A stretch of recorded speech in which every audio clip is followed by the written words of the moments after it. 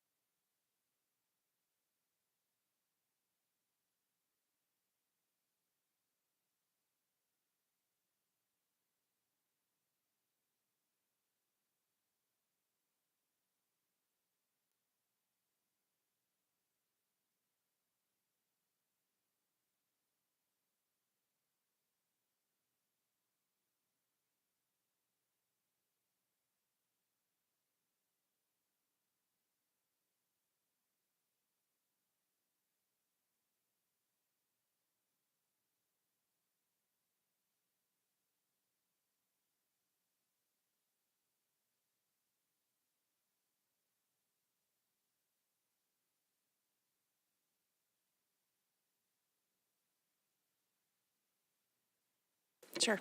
Testing, testing, 1, 2, 3. Testing, 1, 2.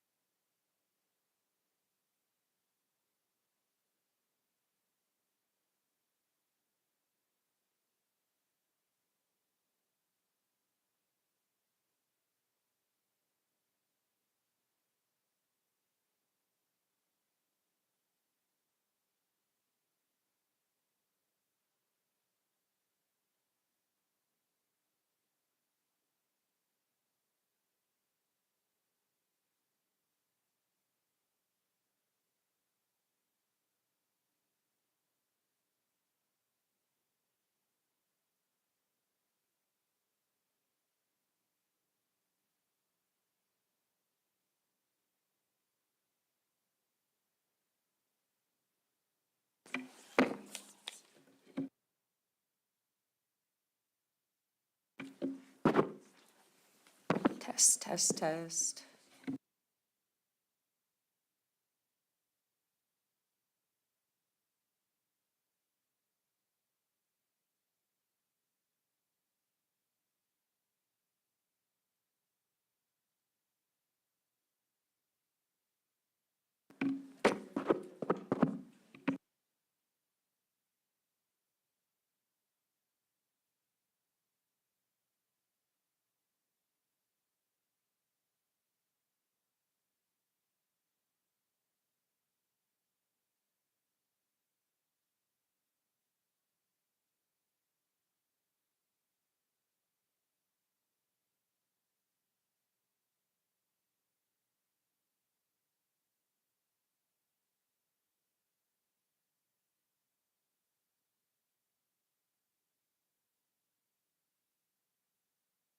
But we don't have to.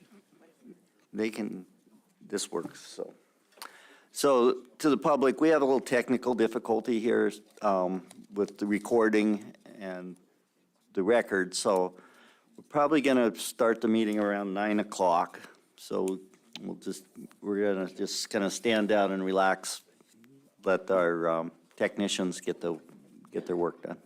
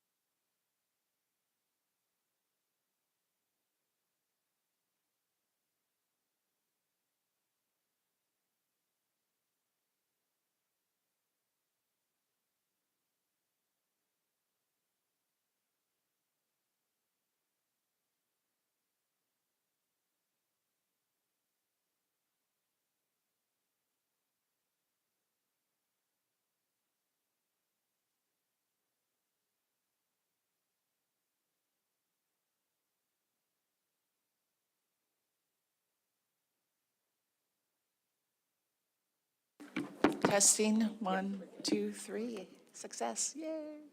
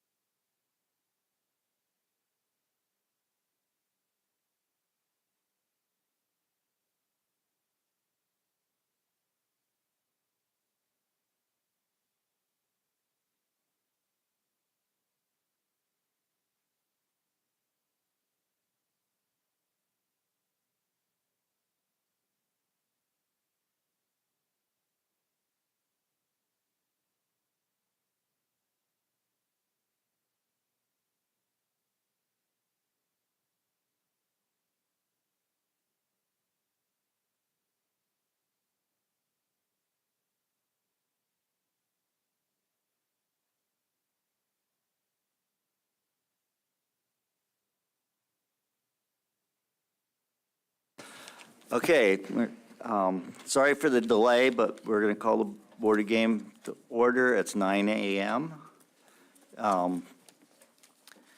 And before we start on public testimony, I'm wondering if there's any thing from the department this morning? No, Mr. Chairman, nothing new. Okay. If not, the first thing we'll do this morning is take those people who were on the list yesterday but weren't in the room when they were called. So I think we have 3 of those. And then we'll go on down the list. I want to remind people that if you are not signed up to testify, we have until 9 a.m. or 10 a.m. this morning to sign up. Fill out a blue card with the staff at the end of the table. So we're all ready. First person on our list is Tom Bobo. He's a second call. He was on the list and not here yesterday. I don't see him. And then it's John Sturgeon.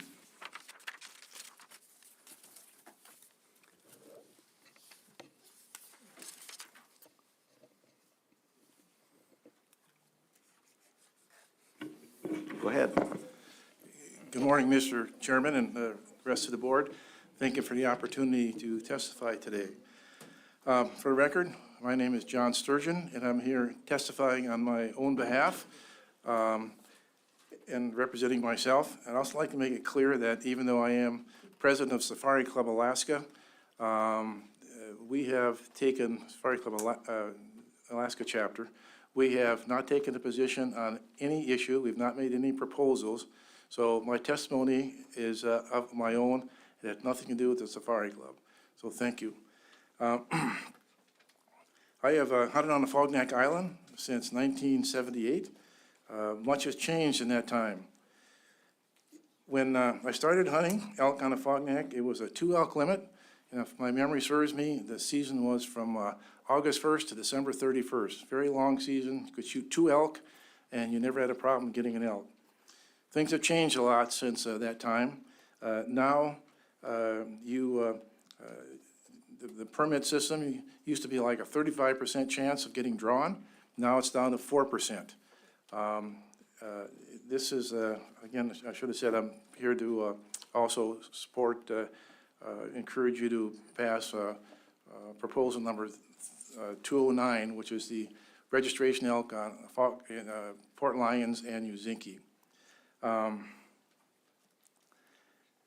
Like I say, now it's about a 4% chance of getting drawn, a very, very small percentage, and the people in Port Lions and Uzinki, many of them haven't gotten a permit for many, many years.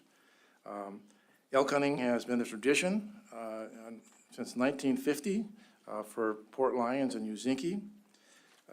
Any deer or elk that they get is shared in the village, especially with the elders.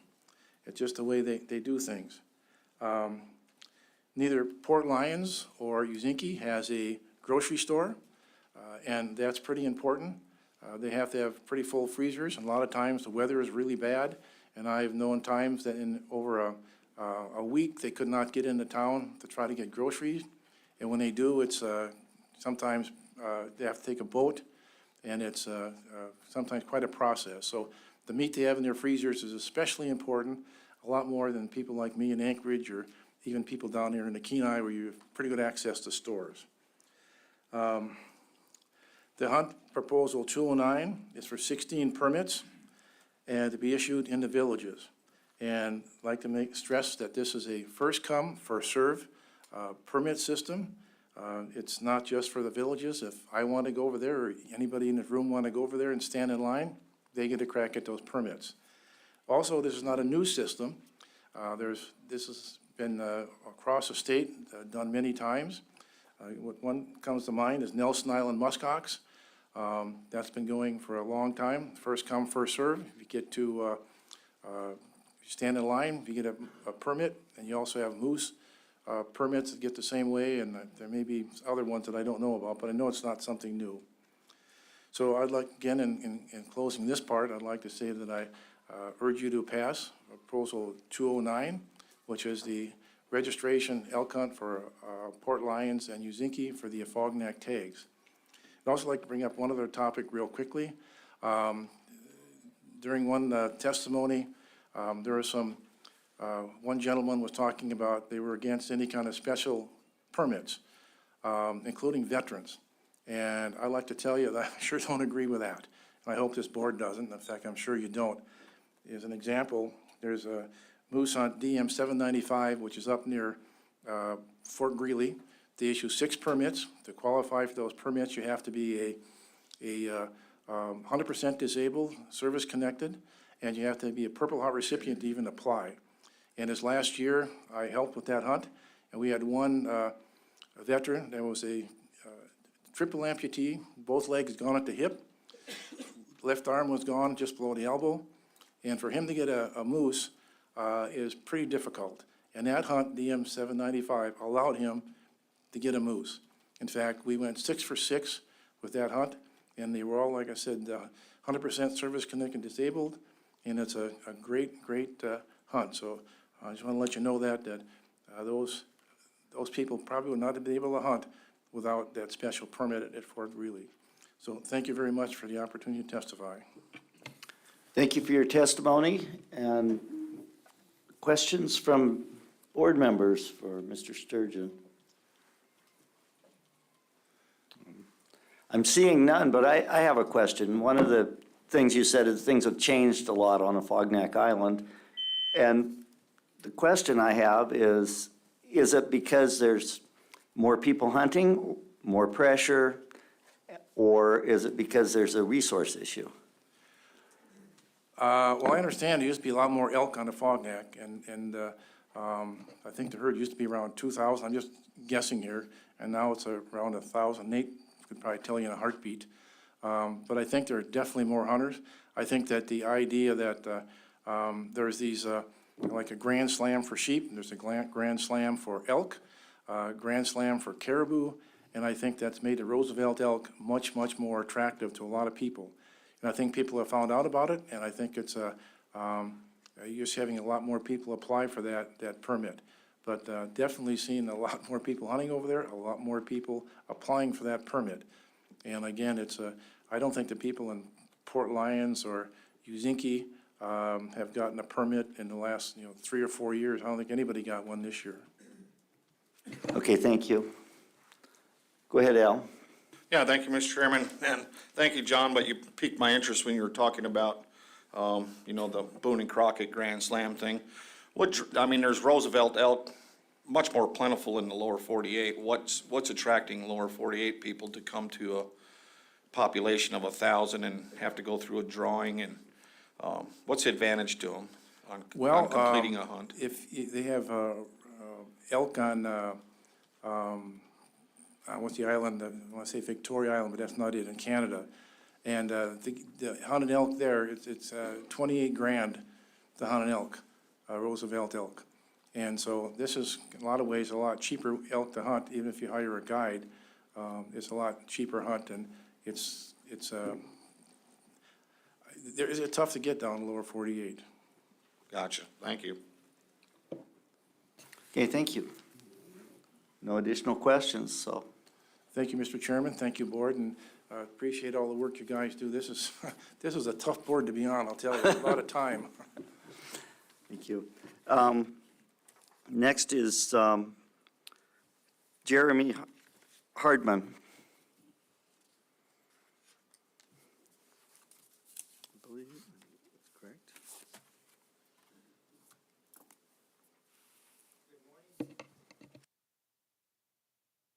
Turn your mic on, There you please. go.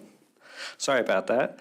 Good morning. My name is Jeremy Hardman. I'm a resident hunter and business owner here in Alaska, and I have no connections or ties to Uzinki or Afognak Native Corporation, but I'm here today to support the Proposition 209. I've had the opportunity to hunt there many times, and along with me, I've taken many friends and family members there, And for many of them, it's been their first opportunity exposed to hunting in Alaska, or their first big game animal that they've ever harvested in Alaska. And so, along with many of us, we go down that road and we branch out into other things, and they're all continued hunting in caribou and bear and moose throughout the rest of the state. So it's been a great privilege and asset that I've been able to utilize and see to get people started in the hunting field. But I've hunted pretty extensively throughout the country in the lower 48, a pretty good mix of private land and public land, both. And a property like this, say it was Montana or Colorado, of hundreds of thousands of acres that most anyone could go use, that's full of deer and elk and bears for a small use fee, would be unheard of in the lower 48. And there'd be a waiting list for years and years and years. And so we get to use it fairly easily. So I guess what I'm getting at, it seems quite logical for them to be awarded a very small percentage. I believe it's less than 3%, 16 permits to continue this program. So, what's also a great point to me, like John touched on, is that those 16 tags that are harvested, it's not for someone to check a box on a super slam or other things, or for fill a spot in a trophy room, but instead that elk is going to stay here in Alaska and be eaten by Alaskans, and who doesn't love an elk steak? So I guess, just to conclude, it seemed very logical and equitable that they receive these 16 permits. Thank you for your time. Thank you for your testimony. Questions from board members? Al? Yeah, thank you, Mr. Chairman. Thank you, Jeremy, for coming, testifying. Do you think anybody would be able to take advantage of Proposal 70, which is to take them drawing hunts off the table and make it a registration hunt for Raspberry Island? I guess I'd need a little more clarification on that. I apologize. Oh, there's a proposal in there to change the drawing hunt to a registration hunt for Raspberry Island elk.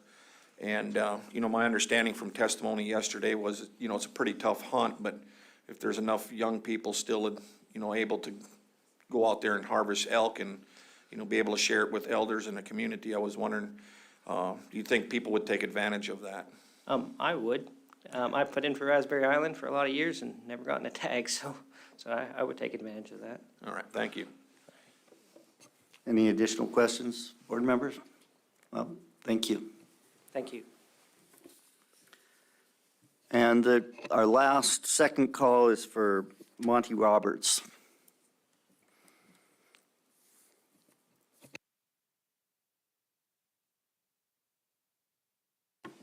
Good morning. Thank you, Chairman, members of the board. My name is Monty Roberts. I'm a resident of Soldotna. I'm a sport fishing guide, a waterfowl guide, upland bird guide, and just a resident hunter. And I've got a lot of proposals that I'm interested in. First one being I'm opposed to Proposal 56 and prohibiting the taking of game from boats. I think it should be just like the waterfowl regs, where if you're in a boat that's not under motion as a result of propulsion of the motor, then I don't have a problem with it. But Proposal 57, I'm supportive of that. Anything that we can do that helps us recover an animal that has been attempted to be taken, and if dogs is valuable in that, then I support that, because I don't like waste. And then Proposal 200, I'm against that, even though I'm getting close to where it would benefit me. I don't want to divide a bunch of general hunts up into subunits and saying, well, this person can go this day and this person can go that day, or take advantage of this hunt. So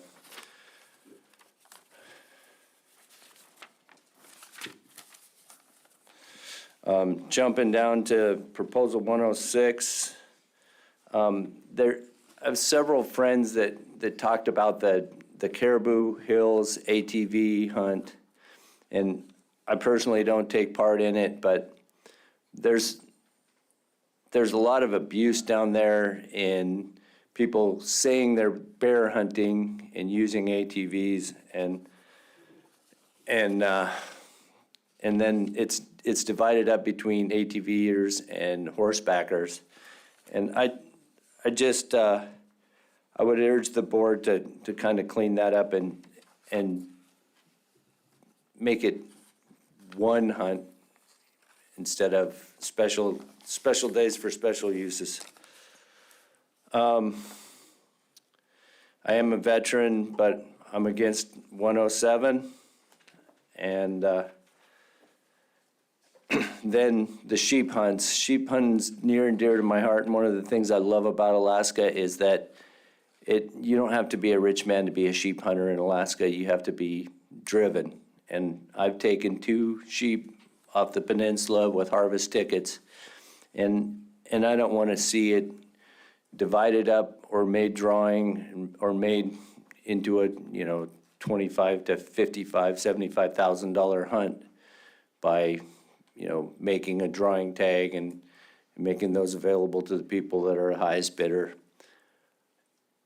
Sheep populations are not driven by harvest. I have no interest in closing it and letting the 2 or 3 legal rams on the peninsula die of old age. The full curl horn restrictions do a lot to protect the main reproductive population of sheep, and even though they are drastically down from where they were, hunting is not the reason, and allowing 2 or 3 sheep to die on the mountain to feel good about trying to protect the sheep population doesn't make any sense to me. And so we leave the sheep alone and they die of old age. It doesn't work for me anyway, and I don't want to see it go to special methods either, where there's only 2 or 3 legal sheep on the mountain. I don't want to see the bow hunters or the rifle hunters, everybody has equal potential chance if you put in the work, hike in there. It's not crowded enough that a rifle hunter is going to ruin a archer's chance of taking a sheep. In my opinion, I haven't seen anybody within a couple miles of me when I go. And then finally, the waterfowl rigs. I support the proposal that would go back to normal. 163 would go back to normal regs, statewide regs. As we know, ducks have wings. They go where the food is. I've seen populations that looked like they were, on the edge just because there wasn't any food there. You wait a week, food shows up, and then there's ducks everywhere. We don't want to manage ducks on bays or. You want to go ahead and finish that sentence? Well, yeah, I don't want to try to manage ducks on a particular bay or an area when they'll fly to another bay and in the next week or whatever the weather's doing. So it just doesn't make any sense. Okay, thank you for your testimony. Questions from board members? Jake? Hey, thank you, Mr. Chair, and thanks, Monty, for that testimony. I had a couple of questions for you. The first one being on in the saltwater down here on Ketchimack Bay, or do a lot of duck hunters use layout boats, or what style of duck hunting are you doing? Well, through the chair, I don't do a ton of duck hunting in Ketchimack Bay, and there are a few that do have layout boats. Generally, the water's pretty cold and pretty rough, and layout boats can fill up in a hurry, and so most of the hunting that I do down there is from the shore. But it's busy down there, so I choose not to go down there very much. I go to other areas that are a little less used, but I don't want to manage any area based on what's there that week. They migrate through, and a lot of those ducks that they're looking to protect, the ones that they saw all summer have left, and there's new ones coming in as they're moving down from up north. Thanks, Monty. Additional questions from board members? Seeing none, thank you for your testimony. Thank you. Okay, next on our list is Ed Schmidt.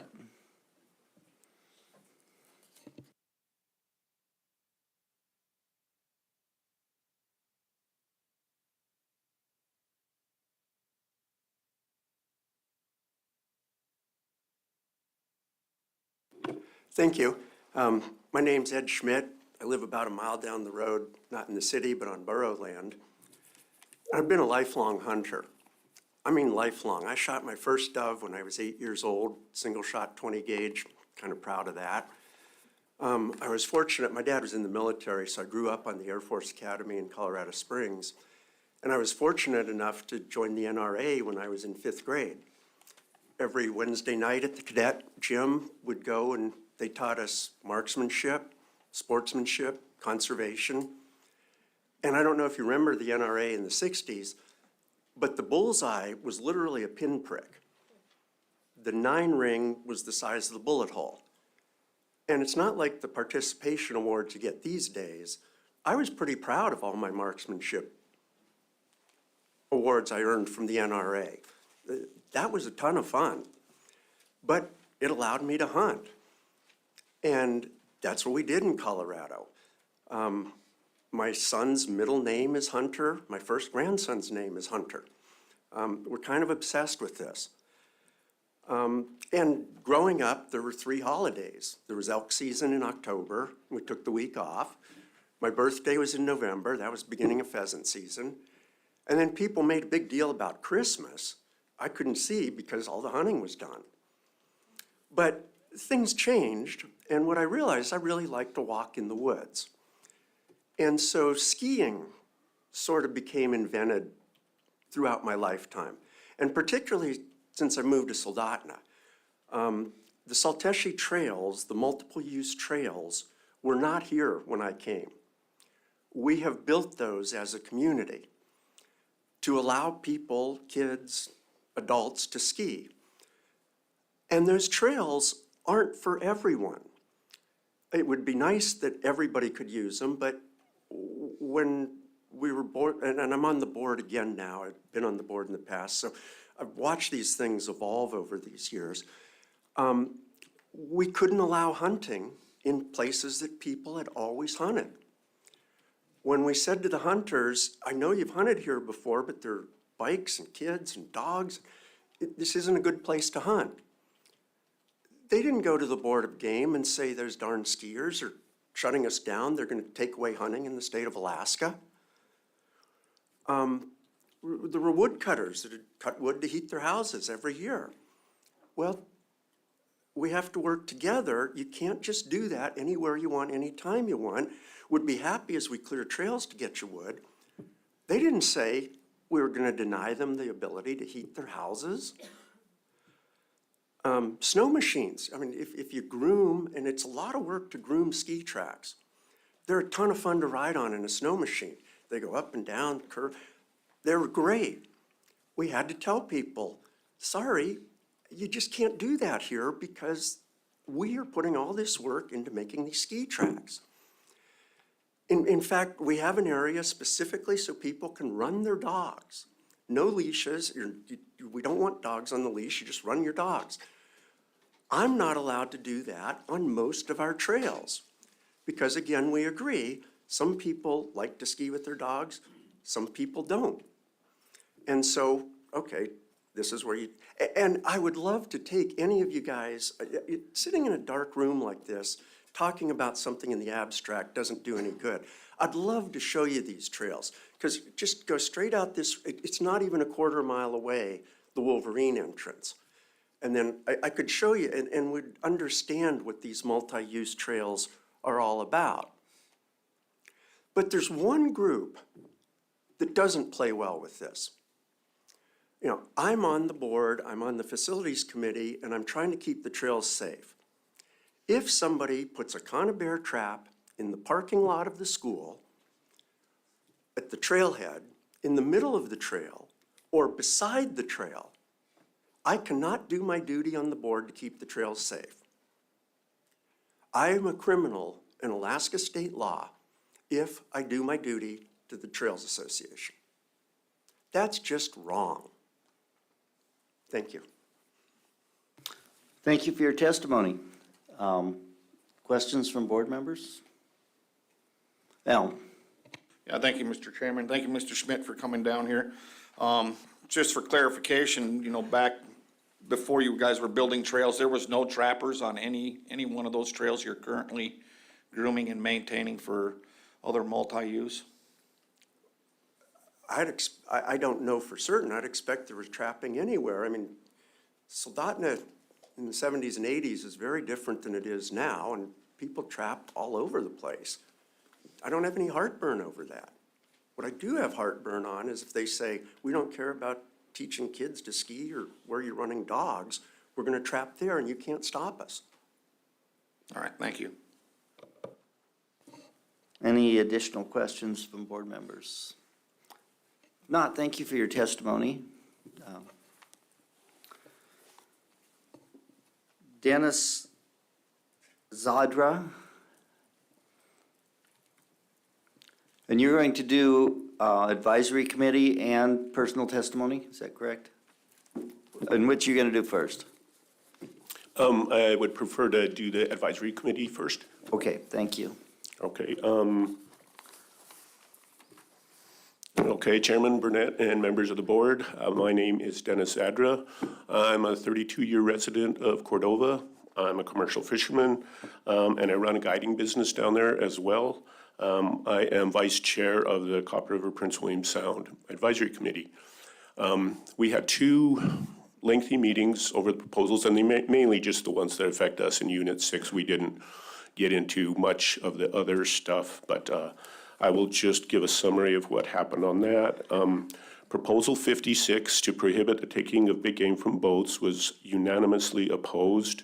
It has many far-reaching implications and unintended consequences for Cordova and other rural communities, and I'll speak more to that in my personal testimony. We took no action on 57.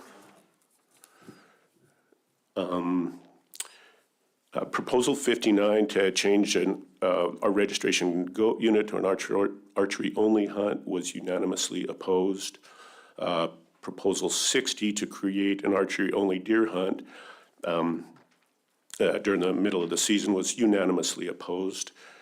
And Proposal 61 to lower the resident, non-resident general season bag limit was unanimously opposed. Proposal 62 is just to reestablish an antler-loose moose hunt in Unit 6C, and our area biologist was present at both meetings and simply explained that this is just a housekeeping issue with the department, and so we unanimously supported that.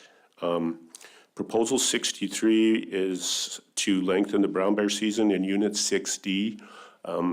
It's excluding Montague Island. There was 16 opposed and 1 in support of this proposal. The discussion revolved around a lot of Hingenbrook Island, which does see more bear pressure or more hunting pressure on the bears, and starting this fall season a little bit earlier, they figured would create the opportunity for more bears to be harvested.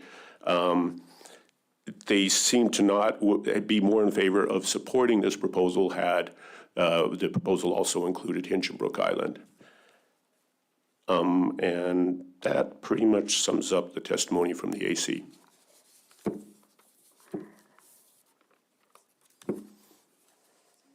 Thank you. Questions from board members on the AC testimony?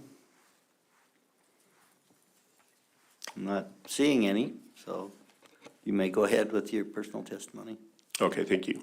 So my personal testimony, I just like to touch on a little bit bigger of a picture with all of this. We have seen an expansion into rural Alaska by urban residents and non-residents, and it just seems to not stop. I don't watch a lot of television, but I have been watching the miniseries Yellowstone with Kevin Costner. And if people are familiar with that, it kind of touches on the whole idea of what I feel is going on here. I don't know the proposers of 56, 59, 60, and 61. I know these proposals would severely restrict the ability of the local residents of Cordova to harvest their protein. Proposition 56, the whole thing, eliminate taking big game from a boat. Our country is very wet, very marshy. The airboats are primarily the tool used for hunting moose. And this proposal, and it's poorly written, it doesn't say motorized, non-motorized, can I drift down a creek with a canoe and shoot a boat, it just says boats. But that would really impact our area. Proposition 59 is just to take one of our 3 local goat registration units and turn it into an archery-only hunt. There has never been a goat harvested in any of these units with archery equipment. There is nothing precluding the proposer to come over there and hunt one of those goats with a bow, but making it archery only is going to take a lot of opportunity away from local residents that simply want to go and shoot one with a rifle. Proposition 60, to turn what is the bulk of the season, the pre-rut, when the bucks are really kicking in and a lot of deer are harvested, into an archery-only hunt is, I think, pretty selfish. You know, again, people of Cordova rely on those for meat. And finally, Proposition 65, to reduce the bag limit of deer in that state. I'm having a hard time wrapping my head around the idea that somebody that might live next to Costco in Anchorage feels it's okay to determine how many deer a resident of Cordova should be able to put into their freezer. So that's kind of all I got. Okay, thank you for your testimony. Questions from the board members? I have a question on the deer. Have you seen any reason that we would limit the number of deer that we would reduce the bag limit based on the number of deer you're seeing, or additional residents hunting there? Excuse me. There's definitely more pressure, but has testified, and I see personally, but from the biologist, the deer populations in the state, in our area especially, are not driven by hunting pressure. You know, they're weather impacted mainly. So bad winters kill a lot of deer. They die fast, but they bounce back fast. So we are not seeing a conservation issue at all. Okay, thank you. Jake? Hey, thank you, Mr. Chair, and thanks for that testimony. We had a little testimony earlier about transporters, transporting deer hunters and stuff like that. Are you seeing any of that activity down your way? Most definitely. Yeah, it seems to be growing. Thanks. Any additional questions? Not, thank you for your testimony. Thank you.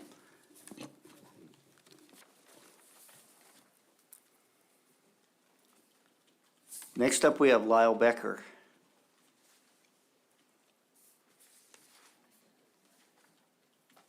Is Lyle here?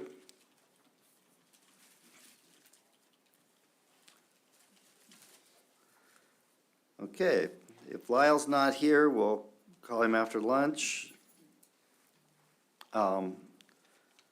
Michael Litson?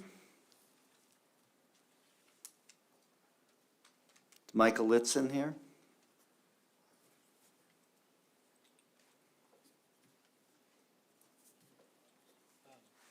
Is it? Okay, Lyle Litson? Or Lyle Becker, you were not here? Lyle, would you like to testify? I guess Lyle's not here, so Michael Litson. Then we're on to Ted Spraker.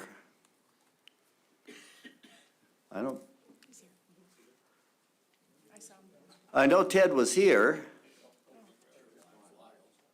Okay.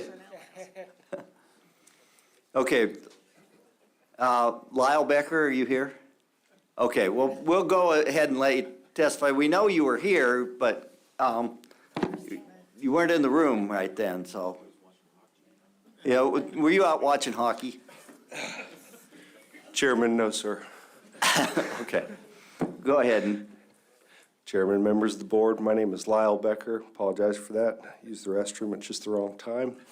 I live in Anchorage. I'm a registered guide, member of the Alaska Professional Hunter Association, life member of the Alaska Trappers Association, and I'm just here representing myself. These comments are my own. I'd like to speak to some of the suite of trapping issues that are before you.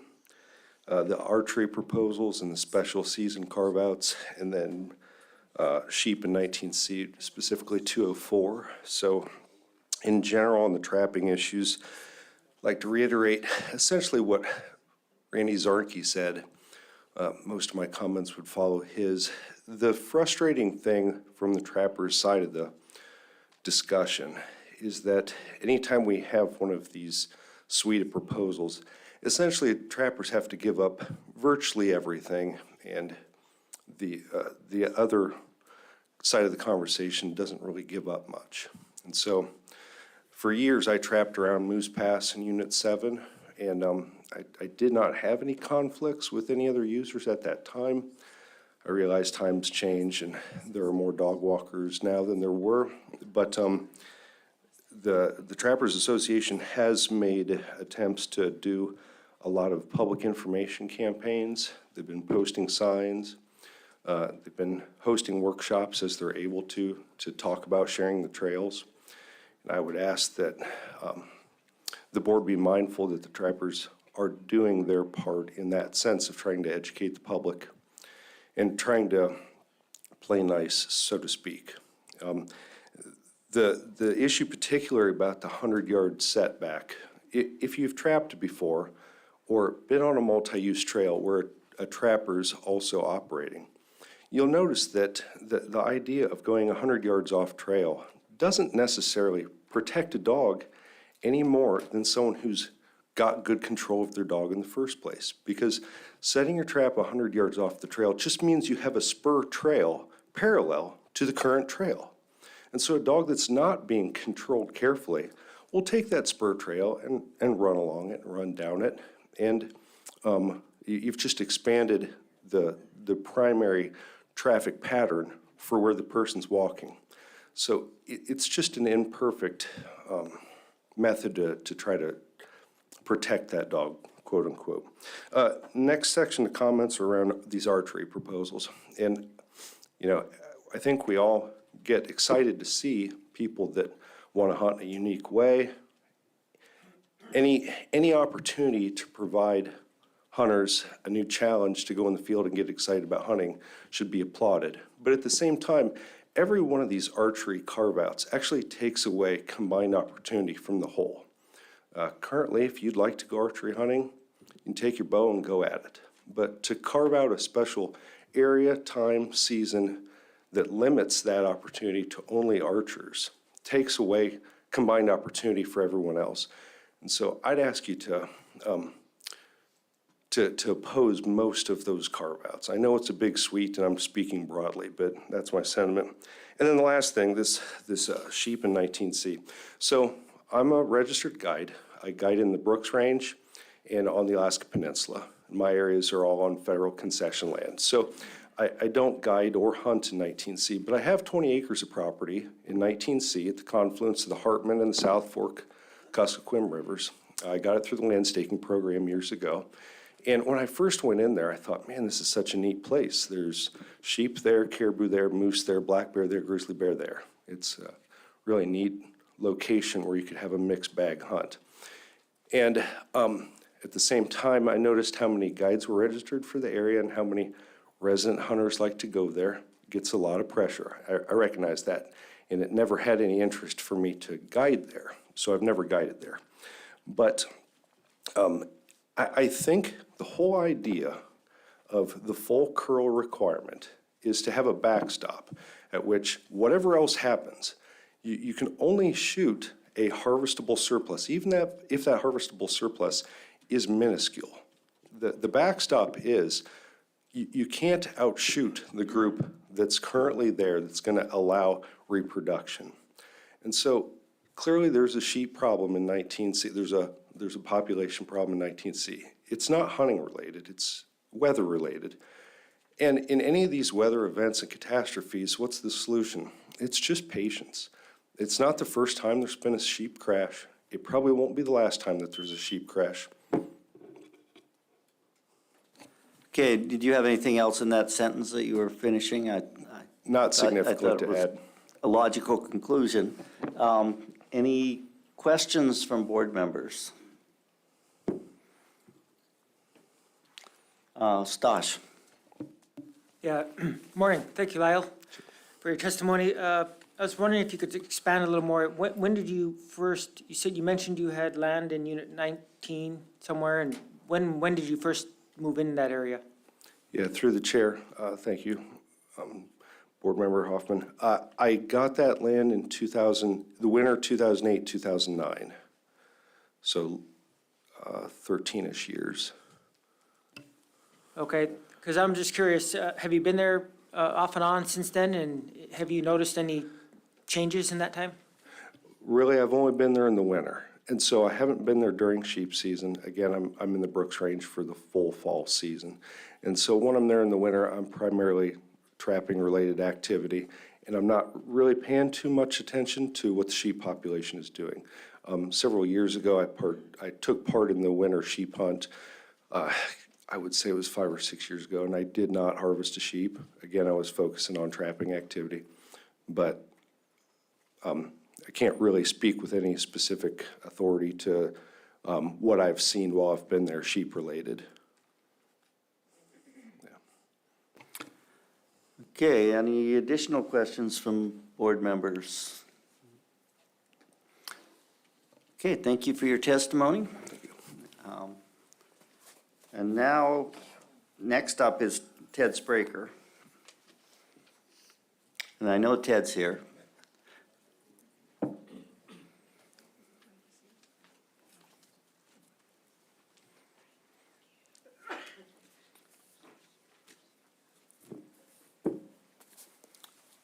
And Ted, I hope you're comfortable with this board. It's used to sit here. But you're It's going to good to be- testify for yourself and for Safari Club, is that correct? Yes, Mr. Chairman, it's good to be back. Okay, thanks. Well, first off, I really appreciate the opportunity to testify here this morning. Again, for the record, my name is Ted Spraker. I'm a local. I've lived in Soldotna now about 45 years. I'd like to first run through some proposals quickly for the Safari Club International. Our local chapter has about 150 or so members. You know, there's a larger chapter in Anchorage. The Alaska chapter has about 600, but we have a big fundraiser each year. This year that COVID's over with, we're planning on about 500 people to attend our fundraiser this year. So it's a pretty powerful local club. A lot of people. Our board is made up of 11 board of directors. We have 3 committee chairs that also assist. We went through all these proposals, and I'll try to go through these quickly and offer the SCI's comments on this one. The first one is Proposal 200. This is to create a moose hunt for hunters over 65. Although some of our board members would benefit from that, we're opposed to that. We don't like to see these special seasons. The next one is Proposal 106. This is to modify the Lower Kenai Controlled Use Area.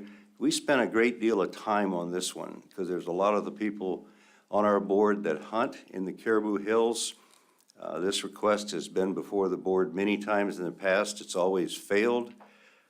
We would like to see this lower control use area remain the same. And I'll get into more of that maybe in my personal testimony. Proposal 109 to close sheep hunting on the Kenai, and Proposal 204 to close sheep hunting in 19C. The board felt that this would probably not do anything for sheep recovery, but we were very concerned that it would displace hunters, and that these displaced hunters, both guides and resident hunters and so forth, would move into areas that are already fully utilized, as they say in the fishery world. They're already overcrowded, and we didn't feel like that was going to help recover the sheep population. Proposal 118, that changed the resident bag limit in Unit 15 to allow for forked antler bulls. We spent a fair amount of time on this one. You know, the selective harvest program has gone through quite a few changes over the years. We feel like the current system is working well, and we'd like to see it stay at spike 53 brow tides. Plus, it also allows us to have a longer season. The season now goes to the 25th. As far as Proposal 120, open an archery season in Unit 15. Again, a lot of board discussion with SCI on this one. We finally decided to support it because it does provide a lot of hunting opportunity. One of the things that we were very clear on is we'd like to have it amended to include Unit 7. And if you include all of 7 and 15, it's less confusing to the public. And then you'd have the same season as 15A and 15B, which is August 22 to 29. And that would make the whole Kenai under the same archery hunting program. Proposal 129 to expand the boundaries of the Homer antlerless hunt. We supported this one, and I can tell you from personal experience, it's somewhat difficult to find a place to hunt in the Homer cow hunt. I've never drawn a permit, but some of my friends have, and I've taken them down there and hunted with them, and there's a lot of private land, and it's hard to find a place to hunt safely and not, you know, cause a conflict. And we think this will reduce the conflicts with a lot of property owners. 132, remove the antler sealing requirement for Calgon Island. We spent a lot of time on this one. We're certainly in favor of this one. We'd also like to have it amended to include all of 7 and 15. This is the only place in the state in a general hunt where you have this requirement. And I can tell you from experience, it's very time consuming for the department. If you go there and you've got a 8 to 5 job, you better bring a cup of coffee, because if it's a Monday morning, you're going to have a half a dozen people in front of you, and it takes a while to get through and so forth. And now that we have spike 53 brow tines, we think that works well, and we'd like to see this removed for an entire Kenai plus Calgon. 134 to 142, the brown bear seasons in 7 and 15, we supported that. Okay, all done. Okay, thank you for that testimony. Any questions from board members on Ted's SCI testimony? Wondering, did SCI submit written comments? Mr. Chairman, they did not. Okay, thank you. Go ahead, Stosh. Thank you, Mr. Chair. Good morning, Ted. Morning. Question, I'm not from around here, but can you kind of tell me some of the characteristics or the geographics of the Caribou Hills in, as far as if it's how open it is and what the impact of ATVs might have? Yes, through the chair, Vice Chairman Hoffman, the Caribou Hills provide about the only place that you can use motorized vehicles on the Kenai. You know, Unit 7 is primarily Forest Service land. We have a refuge here that's 2.1 million acres. You can't use ATVs. So there's a lot of traffic in the Caribou Hills. There's a lot of old trails there. Pretty much timbered country. It's not real wide open, except for there was a burn in '07, burned 55,000 acres. So that's opened up the country quite a bit from, you know, when I first started going there. You know, a lot of moose. It's a good area to hunt moose. But one thing that's, and I don't want to get too far into this one thing that's really changed, you know, I've been hunting up there for many years. In fact, my family built a log cabin up there for hunting, snow machining, recreating, and so forth. And 20 plus years ago, we would go to the Caribou Hills and hunt, and we were successful and not a lot of competition. And as time moved on, it got to where you couldn't find a place to get off the trail without other people. We've gone from a Toyota pickup to the four-wheeler, and finally to an Argo with tracks to try to get away from all the hunters. We don't hunt the first season anymore, first part of the season.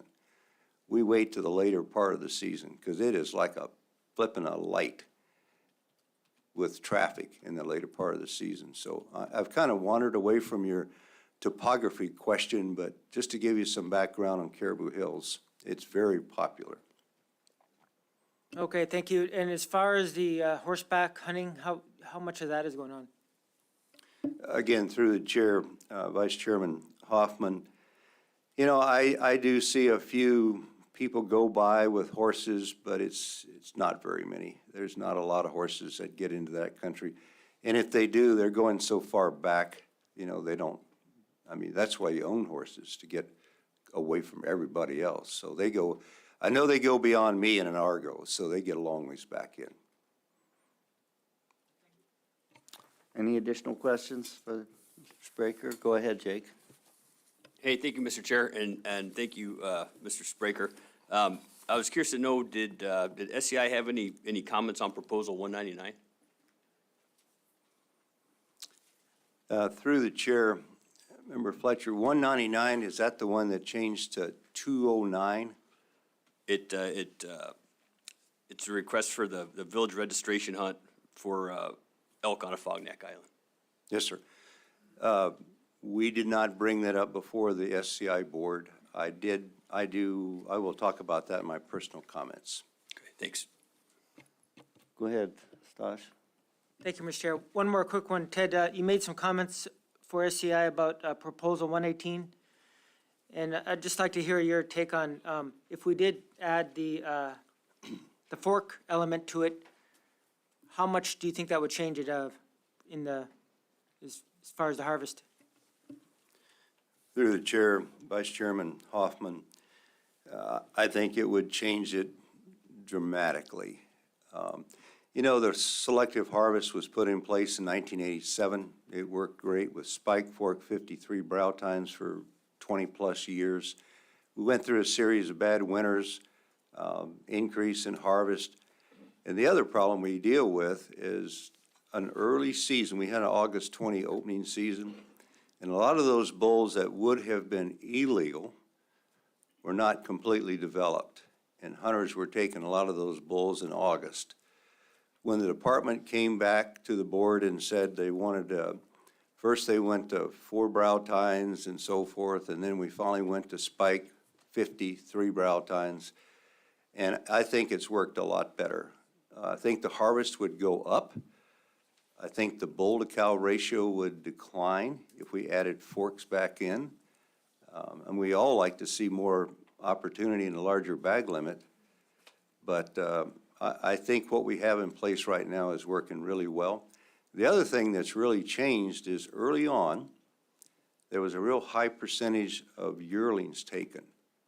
And I don't know the figures, but about 2/3 were yearlings. That has switched because of this spike 53 brow tine, you know, hunting strategy we have now.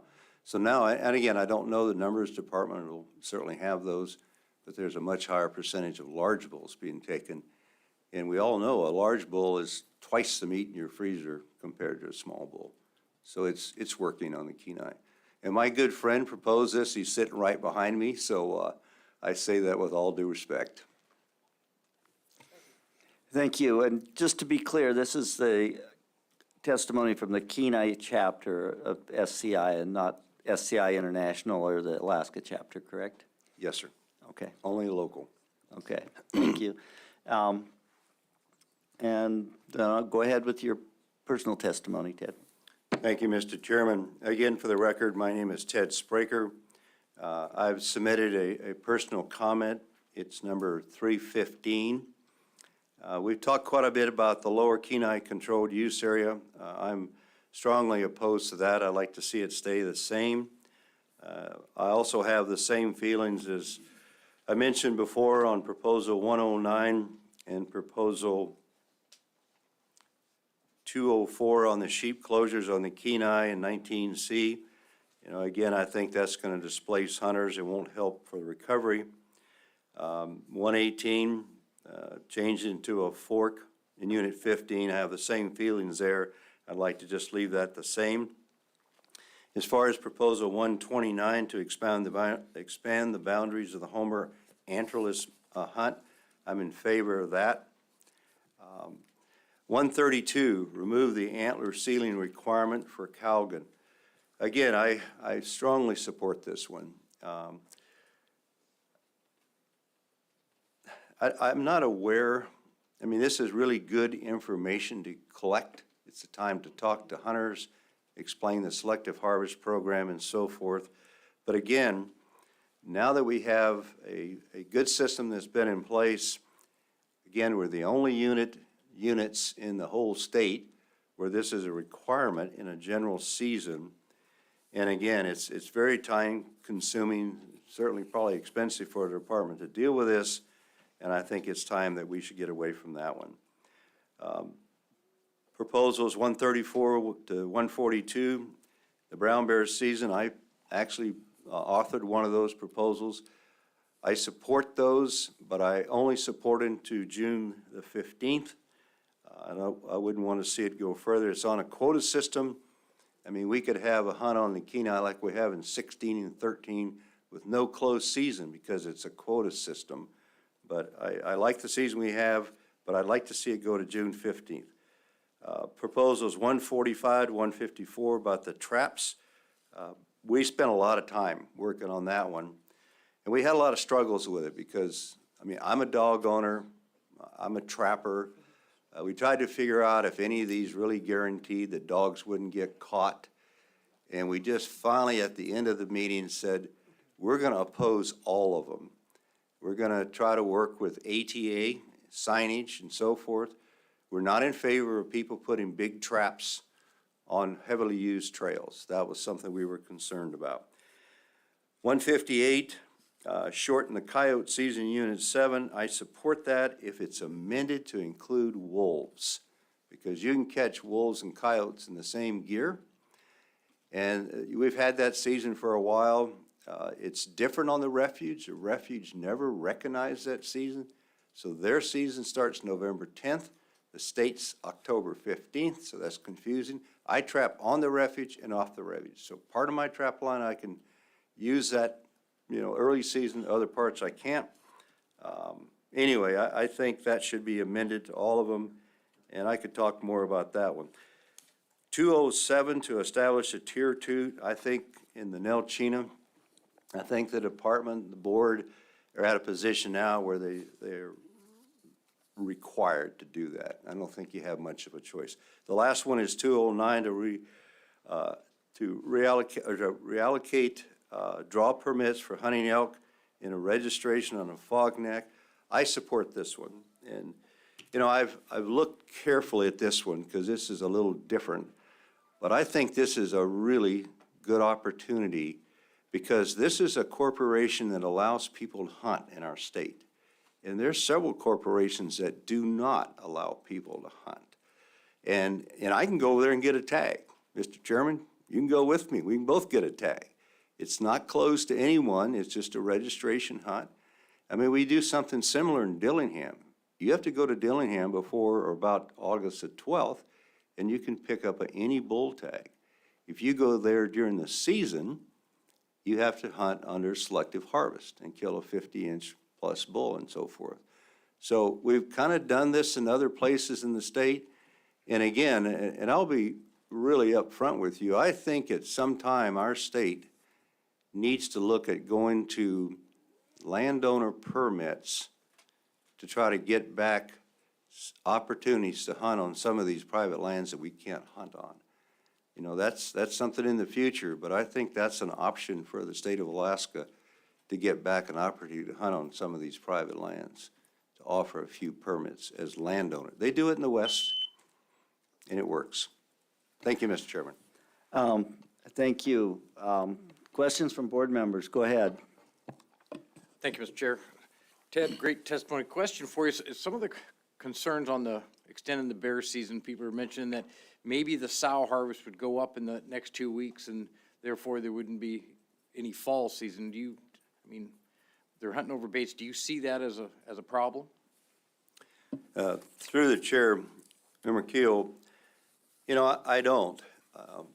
I've run a bait station for many years, and one of the things that I really like about it is I have a lot of time to look at animals.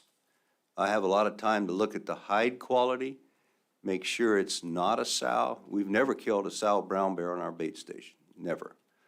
And I don't think it's gonna go up. Let me tell you one other thing about baiting that I think is a reality. During the last 10 days of May or so, brown bears seem to leave bait stations. There's a direct correlation with the peak calving area, which is about the 25th of May. I think they all leave and go hunt for moose calves. And then about the 1st of June, they show up again on bait stations. So it really increases maybe your opportunity. And again, you know, especially hunting over bait where you're 50, 60 yards from the site, or even closer if you're an archery hunter, you can look at that bear and determine whether it's a sow or not, and hopefully pass it up. And we have a limit on 8 to 12 adult females over 5 years of age, and that closes the season. Thank you. Al? Yeah, thank you, Mr. Chairman. Thank you, Ted. Thank you for all your time on the board and serving. You were talking about potentially in the future being able to accommodate some permits to landowners. Do you think that's a constitutional amendment that would have to be created or passed? Through the chair, Member Barrett, yes. That's a steep hill to climb. Yeah. Just one other one. You know, anecdotally, unless you looked at some of the harvest, and my information is just anecdotally too, but it seems to me the last 5 days of a hunting season for bear baiting, hunters aren't as selective as they are, you know, the first part of the season. And generally, I do see a lot of younger bears and more sows taken. Do you have anything like that, or, you know, that you've seen or observed or seen data on? Again, through the chair, not in my experience. We're pretty indiscriminate when it comes to black bears because we really like to get the meat. With brown bears, we're really selective because we're not interested so much in the meat. I've eaten one brown bear. And ask me why I know about that. But anyway, yeah, we take whatever black bears come to the bait station, as long as it's a legal bear with no cubs, because we want the meat.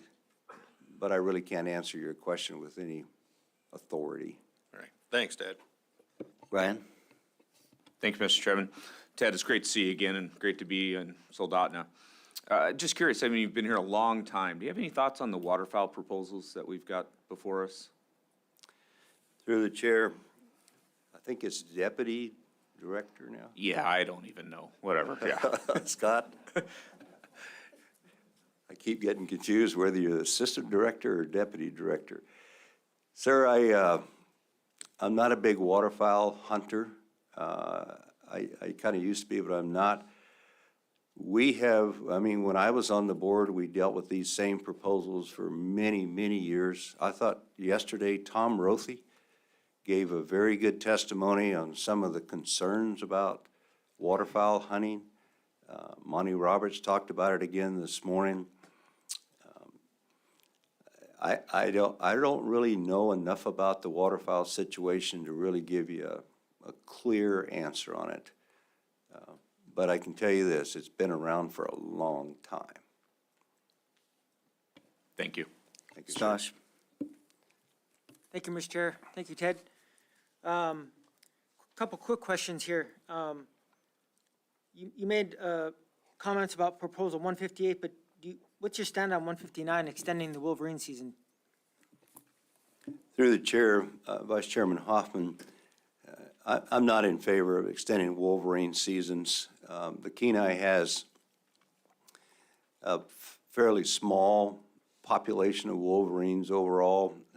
They're kind of a mountain animal. So a big part of the Kenai, where I trap, we don't have any, I don't ever see wolverine. So I think what we have now is good enough. I wouldn't extend the wolverine season. Okay, thank you. And the other question I had for you is about this proposal 117, the penalty for taking nannies and the 5-year penalty for that. Do you have a position on that one? Through the chair, Vice Chairman Hoffman, I do have an opinion on that one. I think that's been a deterrent as far as people taking nannies on the Kenai. You know, we all hate to see these penalties, but I think that's a good system. I'd like to see that stay in place. Okay, thank you. So you think it's working? The last question I have for you is this proposal 56 about not taking game from a boat. Again, through the chair, you know, I don't have any problem with that. I know in places like Cordova, I know in the lower part of the Kenai, that's a usual a practice that we have. People take black bears.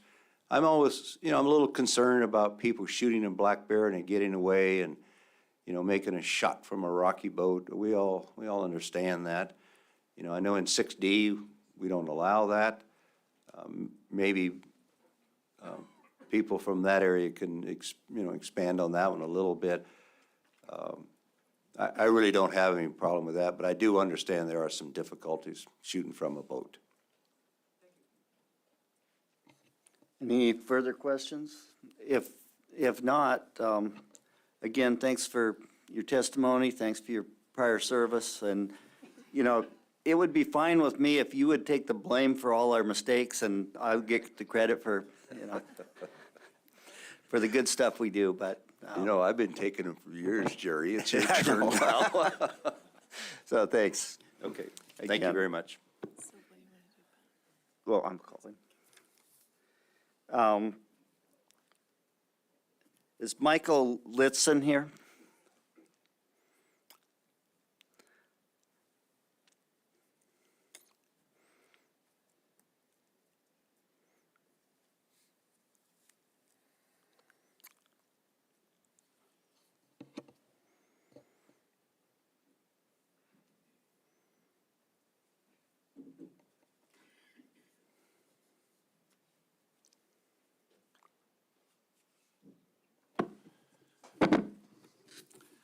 My name is Michael Litzen, owner and operator of Litzen Guide Service and Flying Service. I live here on the Kenai Peninsula in Nikiski. I'm a master guide number 129 and have been a transporter number 647. Thank you for your opportunity for me to address this board, and I'm here to express my respectful opposition to Proposal 204. If there's a sheep season this fall in 19C, it'll be my 42nd consecutive year taking sheep hunters, guided and drop-off in the Western Alaska Range. I own a lodge on 5 acres in the northeast corner of 19C up against Denali Park, and I've been operating this location for 30 years. In addition to my lodge operation, I've been a survey pilot for the Department of Fish and Game since the mid-1980s. I have participated in sheep lambing studies in the Talkeetna Mountains, GMU 13D, 14C, as well as surveys in 7, 15, and 19C. I also personally have data from 19C in the areas that I've operated for the last 20 years. Last summer, I was hired by the McGrath office to fly the sheep surveys in 19C and the trend counts. In the past, I think Josh was a little apprehensive to hire me because I was a guide there, but he knew that I knew the weather and the sheep better than probably anybody currently. The trend areas are within 10 minutes flight of my lodge. The plan was for myself and 2 other pilot observer teams to stay at my lodge so we could get in the air when conditions were favorable. The first part of July was too smoky, and the rest of July was clouds and rain, explaining the missing survey data last year. I see no science to suggest that a closure of 19C sheep hunting has any biological objective or would do anything to enhance the population. As you've heard from other people, a closure would shift guide and resident pressure to other fully utilized or even overutilized hunting areas. As an example, with the federal closures in the Brooks last summer, and the known low population in the western Alaska range, the Wrangels felt the shifting pressure. I heard it said that it looked like a Super Cub parking lot in the Wrangels last August. Other ideas that have been discussed were shortening the season. This action is likely to have the reverse effect by concentrating the effort that could result in an even higher harvest. Some would like to see drawing permits for all or just non-residents. This too, unless implemented statewide for all hunters simultaneously, would have the same effect of shifting hunting pressure to other fully utilized areas.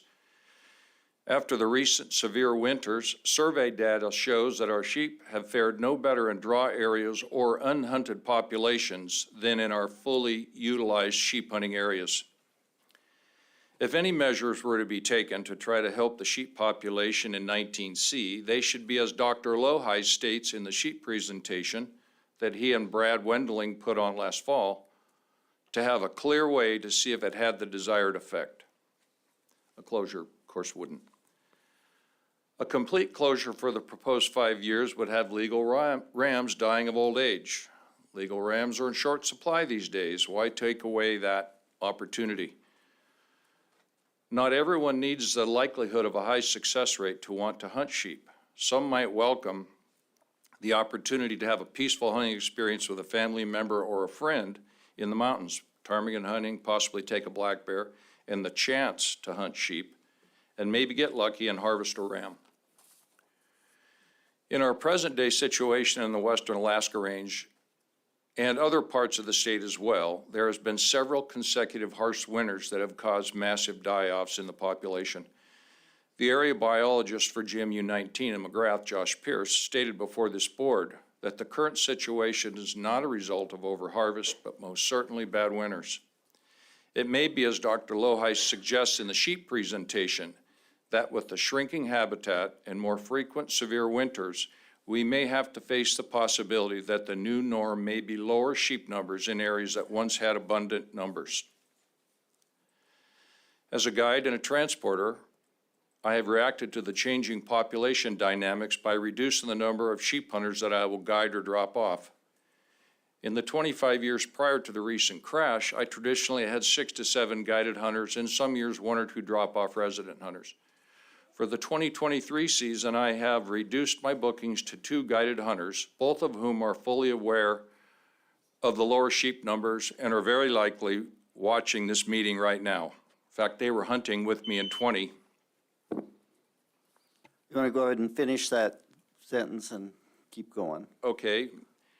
Brad Wendling states in the sheep presentation, and I'm paraphrasing, that there have been population crashes in the past and sheep populations recovered with no management action taken. I can attest to this to myself because I was in the Alaska range in the 1990s and the last one. My advice to this board based on the long history in the area and experience with sheep biology is to watch the situation closely over the coming years. At this meeting, however, this week, I urge the board not to approve this proposal and take no action and leave the sheep management in 19C as status quo. Okay, thank you. Questions from board members? Go ahead, Stosh. Yeah, thank you, Michael. Appreciate your testimony. That was a lot of good information. I have a few questions here. We'll start off. The first one, you said you've been in the area 42 years. Can you tell me what some of the changes have been from your perspective? I really want to know from like when you first moved in there to now and what the sheep were like. Through the chair to Vice Chair Hoffman, I started in the Windy Fork guiding for Senator Rick Halford. And very quickly, he was running for governor and I was running the whole operation. And this was before the guide areas got tossed out. So when I first started there in 1981, there were sole use guide areas. And we were rolling in sheep everywhere. In fact, I laugh at myself because we used to just like, oh, there's one, and go shoot it. We never would go farther and look for bigger ones, and there was plenty of opportunity. And then we enjoyed those kind of numbers all through the 80s. And then I got registered in 87 and was running the operation. And then in the late or the early 90s, we had a tremendous winter event where it came in September. I actually had to get skis put on an airplane to pull my moose hunters out of the Windy that year. Protection lifted, or the troopers lifted the restriction for helicopters to extract people because everybody was stuck. And then slowly, it built back up to its peak in the late teens, 20 teens.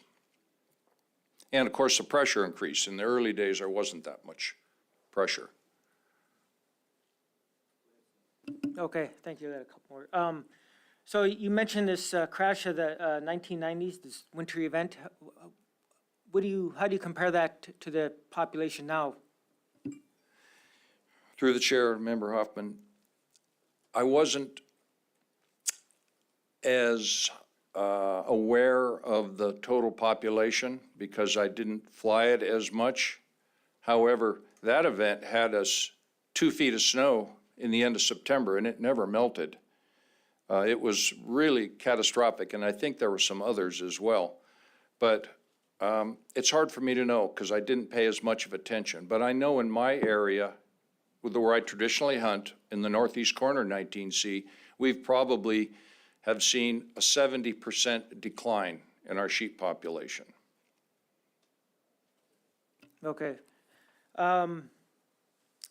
So I'm going to kind of paraphrase with these numbers here, but in general, 19C was harvesting 100 sheep, maybe a little more, at an average harvest. Right now, we're at 30, right, the last season. If we drop down to 10, would you still hold the same opinion you do now about this full curl sheep strategy?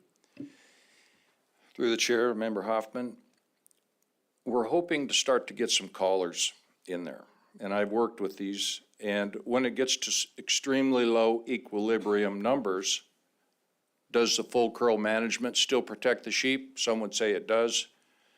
I'm not a biologist, but I work with them, and I admire the fact that when you ask them a question like that, they say, well, I don't know. We don't have any information on it. We don't have any studies on that. But what I do know is that you can't save a sheep population by not harvesting a couple of older age class rams. Okay, thank you. So you've been there for a while and you've seen the good days and the not so good days. How are you with your clients has your hunt to effort ratio, has that changed drastically with the so few legal rams on the landscape now? Through the chair, Member Hoffman, when we first realized the problem in August of 20, I tried to turn some guys back.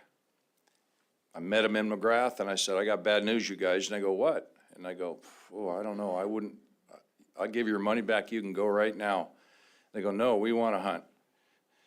And they came out, they hunted for a little while, and they go, yeah, I guess you were right. So I gave them a good percentage of their money back to put on a future hunt. I was trying to talk them into a moose hunt or a brown bear hunt.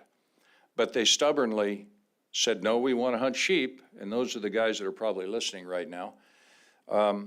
So they put their money on 23. But I think I've kind of strayed from your question, but could you clarify that for me, please? The question I want to know is, Success, that's right. yeah, As I've reduced my numbers, I've held a respectable success rate. Obviously, in the late 20 teens, we were 90 to 100% successful. There was an abundance of older age class rams. But last year I had 3 sheep hunters and we got 2 sheep. I could hold my head up and the other guy saw a sheep, didn't get it. And back when this board was struggling with Proposal 207, the board generated a proposal for no scouting for sheep during sheep season. That was quite a struggle for you guys, but that's been pretty beneficial at this stage because I could have jumped in the airplane and went and found a sheep for this third guy, but I had to let them slug it out on their own, and they didn't come up with one. And this year I got 2 people, and if I do my summer surveys, and while I'm working on the lodge, these two guide-client teams can work, and I think there's a high likelihood I could come up with 2 legal rams, so it goes to my success rate.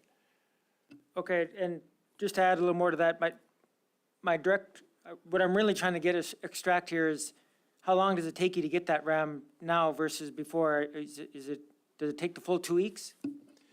There are 10-day hunts, and what generally happens through the years is you either get one on the client will either get one on the first or second day, or it takes a good portion of the time. And so they're gonna have to cover some ground and hunt like the old days, not gonna get to airplane it, not gonna get to like, oh darn, you guys bumped that one, I'll find another one for you. So last year of my 3 people, one was taken on opening day, and another one was like 5 days in. And then the third guy, he hunted the whole entire time, and he was starting to run out of gas. And I threw a packer in there for him, and they slugged it out in the rain and in the bad conditions and didn't come up with one. Thank you. So, do you think this adds pressure to the other herd that's, the numbers are down? And do you think we're pushing around these sheep that are already had a tough winter and, barely getting along now? Do you think there's some impact there? I think, through the chair, Member Hoffman, I think what you're driving at is working on these sheep and hunting sheep. Does it add additional stress to them? I would say probably no, because at their peak of their condition at that time, if anybody that knows sheep hunting, you don't chase them around. You got to sneak up on them. And if you bump them, they leave. And you could pursue them, a couple days later, and they would have had plenty of, am I going the right direction with the question? They'd have had plenty of chance to, it's not like a moose this time of year that's so stressed and just at least a little bit of exertion is going to tip it over. They're in good condition at that time. And Okay, thank you. And lastly, since you said you participated in these aerial surveys, what do you encounter in these surveys? Do you see a lot of predators, wolves, bears, anything like that going on? Do you see a higher number of predators now versus before?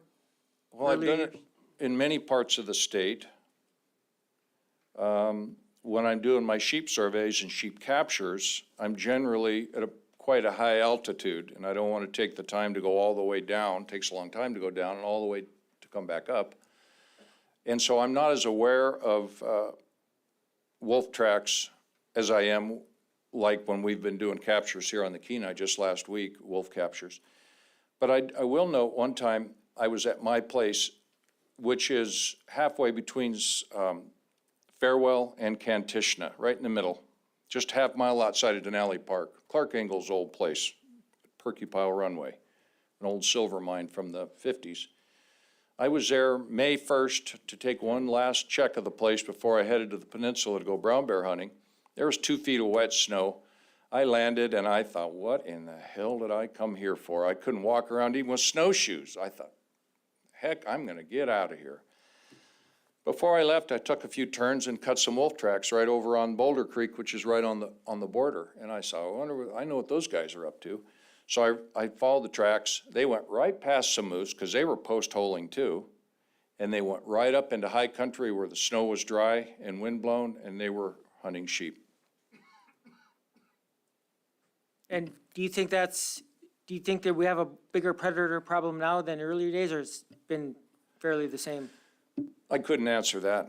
Couldn't say for sure. I do know from talking with a friend of mine who's a survey pilot out of Cantwell, he flies the park, a guy named Lance Williams. He was telling me that there was a pack of 14 that would come down as close as my place that they were tracking quite often. And he said they've reduced themselves down to 4, and I think maybe 3 now. I asked him and Troy, our capture pilot, helicopter pilot, and he said that they kill themselves, kill each other a little bit, but that they starve in the summer. But those packs in the park are, I don't know if they're all suffering that kind of a population reduction, but that's a little off your question. But I really couldn't say if it was worse. But I know there was a lot less hunting pressure, obviously, in the 80s. Thank you. Jake? Thanks, Mr. Chair. Thanks, Michael, for that testimony. I know you spoke earlier and you said that you're reducing the number of hunters you're taking. Is it your feeling that other guides operating there are doing the same? Through the chair, yes, I know they're doing the same. You see, in some respects, us guides would like to say, just close it and put us out of our miseries, because we feel a pretty tremendous stress with the responsibility of taking someone's money and promising a good quality hunt. This year and recently, I'm not feeling that stress because there's been full disclosure. It's even on my website. And so people know what they're getting into. But these other guides in the area, for the most part, and I visited with a few, they're taking fewer hunters, considerably so. Hey, thanks. I know you spoke a little bit earlier, too, that you guided back before the Osage decision when there was exclusive guide use areas. Do you have any comments on the new guide concession program at all? Through the chair. In concept, I think it's really good.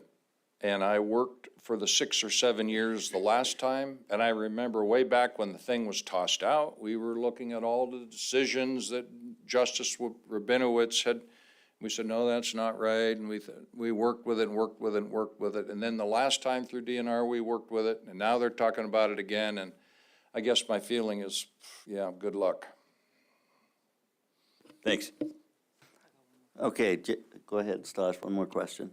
Thank you. One last question here. So in general, on the good years, when times are good, we're about 50-50 on harvested sheep in 19C regarding residents and non-residents. In the last year, we were at about 90% non-residents, 10% residents. What do you think is going on with the residents? Are they just giving up, or what's your take on that? Through the chair, Vice Chair Hoffman, that's easily explained. For one thing, if I had a choice of where to go sheep hunting, it wouldn't be in the Western Alaska Range. Everybody knows what's happened. It's one of the hardest hit areas. And in my portion of that, or where I shouldn't say where I traditionally hunted, I think was hit even harder.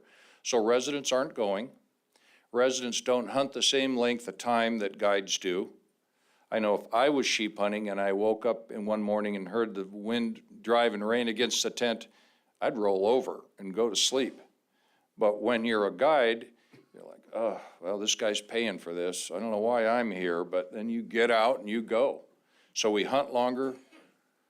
And then, of course, there's the experience in the area, knowing the sheep movement, and they're here. I've learned through the years when they're at one place and they get pressured by residents or guide pressure, they're going to appear in another place. And I'm pretty proud of this, then I'll even go there before they get there, and they'll come there.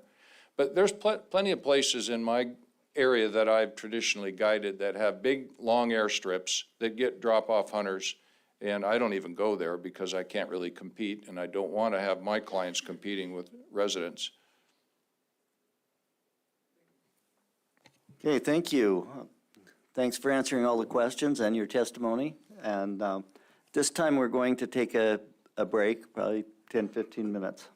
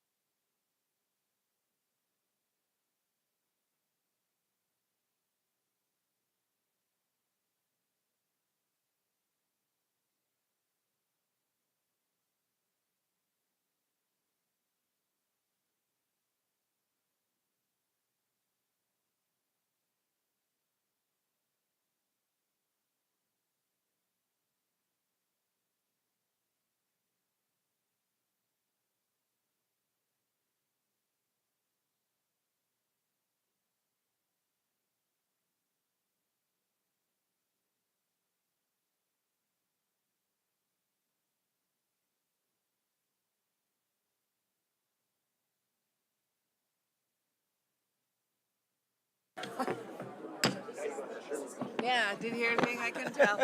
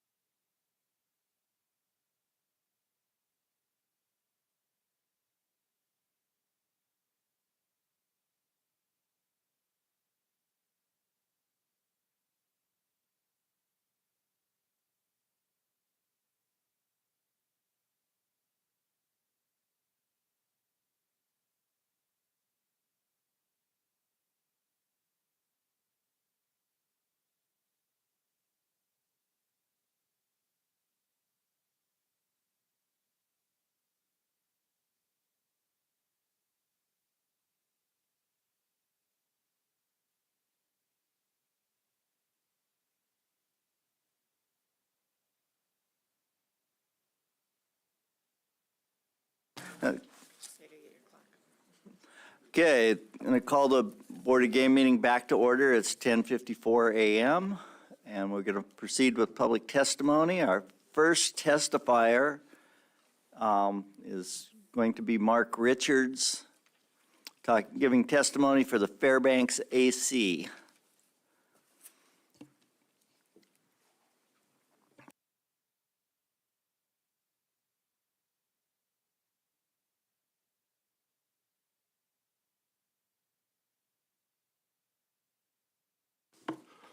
Good morning, Mr. Chairman, members of the board, department staff. For the record, my name is Mark Richards. I'm the vice chair of the Fairbanks Fish and Game Advisory Committee, and I'll be testifying for our committee today. First, I'd like to apologize. Jeff Lucas was going to represent us here at the at the board.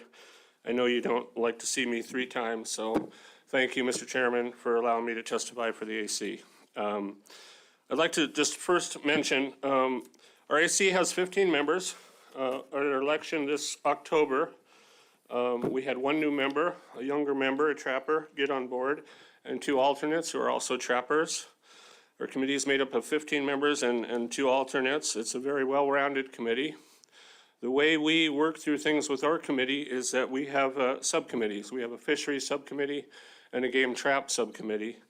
And we feel that that smooths things along. It allows the people that are interested in fisheries issues and knowledgeable on that to weigh in on the fisheries subcommittee, and the game trap people to weigh in on game and trap. And then we bring everything before the full AC, and that's how we deal with these proposals. Our new chairman, John Siegfried, has replaced Kirk Swam, who many of you know. Kirk used to sit in Cheryl's seat there as the Department of Law attorney attached to the board. We really miss Kirk. He was a great asset on our board. So as I go into these proposals, I just want to mention that all of these proposals were voted on unanimously. All of these decisions are unanimous. So I'm just going to hit on some of the highlights of the proposals, but first I want to talk about a couple that we did discuss and mention a couple other things. So if you look at our minutes from our February 8th meeting on page 4, you'll see where we had, in a subcommittee, we go over proposals to make recommendations to the full AC.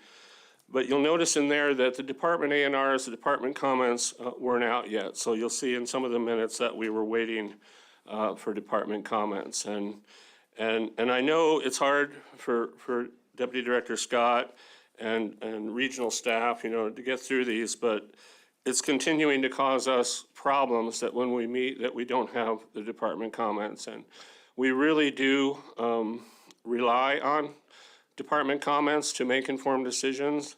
That's not to say that we always agree 100% with the department, but we do rely and depend on the department comments in order to make informed decisions. So sometimes that gets difficult when we meet, ahead of the deadline for turning in comments. I want to just talk a little bit about Proposal 209 first before I jump into the other ones. That was a proposal that caused a lot of discussion. It was basically a workaround to try to give a local elk hunting preference to residents of Uzinki and Port Lions. So we did support that proposal after a lengthy discussion.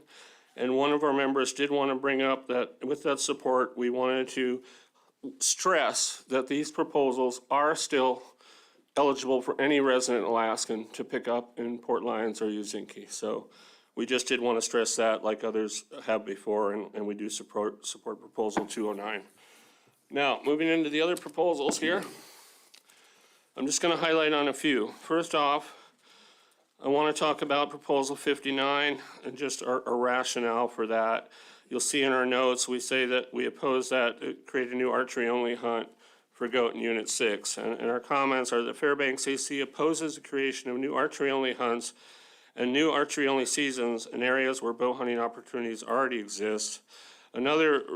That's a typical policy of RAC, and we just don't support creating new special weapons seasons when archery is already allowed, and also we have concerns that it would affect opportunity for the general season. So you'll see reference to Proposal 59 in a lot of our comments on the archery-only hunts that we opposed. Proposal 63, lengthen the brown bear season in 6D, we supported that.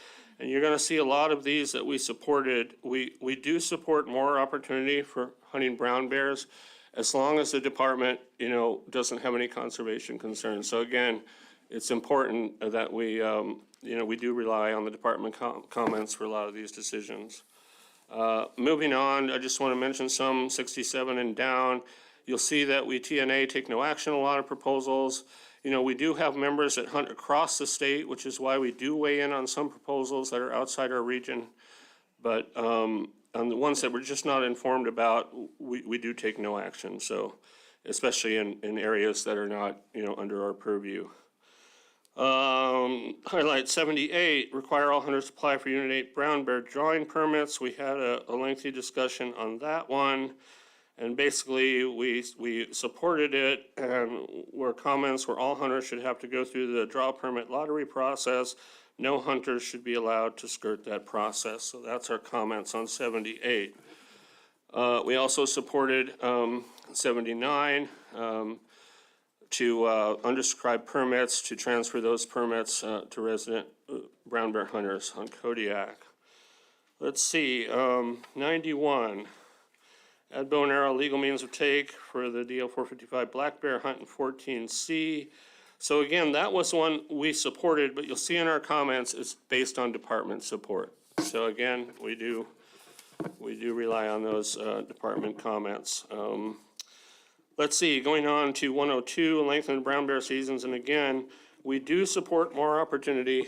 We always do support more opportunity to hunt brown bears if there's no conservation concerns. Let's see, hit here on 116. Change the regulation to clarify goat hunters in 15C are restricted from taking goat on the Kenai Peninsula for 5 years if a nanny is harvested. We've had some comments on that. We were kind of conflicted on this one. We thought if taking of nannies is a concern, then the hunt should be billies only. But if the 5-year penalty was inadvertently left out of the regulations, then it should be reinstated. That was our comments on that one. Moving on, 141, lengthen the bear baiting season in Unit 7. We supported it.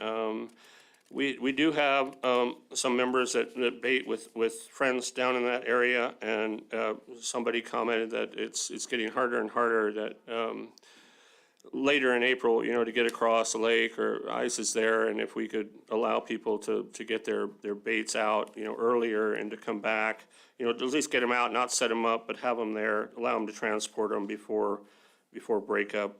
We did support that. Proposal 144, define develop recreation facility permanent dwelling for bear baiting. We had a little discussion on that, and basically we said that the Fairbanks AC supports better definitions within regulations. Proposals 145 to 153, the setbacks, the trapping setbacks, we opposed all of those. We did comment earlier on one of the home raised seed proposals and applaud them for trying to work with other user groups, and we do appreciate that ACs and others are trying to work with, skiers and hikers and whatnot, but we we just can't support trapping setbacks. Most of our comments can be solved by having a dog on a leash. So we did oppose all of those trapping setbacks. And let's see, I have, so we did support the authorization of antlerless moose season in 20A and 20B, which is just under our authority. After discussions with Tony Hollis, he's agreed to not authorize some antlerless hunts, and we were on board with that, but still keeping it on the books. Let's see, proposal 204 was the other one we spent some time on, closed resident, non-resident hunting for Dall sheep in Unit 19C for 5 years. That is the board generated proposal. And we supported it with amendments. And so what we said was amend this proposal with either of the following two options. Close only non-resident sheep hunting opportunity for 5 years, or all non-resident sheep hunters on draw-only permits for 5 years with an allocation of 10 permits. Resident opportunity stays the same. And then if the sheep rebounds, we can look at changes to that. So those are the ones I wanted to highlight, Mr. Chairman. And again, thank you for the opportunity to represent the AC, and sorry Jeff Lucas couldn't make it. Happy to answer any questions. Thank you for your testimony. Questions from board members on the Fairbanks AC discussions? Go ahead, Stosh. Yeah, thank you, Mr. Chair. Thank you, Mark, for your AC testimony.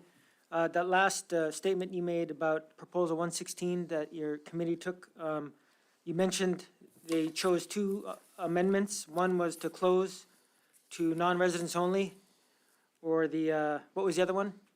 Are you talking about, I'm sorry, through the chair, member Hall, are you talking about 204? Okay, you said 116. My bad, thank you. So say your question again, please. So you said your AC supported 204 with amendments, and the two amendments you mentioned, the first one was to close to non-residents only, and what was the second part? The second one was all non-resident sheep hunters on draw-only permits with an allocation of 10 permits. And of those two, which one do you think your AC favored? We were pretty much, either one of them was 50-50, so there was no favoritism one over the other. Thank you. Any additional questions for Mark? Okay. Thank you, Mr. Chairman. Thank you. Next on our list is Dan Montgomery.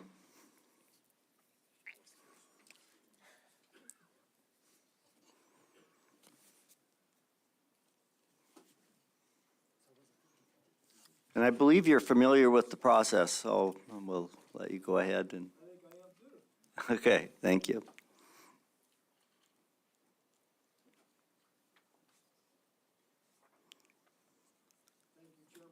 You want to turn the mic on?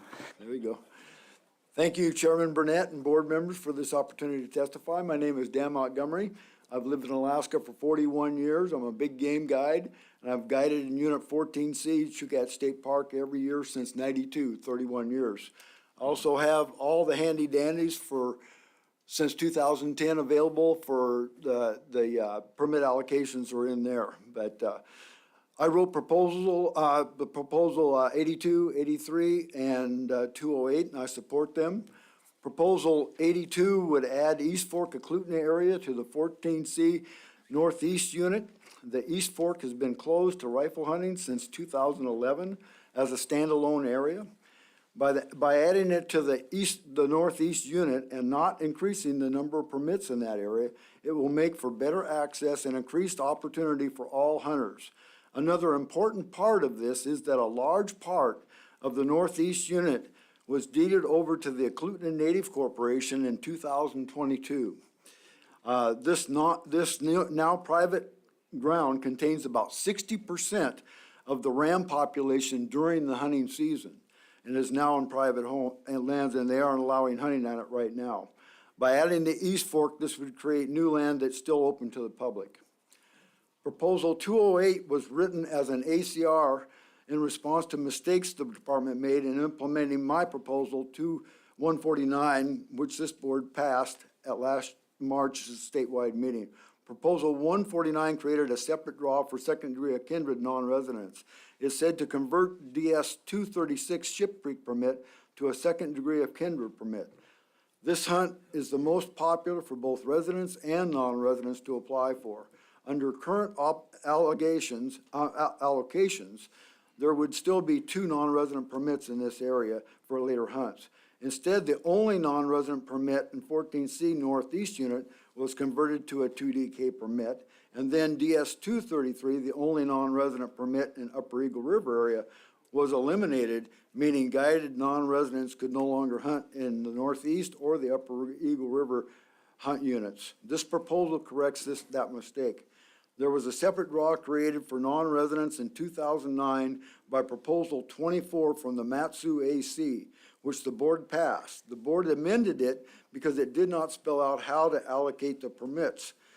Their amendment used the allocation process in my proposal at that meeting, Proposal 17. The way the permits have been allocated since 2010 almost exactly mirrors Proposal 17 allocations. I put both these proposals on a record copy 24 for you to review. Since a separate draw was created for non-residents in 2009, there has been at least 1 permit issued for non-residents in every hunt unit in 14C except Unit 123, the DS 123 hunt, which is a 1 permit only, and it's for residents only. This is the way it's been allocated for the last 12 years until 2022. The department is worried about being required to issue permits in areas that would exceed the 13% allocation for non-residents. I agree, that should not happen. If the total number of permits goes that low, they should consult with the guides registered for the area to see which non-resident permit to eliminate. Non-resident hunting is already extremely limited in 14C, and I ask you to please restore the permits to the previous allocative model in line with the proposal you already passed last year by passing this proposal. Proposal 83 would reopen the late rifle hunt in 14C areas DS 139 and DS 239, the area-wide state hunt, rifle hunt. In 2010, I was asked by department personnel about this hunt, and I recommended closing it. At that time, the department was issuing 19 to 20 permits per year. The mature ram population was very low. There was getting a lot of guide pressure, and we just converted it into made that proposal that made non-resident separate. It has recovered now, and by reopening the hunt, only a few permits would be issued. There was no worried about over-harvesting because it was it would be a full curl hunt. I would never advocate anything that would possibly create over-harvesting. This proposal reallocates existing permits at a different time period over a larger area and would be a good opportunity for the few people that would be able to participate this year to year. Thank you for your time. Very good, and you were only 15 seconds quicker than the 5 minutes. Questions from board members? Boy, you must have just said it exactly perfectly. All right. No one's asking a question. Thank you. Thank you, Dan. Next on the list is Jesse Kelly.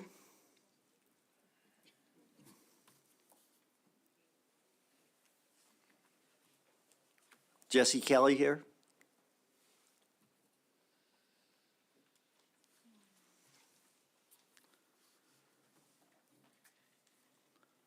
Nope, I don't see any Jesse Kelly, so Steve Johnson.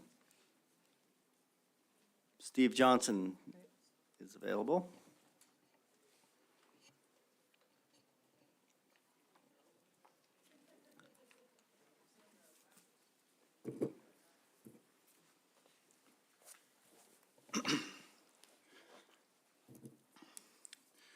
Like my hips, my eyes are wearing out too. Mr. Chair, members of the board, my name is Steve Johnson. I'm a master guide in Alaska. I currently operate in game management units 13D, 16B, and 19C. Today, I would like to address Proposal 204, the closure to residents and non-residents hunting Dall sheep in Unit 19C for 5 years. For the last 30 years, I've been actively involved in guiding big game hunters in the state of Alaska for Dall sheep, and have been guiding sheep hunters in units 13D, 16B, and 19C for the last 23 years under my own operation. For the record, I am opposed to the shutting down of sheep hunting in unit 19C for the main reason that there's no biological evidence that this closure will have any influence on the recovery of the sheep population in 19C. In my opinion, the full curl rule that is currently in place should allow the sheep population over time in 19C to make a slow and steady recovery. That's barring the continuation of harsh winters and stress from the increase in predation. Should the board pass Proposal 204, an unforeseen result of that action would probably be that resident sheep hunters and possibly guides as well, who would normally hunt in 19C would go to other units to hunt for sheep, only causing more pressure in these areas. So I guide unit 13D in the Tonsina walk-in area, and as well as in the Alaska range. And so I'm seeing out there over the last 2 years an increase in resident hunting pressure. We normally do a couple sheep hunts out there a year. Normally we will run into resident hunters. We just kind of avoid them. Normally they're in the valleys, we're on the ridges.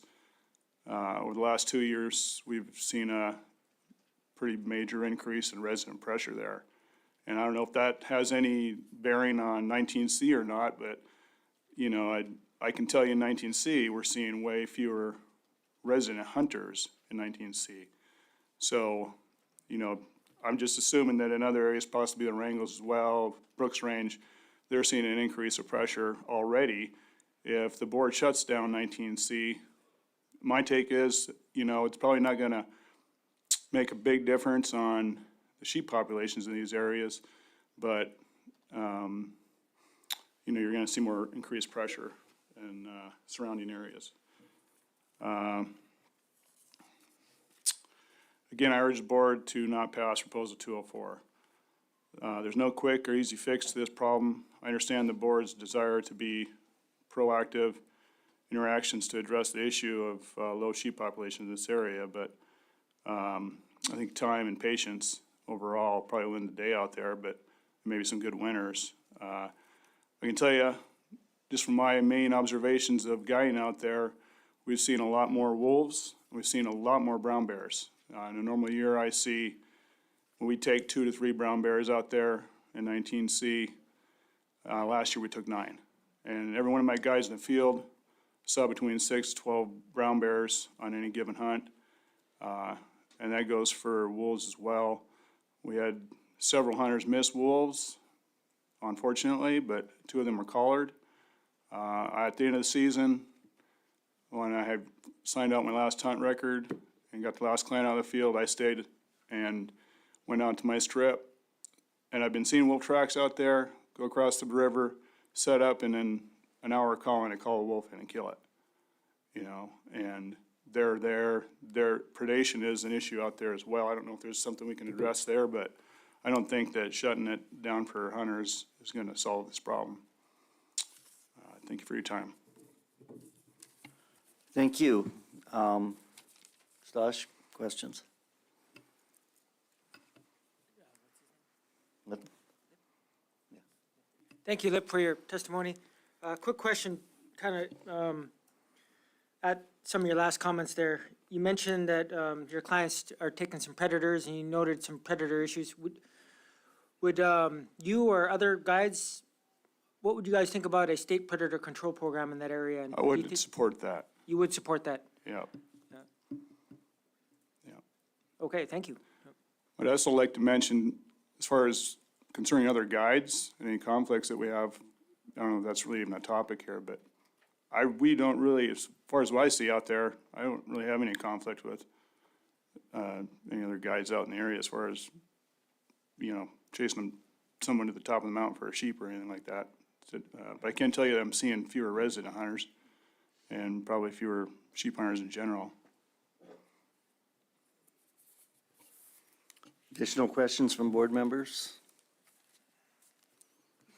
No? Thank you for your testimony. Next, we have Ida Edwards. Ira Edwards, excuse me. It's not clear print here on this page.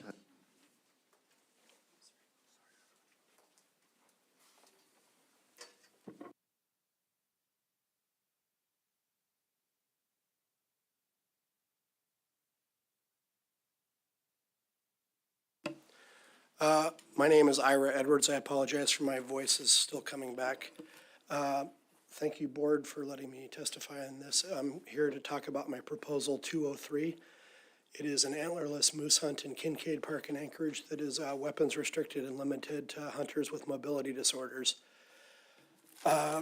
This hunt is unique in that it will solve two problems in Alaska. One is that Kincaid Park is a highly developed recreational area, and I'll address some of the aspects of that and the logistics of how to make this hunt safely happen. The other is that Alaska is the only state in the country without a hunt for disabled hunters. I know there are veterans hunts available, but you do not, except for the Purple Heart hunt up in Fort Greely, you don't actually have to be physically disabled to be a disabled veteran. And on top of that, there are 0 hunts in Alaska for people with disabilities. I've lived in Palmer since I was a kid and coming up on 40 years in Alaska, so I've been hunting most of my life and have seen a lot of things before I was disabled. I used to work with Mr. Pappas here as a biologist, and then I was a state law enforcement officer when I was injured. This hunt would, basically the main thing it would positively impact public safety in the Anchorage area. Kincaid is not a wildlife refuge. It is zoned as a highly developed recreational area. There's been a lot of trail construction in the area, a lot of bicycle trails, ski trails, all of that. That has led to a lot of public use, and especially during calving season in the spring. Cow moose are super protective of their young, and coming around a trail on a bike has caused a lot of problems. The department said that they didn't have any real information on moose attacks, moose interactions, other than there have been 3 in the last 6 years. I put something out on Facebook on Thursday, and just in the last 2 days, 23 people have had attacks with injuries on moose in Kincaid in the last 10 years. And 47 people have been charged with fear of injuries by moose on bike trails in Kincaid Park in the last 10 years. That does not take into effect all the skiers and other people. I personally, in my hand cycle, thought I broke my arm defending myself from a moose, and also on skis, I've been attacked on a ski trail when my sit ski, breaking a ski pole, having to get home with that. So I'm proposing similar to what we did when DM 666 on the Anchorage Hillside, issuing 4 permits the first year, and it would also be something to help keep the public safe, weekdays only. There's less use during the weekdays. It would happen in middle of September after the high school running season is over and before the high school ski season is over. That's the least amount of actively managed events in Kincaid Park for that 2-week period. And sorry, my voice is bad. I hope this recording holds up. The park can be easily divided into 3 areas. One has a motocross area and a large neighborhood with it. That portion of the park could not be feasibly closed because there's no way to safely eliminate public use of that area. The other 2 areas of the park, one by the coastal trail and one from the entrance to the chalet, could be divided out, and a portion of the park could be closed each day.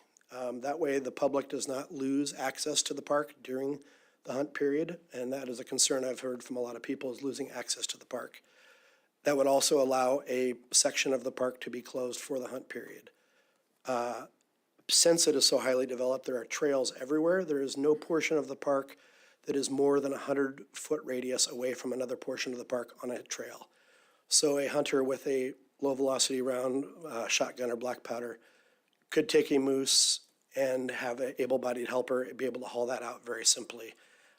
All the trails there, except for the single track trails, which you can't really ride an ATV or a truck on, are hardened for mechanical use because they groom them year-round for cycling, biking, running, and skiing in the winter. They're mostly ski trails.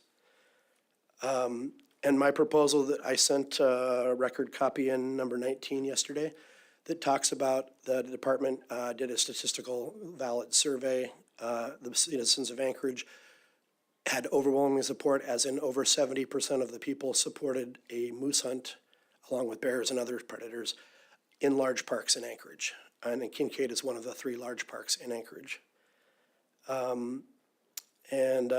My record copy also goes into some of the logistics about how to make this all work. I thank you for letting me testify here.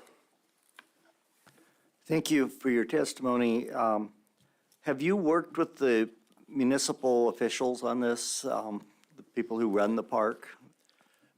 Yeah, I submitted this proposal a few years ago, and there were some legal issues with the Department of Law, so I've gone through this. With the previous administration, yes, I worked pretty intensively with them. The current mayor, I have spoken to him before I submitted this permit, and he was in favor of this. But my record copy talks about all the municipal regulations. Hunting and discharge of firearms is generally not allowed in the municipality unless allowed by state law for hunting. So a regulation to be passed for this hunt would allow that to happen in the municipality. And then the park regulations say that the parks director must allow this. So if the administration is in favor of this, once we have a hunt allowed, then that would allow it as well. Okay, so from your perspective, it would be best if the board approved it first, and then you could go to the municipality and get their approval to actually operate it. That is correct, because unless it's approved by the state, it would be illegal in the city of Anchorage. Okay, thank you. Additional questions from board members? Al? Yeah, thank you, Mr. Chairman. Thank you, Ira. Very interesting proposal. I don't remember, I was just trying to look to see what kind of number of antlerless moose you were thinking would be harvestable. Do you have an idea? I put it in that I'm proposing to do similar to the original DM 666, having 4 permits per year. 4? Yes, sir, to show that this can be done safely and properly. Also, Kincaid Park is where everyone goes to go see a moose in Anchorage. If you want to see a moose, you tell your friends to go to Kincaid. So I'm also proposing this be an antlerless hunt, because during the rut, and the department commented on this, that a lot of people prefer to photograph bull moose during the rut. So there's a higher intrinsic value to that, and also not as much of a public safety thing from the bull moose versus cows defending their calves in the spring. And so with that, and you mentioned, reducing some of this moose population might help with the human moose conflicts out there. Have you kind of fleshed that out at all by only taking 4 antlerless moose out of an area? Are you significantly going to decrease that interaction between humans and moose? I have not statistically gone through a study on this with the department. Moose are kind of transient everywhere in Alaska. There probably are some resident moose that live there, just like there's resident black bears and brown bears that live in the park. My point on this is that the park is not a wildlife sanctuary. It is designated as a highly developed recreational facility. So to start removing animals the department is allowed to issue more than 4 permits. I'm saying we start with 4. And so just one more, thank you, Mr. Chairman. And I haven't looked this up, but I thought about it when we were talking, because I'm not a big black powder guy, but is the black powder rifle more powerful than the 12-gauge slug?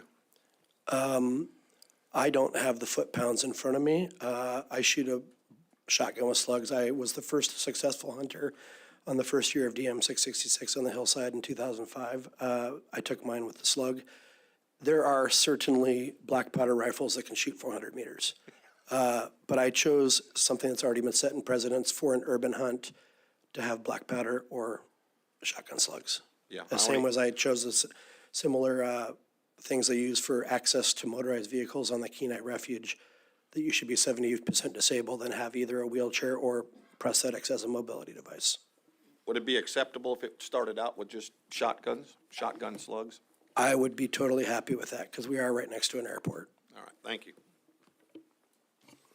Okay, any additional questions from board members? If not, thank you for your testimony.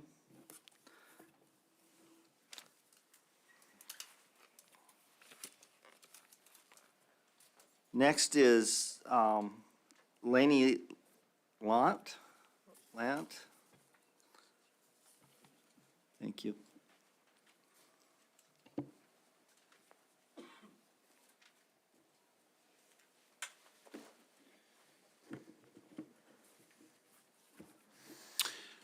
Thank you for taking my testimony here. Yeah, my name is Lane Launt, and I am the one that submitted bring the forkhorn back to Unit 15 as a legal bull. So I wanted to add to that original proposal with some other reasons why I believe that we can bring forks back I think it's a great time to bring them back because of what I'm seeing. I'm gaining my information and observations by what I do for a living through the winter months, which I work for a surveying and engineering firm. And we are out throughout all subunits of the Kenai 5 days a week in remote areas, whether it be snow machines, aircraft, whatever it takes. We do a lot of remote work in C, B, and A. And I run trap line deep into 15B. Okay, so I spend 6 days a week all winter in the field. And so this is, I submitted this back, this past March of '22, but since then, I wanted to add to why I submitted this originally, okay? And this may not be in perfect order, but, most forkhorns that will be taken would be within close proximity to a road system, making it much less likely that they're going to end up as a roadkill, which we have been whacking and stacking this winter, believe me, okay? They're also a very identifiable animal versus a 50-inch spread bull. And we have, the Kenai is not known for brow tines. A fork and a fork, and a 50-plus bull is very common. So taking a forkhorn out of would be the most identifiable of them all. So I think it might eliminate some sublegal harvest on that. Okay, also, if we feel we can offer any bull permits up to 160, we don't issue that many, but up to 160, at this point, I think we're issuing 25, at a 1% draw, that's hardly a reasonable chance of opportunity. Forks should come first. So everybody's on an even playing field when you leave on your hunt of the day, week, whatever, okay? The mindset of what we're doing is somewhat true, or what we're doing is working is somewhat true. But in all actuality, all that's been done here on the Kenai to improve our moose numbers, I feel, is we have brown bear seasons, which include baiting. Before that, we had like a 5% calf survival rating or something crazy like that. The brown bear baiting made a huge difference in calf survival, okay? We've also had a series of easy winners. The trend of the winners here in the last 10, we've had some extremely easy winners on moose. Now, this winter, not so much for the ones along the road system because there's no habitat on the road system. Okay, people are seeing calves die. There's no habitat on the western edges of 15, okay? The habitat is where we've had large fires, okay? The last really large one was 199,000 acres from the Kenai River to Tuscany Lake. That right now, that unit, or that burned area is full of big, healthy moose with calves. Or I trap through there. I travel that weekly. Lots of calves, no winter kill, 0 winter kill. All calves, big and healthy. The browse is like dog hair. They take a step and they can eat for 5 minutes. Okay, so those are the reasons why I think people or feel that what we're doing is working, okay? Now, maybe not taking some forkhorns, that probably contributes to our increase in moose numbers. But there's far other factors that have made much more difference, in my opinion, okay? Much of the Kenai, it's very limited access. So we take a number of, I guess I'm cut off there. So anyway, there's other reasons here, but that is, I'll leave it at that, I guess. And I support, my original proposal here. Questions from board members? Go ahead, Lynn. Thank you, Mr. Chair. So Lane, your observations, and just so we get on the record here, how long have you been a resident of the Kenai Peninsula? I was born here in '59. And 64 years in July. okay, thank you. Stosh. Yeah, thank you, Elaine. Thank you for your testimony. In the beginning of your testimony, you made some reference to spike forkhorn proximity to a road system. I didn't quite get that. Well, my feelings are most of your forkhorns are going to be taken along the road system by road hunters. A lot of them will be bow hunters. That's where most of your and by that is good. When I say close proximity to road system, within 5 miles. Well, that bull, I don't know. I commute every morning and evening through the winter months, and we drive a lot up and down the Sterling Highway. The roadkill's way up this year. Those bulls that live along the road system, it's just a matter of when, not if. All the moose that live along the road, it's just a matter of when. It's Russian roulette out there coming and going. So I feel that you might as well harvest that bull. Harvest it before he gets hit by a car. And I really don't feel that taking some forkhorns at this point, because I feel that what we have going on in these burn areas, that most people, they have no idea the population and what's happening back in these burns. They're not seeing it, okay? But I think we got a train coming at us, and to let it go by and not get on, I think is a missed opportunity. There's opportunity here, and I think that if we practice our management of sustained yield, there's opportunity here that would fall right in line with that. And I mentioned that in my original. And there's a lot of people here that could use some moose meat, another option when they need to go on the moose hunt, another option. For sustainable, highly sustainable resource. Okay, thank you. So maybe I'm not following you or missing something here. Maybe you can clarify. So I'm still, why do you think higher take of spike forks on the road versus? No, I'm not saying any higher, but any fork that does live along the road system, his chances of getting hit are extremely good before the winter's over. So why don't you let a hunter harvest them in September? Gotcha. And make good use of them rather than a bunch of burger that is one side's mush. Al. Thank you, Mr. Chairman. Thank you, Laney. That was really good. You kind of got cut off there by time. Could you just explain briefly what the limited access issue is? Oh, much of the Kenai, 200,000 acres is refuge. And most of this burn that I'm talking about right now in 15B is within that refuge. Gotcha. So it's not like people can go rolling on in there in their ATVs and pickups or anything else. And it's going to act as an incubator for years to come. This thing just started. Okay, this started blowing up here in the last 3 years, up here in this burn. It took a while. It was a spring burn in 2014.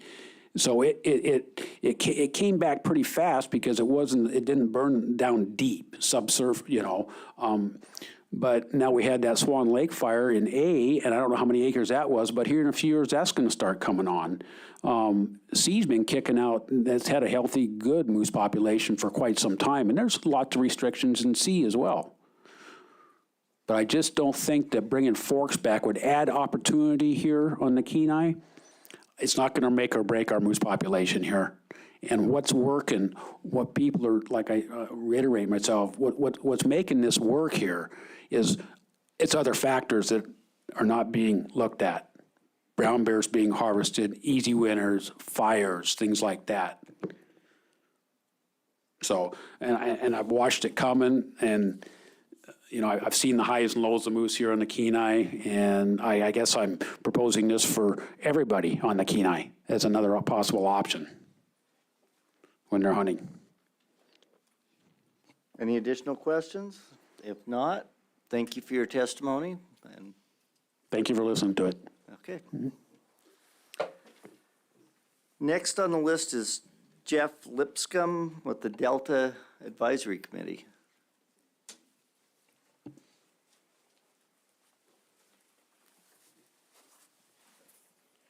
Mr. Chairman, members of the board, thank you for allowing me to testify this morning. For the record, I'm Jeff Lipscomb, again, for the Delta Advisory Committee. The Delta Advisory Committee opposes Proposal 208, although we do agree with Mr. Montgomery that there were unintended consequences to the implementation of his Proposal 149 from last year and that these consequences need to be remedied. His new proposal, 208, seeks changes to 149, but only for 3 of the 6 hunts affected by 149. We will limit our comments to the 2 hunts in the Delta Controlled Use Area, called out as DS 313 and 314 in the original proposal. These hunts are actually DS 203 and DS 204. Proposal 149 specifically stated the first hunt, 1 permit, second degree of kindred only. This is one of a possible 7 non-resident permits. And second hunt, 1 permit, second degree of kindred only. This is one of a possible 7 non-resident permits. Later, it also stated these permits would be taken from existing non-resident permit allocation and would not create any new non-resident permits or allocation. It used the word possible 7 permits because the 2022-2023 draw hunt permit supplement stated, as did previous ones, Delta Controlled Use Area, up to 10% of permits are allocated to non-residents, up to 10%. With 65 permits available in each hunt. 10% of those 65 would be 6.5 permits, which got rounded to 7 possible permits. But it could have been any number from 0 to 7 for each hunt, depending on the draw.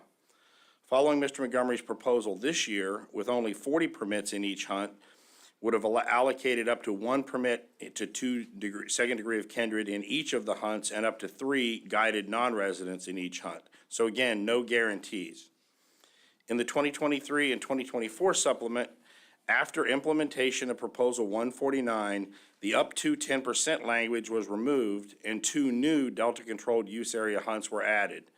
DS 003 provides 1 permit for a second degree of kindred non-resident hunter in the early season walk-in only hunt, and DS 205 provides 7 permits for guided non-residents in the second motorized hunt. First, this means second degree of kindred hunters may not compete for the motorized season. Likewise, no guided hunter could apply for the walk-in hunt. That's troubling, but more worrisome is the fact that 8 permits of the 80 available this year are now guaranteed to go to non-residents. And while that number does track to the 10% guidance of total permits available, it is 1 1/4% for second degree of kindred and 8.75% for guided non-residents. That's of the total permits. And that's mildly interesting, but really irrelevant since neither of those groups can compete for all 80 of the tags. When you take just the part of the hunts that their specific season is, that adds up to 2.56% of the walk-in tags guaranteed to a second degree of kindred hunter and a whopping 17% of available motorized hunt permits guaranteed to guided non-residents. Both groups of non-residents are excluded from applying for one of the hunts. How will this affect permit applications and revenue? Similarly, when residents realize that their opportunity to draw a motorized hunt has been reduced by at least 7%, will this affect their application rate? We urge the board to find a better way to implement sharing of non-resident permits between second degree of kindred and guided non-residents if you believe that really needs to be done. The Delta AC recommends reverting to the previous procedure, up to 10% of permits to non-residents as the methodology by which the total number of permits to non-residents should be determined, up to 10% by random draw. setting aside 10% of the total permits limits opportunity for residents, and limiting second degree of kindred hunters only to one permit unfairly disadvantages them when compared to guided hunters. In past years, non-residents have rarely drawn the full 10% of the allowed non-resident permits, partly due to the popularity of these hunts and the high number of resident applicants. At 5,103 applicants for 65 permits in the walk-in hunt last year and 4,887 applicants for 65 permits in the motorized hunt, this meant all applicants had a 1% chance of being drawn, and no other sheep hunt had as many applicants last year. In this past application period, there were 73 applicants for the second degree of one second degree of kindred hunt, and that still gave them a 1.4% success ratio as compared to 1% for all other hunters. For the 7 permits in the motorized hunt for guided non-residents, there were 2 applicants, only one of which was a qualified applicant. So one was awarded during the actual draw permit, and 6 were offered as undersubscribed hunt permits. Again, 100% success rate for guided non-hunters. The board and the department have told Alaskans for many years that the random draw is the fairest way to grant permits. Please follow your own advice, return these hunts to a random draw for all applicants and a cap of 10% for non-residents by reinstituting the up to 10% language. Thank you for your time. Thank you.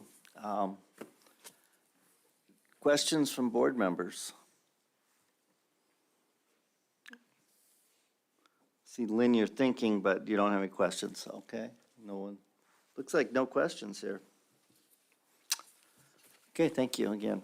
Next on the list is Rod Arno.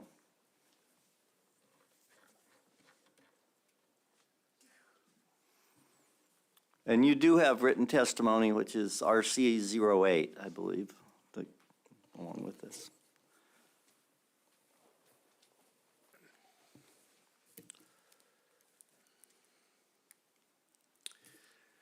Okay, my name's Rod Arno, live in Palmer, Alaska. And I'm representing the Alaska Outdoor Council, which is a special interest group that supports hunters, trappers, anglers, and access to federal public lands. AOC thanks the Alaska Legislature for creating the board, for allocating resources, game resources, so that the public can come and speak to them instead of speaking to legislators who don't have the time nor the knowledge, because most of them don't hunt or trap. AOC also thanks all of the members of the advisory committees for their volunteer time across the state, looking at all these proposals and waiting for hard data from the department on populations and harvest objectives being made. And the later that information gets out, the harder it is for the public, and it's particularly these advisory committees, to bring qualified information to the board. AOC's comments are in public comment 008. I'd like to, AOC, for its membership, is looking for maximum opportunity of the harvestable surplus of as many species that are open to the public to hunt.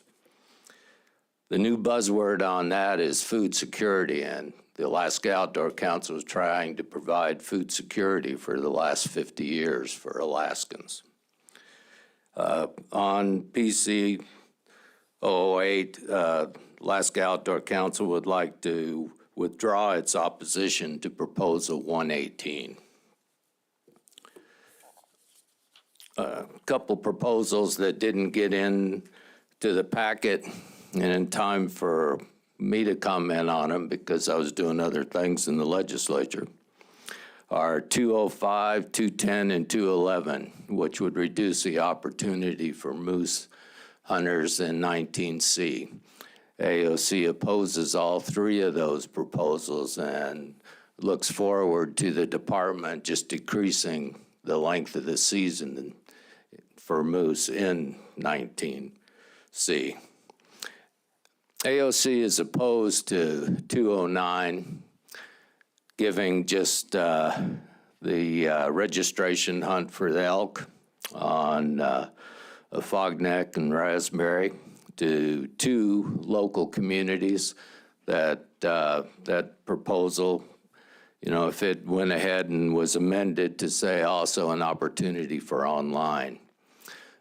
Until we get to some kind of resolution where Alaska residents aren't kicked off of 222 million acres of federal land, it's kind of hard for us to do like past speakers have said, well, outside being outside of Alaska, in the lower 48, that there are numerous opportunities on reservations for permits to go to the natives in those areas, and then they can allocate them as they wish. But none of those states outside have an Alaska National Interest Conservation Act that gives a priority to all Alaskan residents to hunt who have a rural zip code.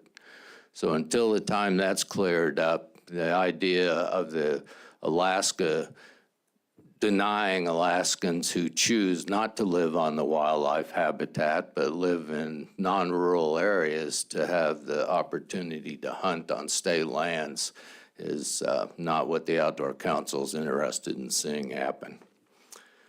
All right, thank you for your time. Appreciate it. Thank you, Rod. You've been doing this for a long time, and we appreciate it. Any questions for Rod? Go ahead, Al. Yeah, thank you, Mr. Chairman. Thank you, Rod. I didn't see any comments on 203, which was the moose hunt for the Kincaid Park. You guys got an opinion on that? Through the chair, Member Brett, yeah, we have an opinion. That'd be great. That, I just tried to keep it simple, and most of the comments that AOC puts out are not like special interest, and IRA is definitely a special interest that we support, but we make it the habit of not commenting on special interest proposals. All right, thank you. Additional comment, questions for Rod? Okay. Go ahead, Lynn. Thanks, Mr. Chair. So Rod, AOC pulling back their opposition to Proposal 118. What is AOC's thoughts on restricting the legal animal in the general season, but then creating special draw hunts before you put the general season back to the original bag limit? What's AOC's thoughts on that kind of stuff? Through the chair, Mr. Keough. Yes, the Outdoor Council would rather see a consistency for Alaskans on moose hunting. And the Spike Fork 50-inch 3-bore Brightown, that's been out for a long time, and that makes it simpler for enforcement. It makes it simpler for Alaskans who are out hunting. And the other thing it does for new Alaskans that are hunting for a moose, it's a lot easier, to take that part of the harvest of the spikes and the fork as opposed to having to wait to see if that's a 50-inch moose. So we appreciate that opportunity. And again, we're just looking at food security. So before there are special interests who get more of an opportunity to hunt the population of moose on 15 here or 7, we would rather see it get back to that consistency. And based on what I've heard here at this board meeting and seeing in department presentations and heard from individuals who actually live here on the Kenai, that, we feel that we would rather it go back to the consistency of the spike and the fork on the low end. Thank you. Okay, thanks, Rod. Next on our list is Caleb Martin. And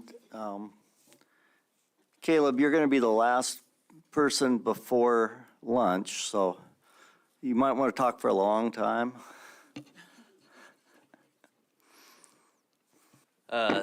Thank you for the opportunity to provide testimony today. My name is Caleb Martin. I wrote proposals 124, 134, 144, and 159. I'm a lifelong Alaskan, born and raised in Soldotna, now living in Wasilla. I'm the executive director for the Alaska Outdoor Council today, but today am providing testimony on behalf of myself and not the council. My testimony today is focused on Proposal 144 and reasons to define recreational facilities and permanent dwellings. Several court cases have been brought against hunters for legal hunting activities. This has wasted thousands of Alaskan dollars' time and had potential to turn legal hunters into criminals. Examples of permanent dwellings used in these have included structures with tar paper walls, setting on logs, bricks. Some examples the public had informed me about, the dwellings turned out to be outhouses, empty ATCO trailers, and several abandoned campsites that haven't been used. Even enforcement also supports defining these terms, but disagrees on my definition on two issues that I'll address. My proposed definition of a recreational facility, as it would not include some federal agencies. I agree we should amend to modify the state-maintained wording, but it should be on the agencies to notify the public what is considered developed, and we should set a minimum standard on what developed means.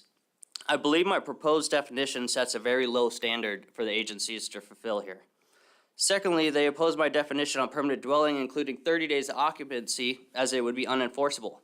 While I agree it adds a burden on the enforcement, it would only require them to actually contact the owner of the dwelling prior to charging the hunter, which would often, in my examples, show it would have prevented escalating the situation before it even got into a legal matter.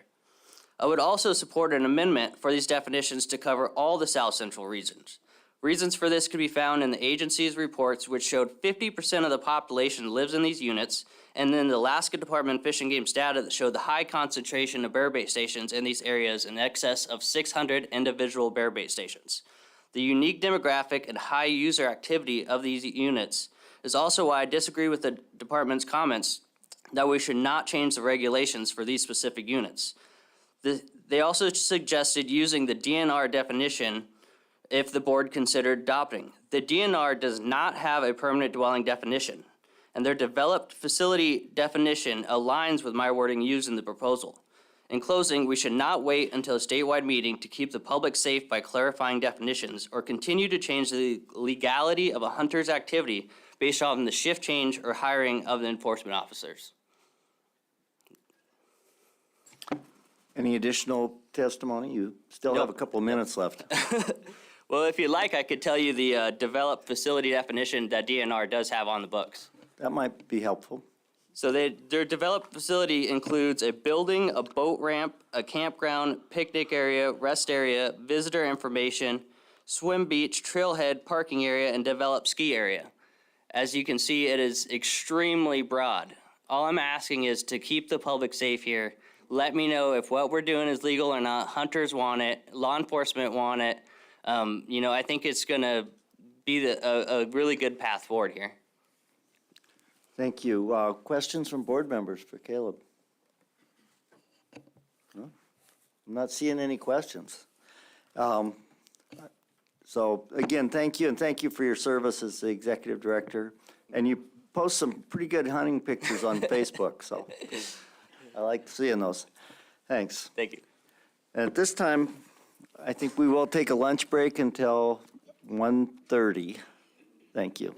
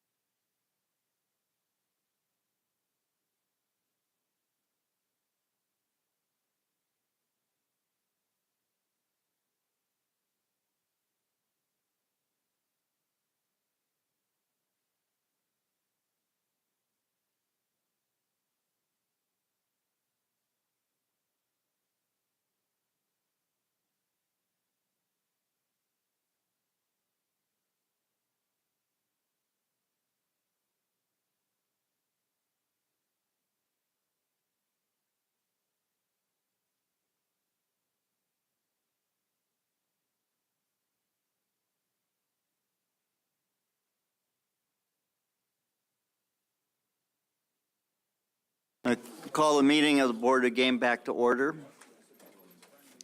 All members are present. It's approximately 1:31 p.m. Before we go back to public testimony, we have a couple of things. First off, I want to welcome the Commissioner, Doug Vincent Lang, and give him an opportunity to say anything. Yeah, welcome. Thanks for, I'm sorry I made it late. I was down in Kodiak and got caught in a bit of a snow blizzard down there, but it's good to be here. First off, I want to thank you all for your service. You know, we have an incredible regulatory process in the state of Alaska, and it wouldn't be possible if people like you didn't volunteer to go through the confirmation process and sit through the public testimony and the different debates to get to a regulatory program that's really driven by the public. So thank you all for your service. And I want to thank the ACs that are here. You know, that's another thing we can't do without the ACs. You guys all do a lot of dedicated service to the state and bring your groups together to talk about the issues. So thank the AC members. And also I want to thank the public. You know, without you driving the regulatory process through submitting proposals, we wouldn't have a publicly driven wildlife and fishery regulatory process like we have. So thank you. I can't tell you how glad I am to be sitting around a Board of Game meeting rather than a Board of Fish meeting for a little while. Hunting and trapping are really critical elements of the state of Alaska and of the cultures of people living around our state. So it's really important to tackle hunting and fishing issues. It's not that I haven't been paying attention to them, but being here is critical towards understanding the issues more fully and trying to find solutions. We have a great staff assembled here. You can look around the room. They're here to help you get through your decisions and discussions. I want to recognize the efforts that they put together to get ready for this meeting. There's a lot of information put together to inform your decisions and deliberations. Thank you guys all for everything you do. A couple of policy issues I'd like to touch on. Federal overreach. The state will continue its fight against federal overreach and defend our statehood compact. The governor is extremely supportive of this effort, and we are engaged in numerous lawsuits, and we will continue to aggressively defend our rights as a state. Our budget is healthy, and we've made progress this last year thanks to growth in the PR funds and the license revenues coming in to make progress on our survey and inventory programs. And Ryan, you've been, I know, critical towards getting that up and running, so thank you. We remain committed to intensive management. We have not lost our focus on intensive management, and where it's necessary to promote food security across Alaska, we will actively implement programs where needed across our state.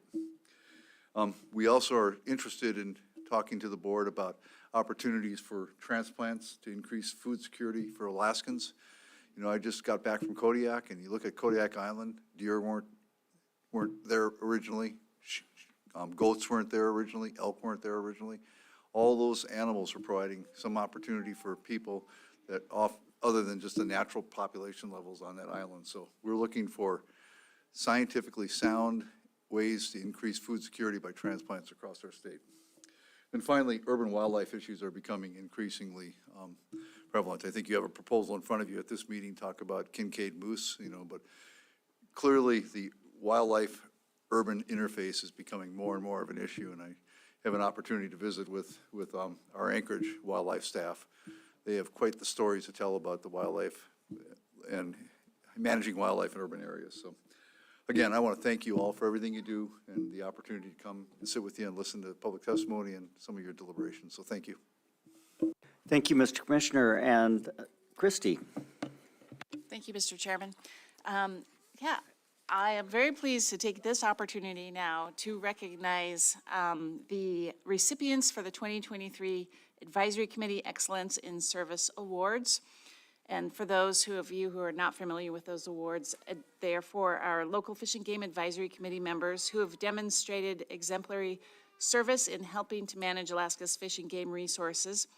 And they are nominated each fall either by department employees, board members, or their fellow advisory committees. So the recipients this year are Randy Alvarez, who serves on the Lake Iliamna Advisory Committee, Mike Kramer, who's with the Fairbanks Advisory Committee, John Renner with the Copper River Prince William Sound Advisory Committee out of Valdez, and we are really pleased that here in person we have Willow Hetrick with the Anchorage Fish and Game Advisory Committee. And since she is here in person, I would like to just read from her nomination form that was submitted. Willow Hetrick was voted onto the Anchorage AC in December of 2015 as an alternate during a very contentious time for the Board of Game cycle, which is when the board was considering a proposal to restrict aerial sheep scouting statewide. Willow currently serves as secretary of the Game Subcommittee and for the entire advisory committee. Willow always steps in without hesitation and to provide guidance to the AC. She deserves recognition for her broad knowledge in sport fishing and hunting across the state. She takes comprehensive and clear notes during meetings and turns them around to the group for approval in a timely and efficiently and consistent fashion that allows the members to get their job done. She is respected by her peers on the committee and brings professionalism, focus, and fairness to all our meetings so we can best serve the people and resources of the state. Willow's also participated in the Wood Bison Planning Team and the Western Arctic Caribou Herd Working Group. So thank you, Willow, for your service, and the commissioner and our chair will present you with the award.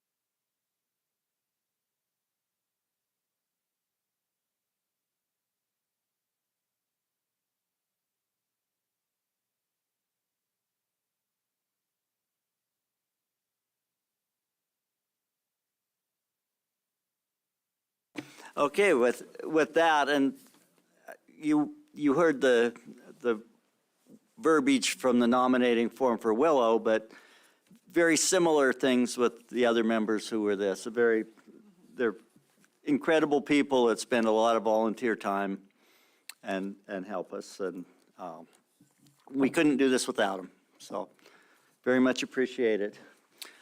At that, we can go back to public testimony. And the next one on our list is Wayne. Do we have a second call? I think we have a second call. Just 1 second here.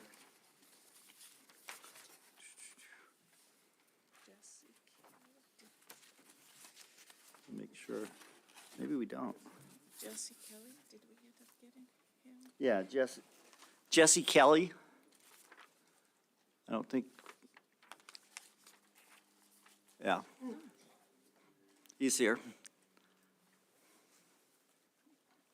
Go ahead and make sure you turn on the microphone and ready for your testimony.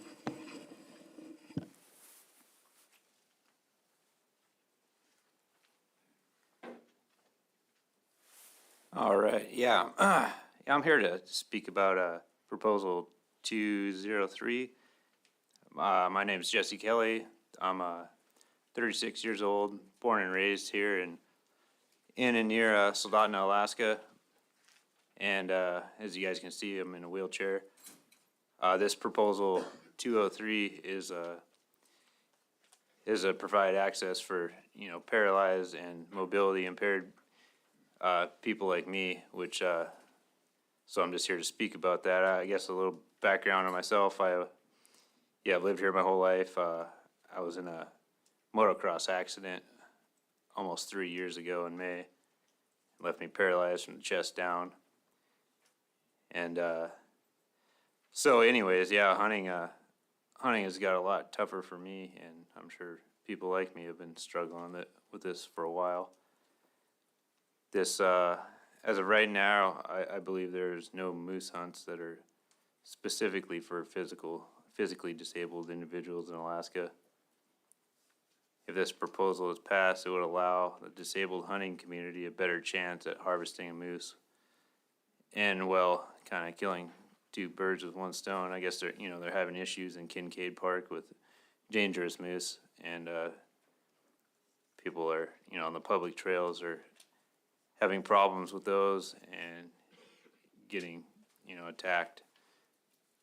And I've been been putting in for, there's a any bull moose permit that's available in the Caribou Hills, which, my family and friends own cabins up there, so that's kind of a, easier hunt for me while being disabled. And I haven't got the any bull tag up there, but I have been going up there for the general season hunt. And no luck yet, but I enjoy that one. Anyways, so yeah, I'm just here to speak up about disabled people in Alaska and seeing this proposal. And I believe Ira was the one that put this up to you guys, talked to you guys about it earlier. And I'm just here to support it. And that's all I got. Well, thank you very much for your testimony. Questions from the board members? I'm sure you have one, James, don't you? No question, I don't think. But Jesse, thanks for coming back. I know you missed your first call, so I'm glad you ended up making it back here and were able to get up and give the public testimony in support of 203. So I appreciate that. Yeah, cool. Thanks for your guys' time. Commissioner. Yeah, so if the board were to pass this regulation, would you work with the city to try to get the firearm restrictions lifted so you could have this hunt? Yeah, I could. I haven't been very involved with this as to right now, but now I know more about it, and I could collaborate with Ira and the city and see what we could do about it. Thank you. Go ahead, Jake. Hey, thanks a bunch for your testimony, and it's a little bit off topic, but we have a proposal here to limit the taking of big game animals from a boat. Do you have any thoughts on that? Do you ever hunt from a boat?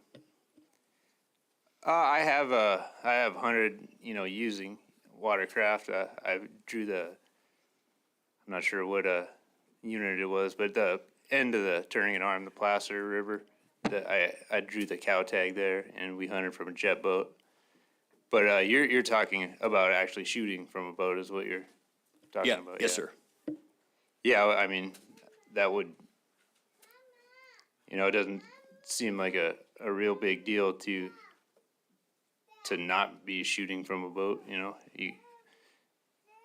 it's different obviously for me, I can't hop out of the boat and go run something down and get a good shot on it, get a good angle, real fast. So I don't know what you guys, I haven't been here, so I didn't hear what the other testimony was on that one. Yeah, sure. I didn't want to put you on the spot, but thanks a bunch for those thoughts. All right, thanks. Okay, any additional questions, comments? Thank you for your testimony, and we'll be considering that proposal here in a couple of days, so see how it goes. All right, thank you, guys. Next on our list is Wayne Woods.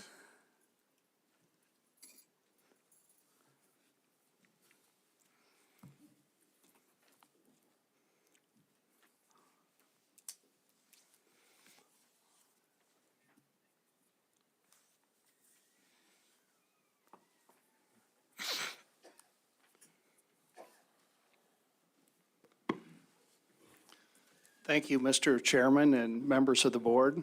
My name is Wayne Woods. I'm from Palmer, Alaska, and I've been hunting brown bear in the Cordova region since 1980, when I started working under Robert Dettinger, and then I took over his area in 1986 when he retired. And I've been engaged from that time and to the present. I wanted to come and explain a little bit why I filed Proposal 63, which was to lengthen the brown bear season in 6D. And primarily this was to address a perceived problem of human brown bear interactions while deer hunting. So I wanted to have the season align with the antlerless deer season, so resident hunters would have an opportunity to take a bear legally rather than DLPing it when they were having interactions with, while they were trying to extract deer from the field. In conversations with Dennis Zadra, the AC chair out of Cordova, he's let me know that their AC had some reservations with this in that they feared that it might lead to a higher harvest level on Hinchinbrook Island. So after giving that some consideration, I filed an RC this morning to remove Hinchinbrook along with Montague from that proposal. And this would allow, I think, a higher problem area is Hawkins Island, where people are having confrontations with brown bear.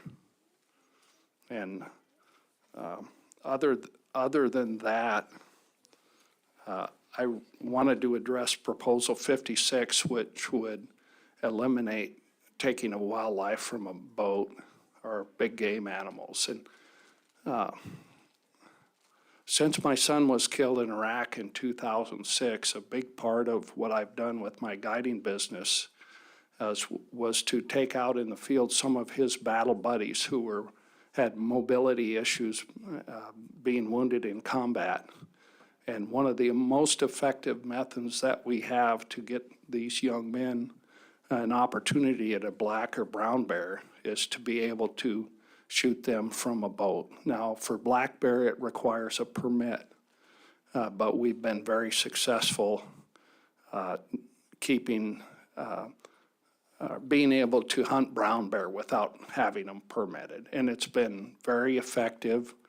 There's some excellent techniques that we've been able to utilize, whether floating blinds or having them shoot from a canoe, that have been very effective in helping these young men harvest a bear. So I would hate to lose that access. And other than that, in going back to Proposal 63, I would point out that our season right now is currently the second shortest, it is the second latest brown bear opening in the state of Alaska. But the game management units on either side of us, our brown bear season opens September 1st, and ours opens October 15th in the main part of the Sound. So I would like to see it be aligned a little bit closer. So I know Roy Nolan changed the season by emergency order in the mid-90s over a perceived overharvest on Hinchinbrook Island. I think one fall there was 13 bears that were taken during the month of September. And his reaction was to cut our spring season by 15 days and our fall season by 6 weeks. And we've regained 10 days in the spring, which has been a huge help, but our late fall opening definitely restricts what we're able to do, especially when we're in the weather pattern that we've had the last number of years, and we're having increasingly smaller late silver salmon runs in October down there. And the bears just aren't on the drainages. They're up in the hills and in the mountains. So that's it. Thank you. Thank you. Questions from board members? Go ahead, Al.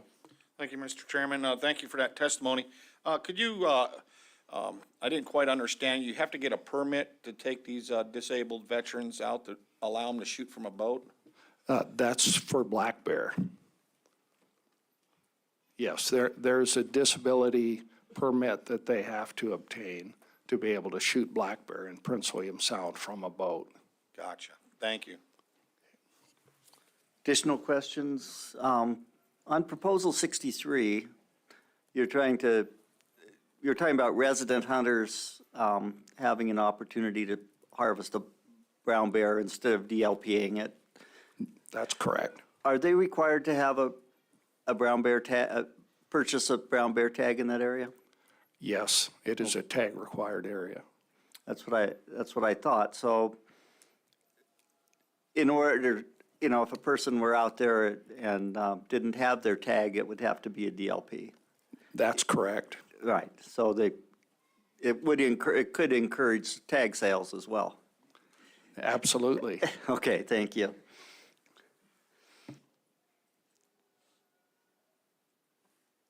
That, I think, that's it. Okay, thank you. Next is Michael Hinkies.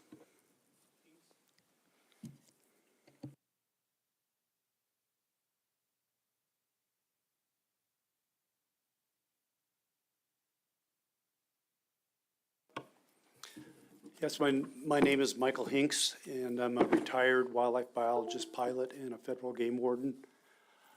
And most of my career has been in Alaska. I have a little trouble doing short presentations, so if you refer to RC33, I uploaded the rest of my presentation so you could see a few more details so I can get through within the 5 minutes of the highlights.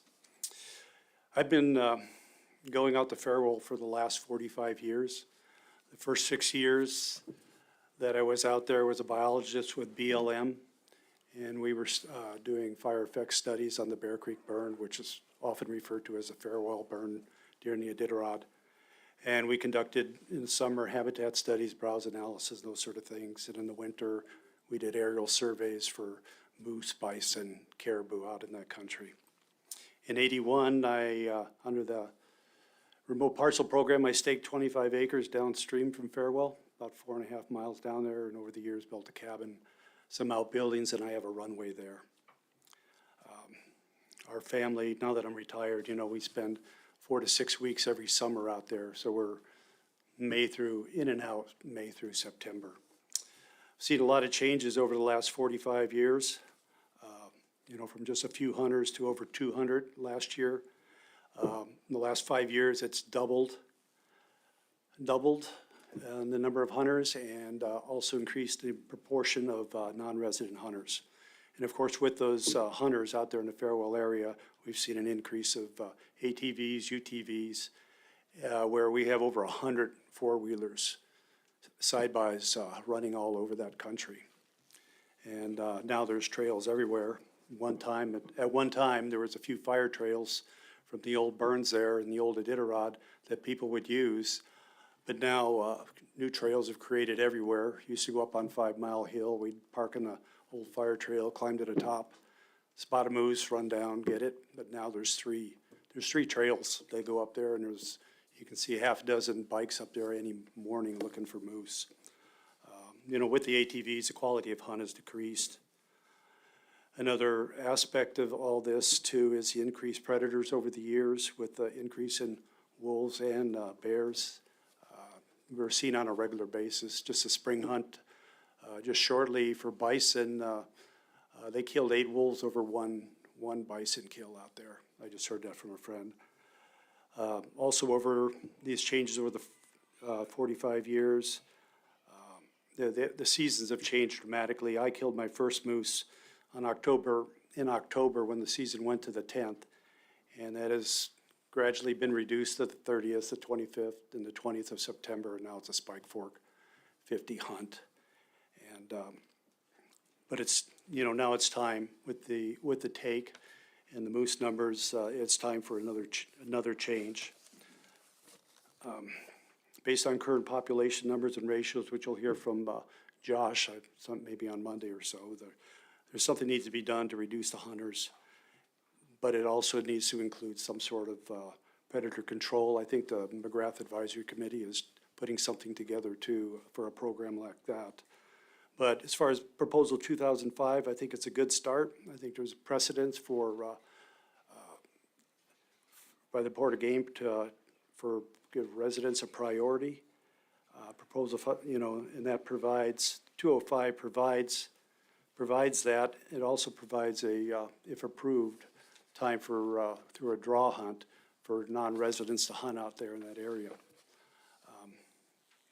And one of our one concerns is if 205 is passed, it's our understanding that it won't affect anything in the 2023 season. And I believe Fish and Game, as well as a lot of us hunters out there, believe something needs to be done during the 2023 season. What I did on my own was I put together an informal survey of farewell hunters, the ones I knew from the camps, and they checked with some of their hunters and that. And we got we had 70 respondents, 42 or 61% were residents, 28 or 39% were non-residents that responded. On that survey, we asked, are they support proposal 205? And the second question was, hunters were asked what option they would prefer to reduce moose harvest in 2023, which we think something needs to be done. And I gave them five options. Keep the current season, shorten the season by 5 days, which I think Fish and Game is talking about. Go ahead and finish the Yeah, if I could results. do it, I appreciate it because it's responded from 70 hunters, so Okay. I think you'll find it interesting. Go ahead. I told you I couldn't keep it short. It's like, and I knocked a bunch of it out right now. Anyways, we asked, keep the current registration hunt short, or I already did that, 5 days. Another option could be an emergency closure after X number of moose are taken. Also put in the option close 2023 to non-resident hunters. And another option was close 2023 to both non-residents and resident hunters. Just kind of take a break for the season. The results on that, which I just lost. Apologize for that. Good thing you gave me some extra time. Okay. The results from that, 100% of the respondents support proposal 2005. 58 or 84% favor closing the season to both resident and non-resident hunters. 11 or 19% favored closing the season to non-residents only. Of the other three options, nobody was interested in doing that. And if we looked at just the residents, the 42 residents, 74% also favored closing 2023 to both residents and non-residents, which I find very, very interesting. It says a lot. And some of the other comments from the survey is everybody needed to reduce, we need to reduce it in 2023. Am I doing okay still? I think you gave us the results, so that's. Okay. Can I just, one more? Can I talk one more? Yeah. With no disrespect to an earlier comment on 2005, shortening the season by 5 days, I think would be a terrible idea. Because what you'll do with all the investment, the infrastructure people have put out there, all you'll do is concentrate those 200 hunters in that short period of time. Okay, questions from board members? Stosh, this is your area, sort of, so. Actually, it's 500 miles upriver from Bethel, but. Well, no, I mean, your old stomping ground. Yeah. Yeah, thank you, Michael, for that. That was pretty informative. Can you tell me again what the group you surveyed for your results were again? They were all farewell hunters. Had been out there at some point, some anywhere from just 1 year to 30 years out there. And I went to the people I know, and they went and asked their friends. Like I said, it was informal. It's not scientific. I mean, I got all their names, but not to present them. But it was basically a sample of the residents and non-residents of people that have hunted in Farewell. Okay, thank you. The proposal 205, the main concern is moose, obviously, but do you have any concerns about the caribou season? There used to be caribou out there. I've shot one out there years ago, but you don't see caribou much anymore. Hardly at all. All right, thank you. Jake has a question. Hey, thanks, Mr. Chair, and thanks so much for that presentation. You know, we've flown horses into Farrell before and took them up the Post River and stuff. You talked a little bit about, like these ATVs and UTVs and stuff like that. What kind of planes do they come in on? Are they already out there waiting for hunters to jump in and go? Explain a little bit of that process to me now.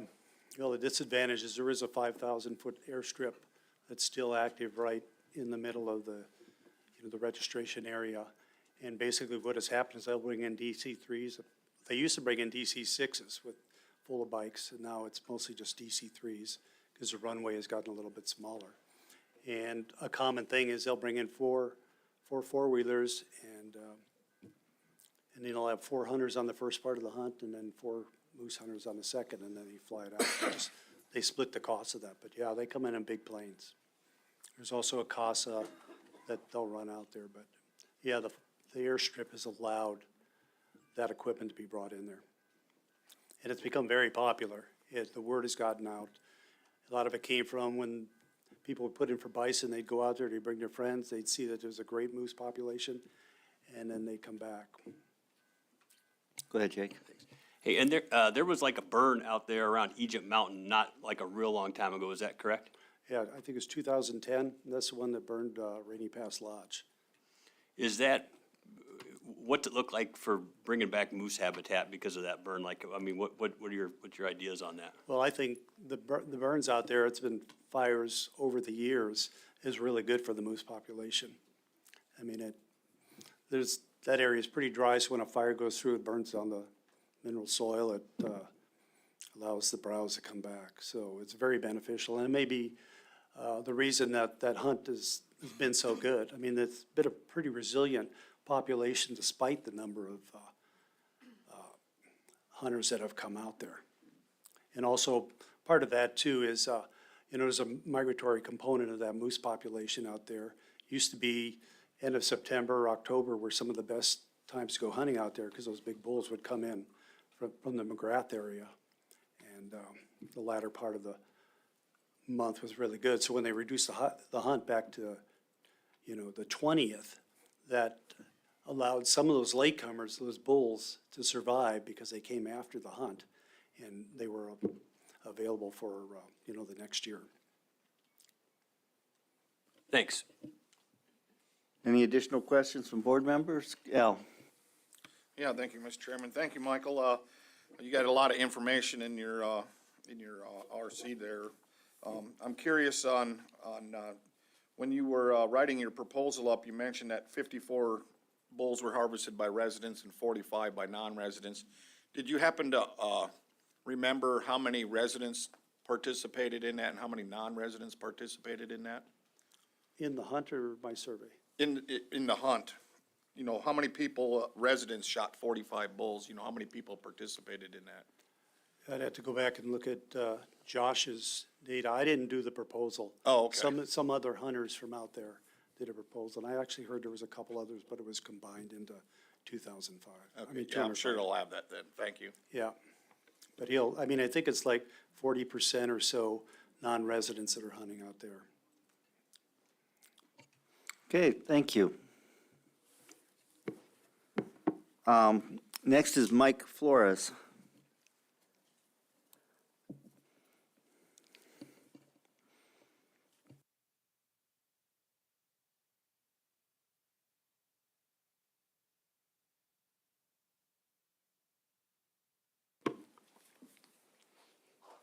Thank you, Mr. Chairman and board members.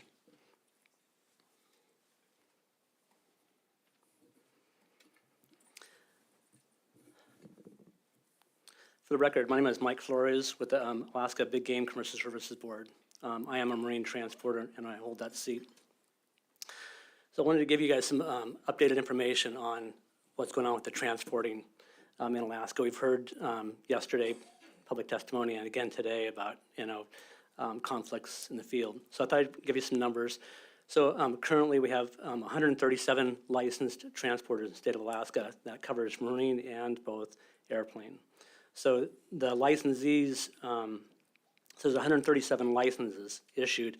That's not the total number of boats and airplanes out there. There's no, as of right now, there's no cap on the amount of equipment that they can have. For 2022, we had a total of 19 new licensed transporters. In the last 2 years, we had a total of 23. Compared to registered guides, their numbers are down. Last year, their numbers decreased by 27. So at the board, we are aware of the problem between Kodiak and Southeast Alaska of, sorry, my screen just quit. Of the conflicts going on with transporters and the increased activity. I apologize, my screen just died. So in the last 12 months, I've met with Megan from the Attorney General's office, and we discussed a moratorium or limited entry for transporters. And at this time, she said that wasn't an option. So I've reached out to her again, what else we can do to try and limit. The board has the authority to rewrite the regulations. So we have Aaron Bloomquist and myself at our last meeting, we rewrote for the regulations to get more clarification on the rules for the troopers and for public safety. So we've done that. That whole process is moving forward. We hopefully expect that will be done by December, that we'll have a final on that, and that would go into law for next year.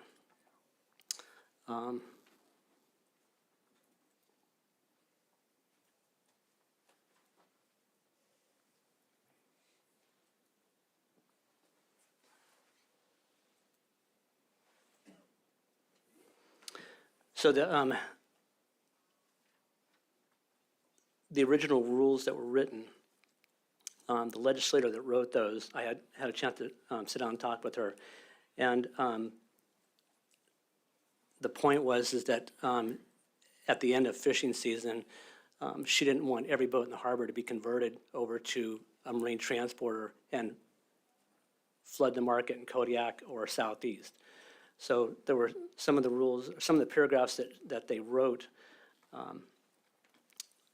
were regarding permanent living quarters on the boats. And so we have rewritten part of that to clarify it so that the rules will say now that the berthing areas the boat must have permanent berthing for clients and crew, must have permanent galley, stove, refrigerator, sink, and shower for hygienity.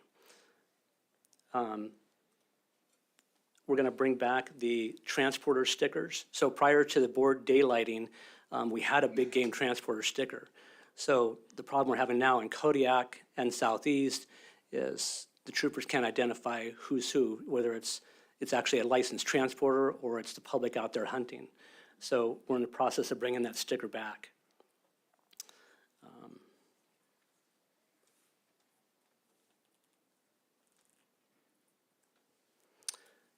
One of the other rules, the vessels must have 2 captains at all times. So this is a current regulation with CFR for the Coast Guard. And so we've mirrored that regulation to bring it into the state so that the troopers can enforce that. And I have one board observation on proposal 74. The author stated that there was wanton waste of deer is an issue, especially by boat-based transporters. And if that was true, we would see the complaint come through from the trooper side. And then once the troopers are done with it, it would come across my board or my counterpart on the board for reprimand for licensing. In the last 3 years, we haven't seen any wanton waste cases come through. So, Mr. Chair, that's all I have. Does that conclude your testimony? I'm sure there's some questions here. Lynn? Thank you, Mr. Chair. Mike, thanks for the testimony there. Just a question from your point of view, there's a proposal to reduce the non-resident bag limit of deer to 1. What would be your thoughts on that proposal? I agree with it 100%. So, I mean, I've been at this for 30 years, and we see a lot of customers come through and they want to harvest their trophy buck, or they'll harvest 3 and not want to take any of the meat home. So I'm at 100%. I don't think taking it down to 1 is going to hurt us at all. I mean, you know, the guides in this room, they take out Dall sheep hunters and moose hunters and caribou hunters, and they come in for 1 trophy animal. And I think along the transporter line, you know, we should be doing the same thing. So I can't tell you how many hundreds of pounds of meat we've flown back to Kodiak City and donated to the food bank or Soldotna or Anchorage. Case in point, I had a client last year, non-resident, shot 3 deer, or he went out the first day and shot a doe because the doe presented an opportunity. So he harvested a doe, then he harvested a spike, and then finally he harvested a nice buck. And at the end of the week, he wanted to donate the first 2 deer. And I said, no, you shot him, you're gonna take him home. So I just think that, you know, we're providing a quality trip. I don't think we need to harvest 3 deer to provide that. Okay, thank you. Additional questions? Go ahead, Commissioner. Yeah, so when you reinstituted the transporter sticker, did you have an opportunity to redefine what a transporter was, or did you use an existing definition? So that's going to go in front of legal. So what I have right now is I took the existing sticker we have, the green sticker, and I had it converted to red and gold, or red and silver. So it's because we had the sticker before the board daylighted, I don't know what it's going to take just yet to bring that sticker back. Does that answer your question? Yeah, you know, we've been hearing about transporters quite a bit recently, and I'm just trying to figure out how you guys are going to regulate them, if you have a definition associated with that from the past efforts, or whether you have a new definition that you're going to require the sticker for, and how you're going to go about doing that regulatory-wise, and are you going to have a fee associated with it, or what? That's going to be a question for Megan, that Attorney General we've been working with. We have a meeting in 2 weeks in Fairbanks, and so that's going to come up. But right now, I took the original green sticker we have, converted it to red, and it says Alaska Big Game Transport on the bottom of it. So there's a lot of boats out there running around that don't have any markings on them at all, so we don't know what they're doing, if they are transporters or if they're just the public. But my suggestion is to change the color of the sticker to red for big game, and then if they also do fishing, then they will have the date sticker that we currently have to put on the green ones for the date and year that we're fishing. Okay, thanks. Additional questions for Mike? Are we putting stickers on the planes of transporters also, or just the boats? Everything. What's that? Boats and planes. Okay, just wanted to make sure. Yeah. Just because I'm not a pilot, but I always hear these things, is that something that the state can require, putting a sticker on a plane without FAA or FFA approval or installation, or? So that's a good question. So, you know, it was done once. So again, you know, we had stickers before the board daylighted.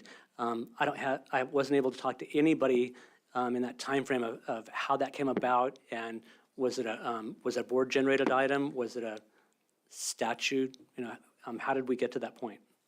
Thank you. Okay. And no more questions for Mike? Thank you for your testimony, and I'll probably see you on Zoom again pretty soon. All right. Thank you.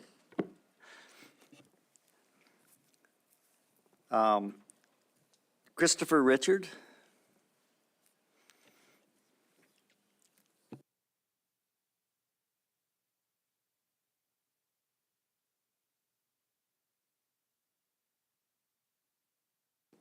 Thank you for your time.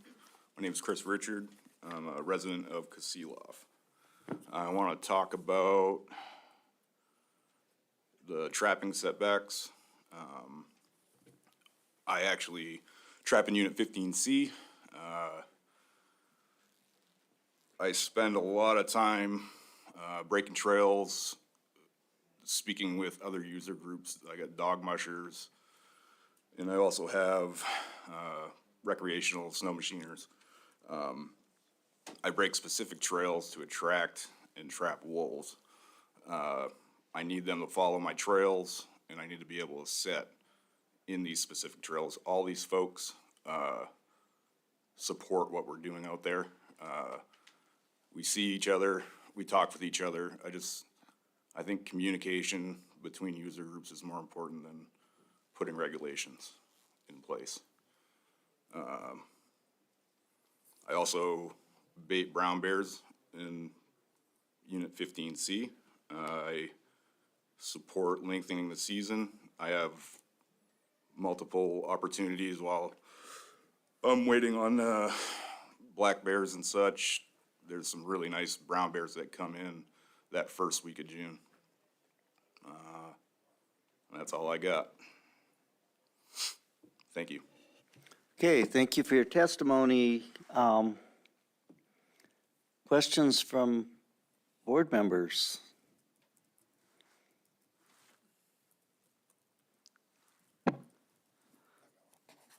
So I was going to ask you about, you're making your own trails and then setting traps in those trails.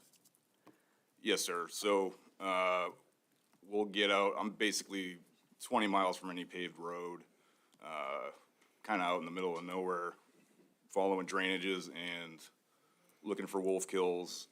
They will run kind of main trails, but I try to break trails off main trails just to get them to run it. I mean, it's part of their habits is Right. following these trails. So just to follow up on that, so, there's been discussion about trappers setting traps along trails, and game uses those trails also, right? Yes, sir. So, Yes. And that's basically, especially going after a wolf, it's one of those things where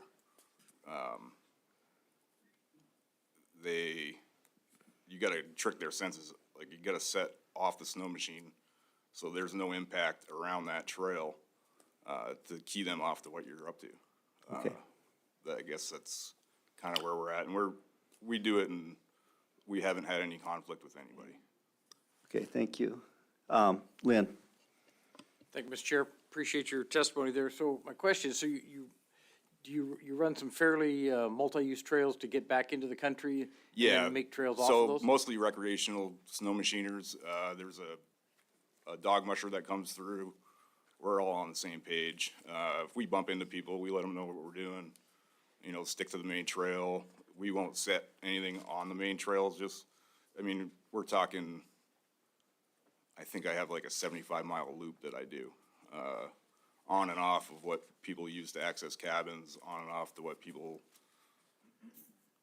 just having fun riding around from their house. The stuff that we're doing, they can tell by my sled marks. They know, okay, Chris is on that trail. We're gonna stay off of it.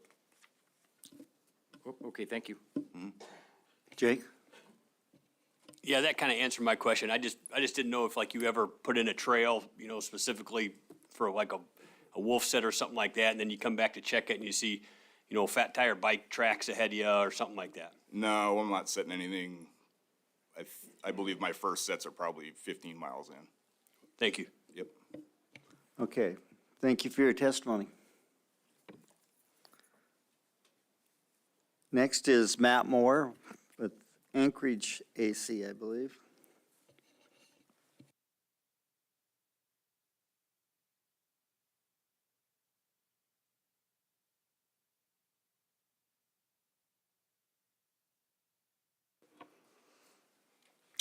Well, thanks for allowing me to testify. My name is Matt Moore. I live in Anchorage, and I am testifying on behalf of the Anchorage AC. I'll focus on the proposals that had split votes.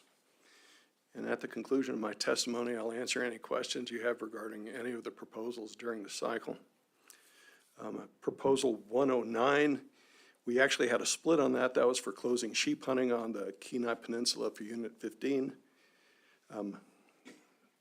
We opposed it because of the full curl rule.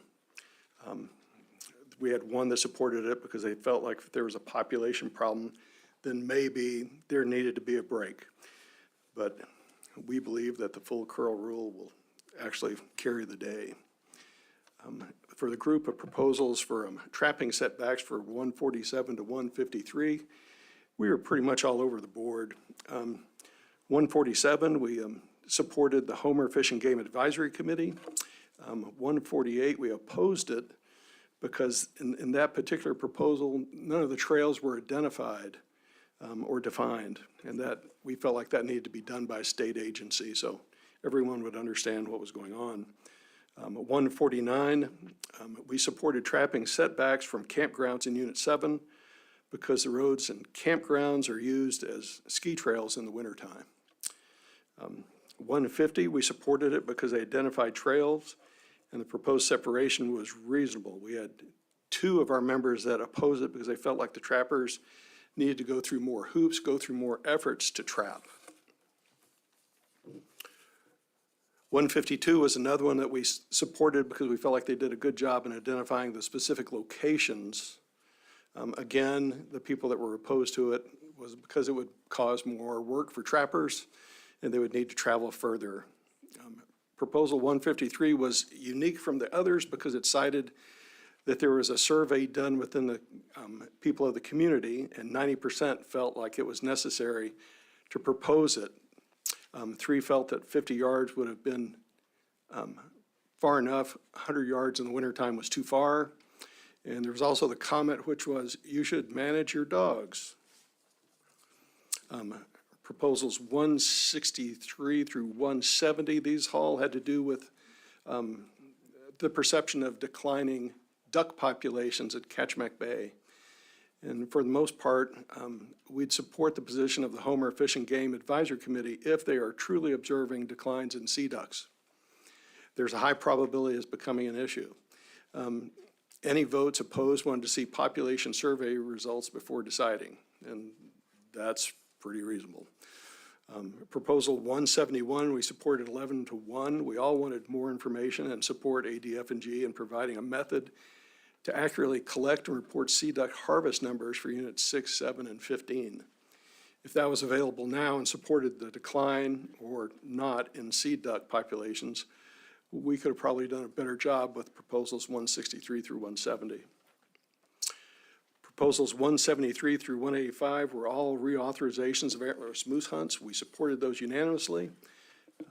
Proposals 186 through 188, we also unanimously voted to reauthorize tag fee exemptions for brown bear hunts in the interior northeast, central, and southwest regions in units 18, 22, 23, and 26A.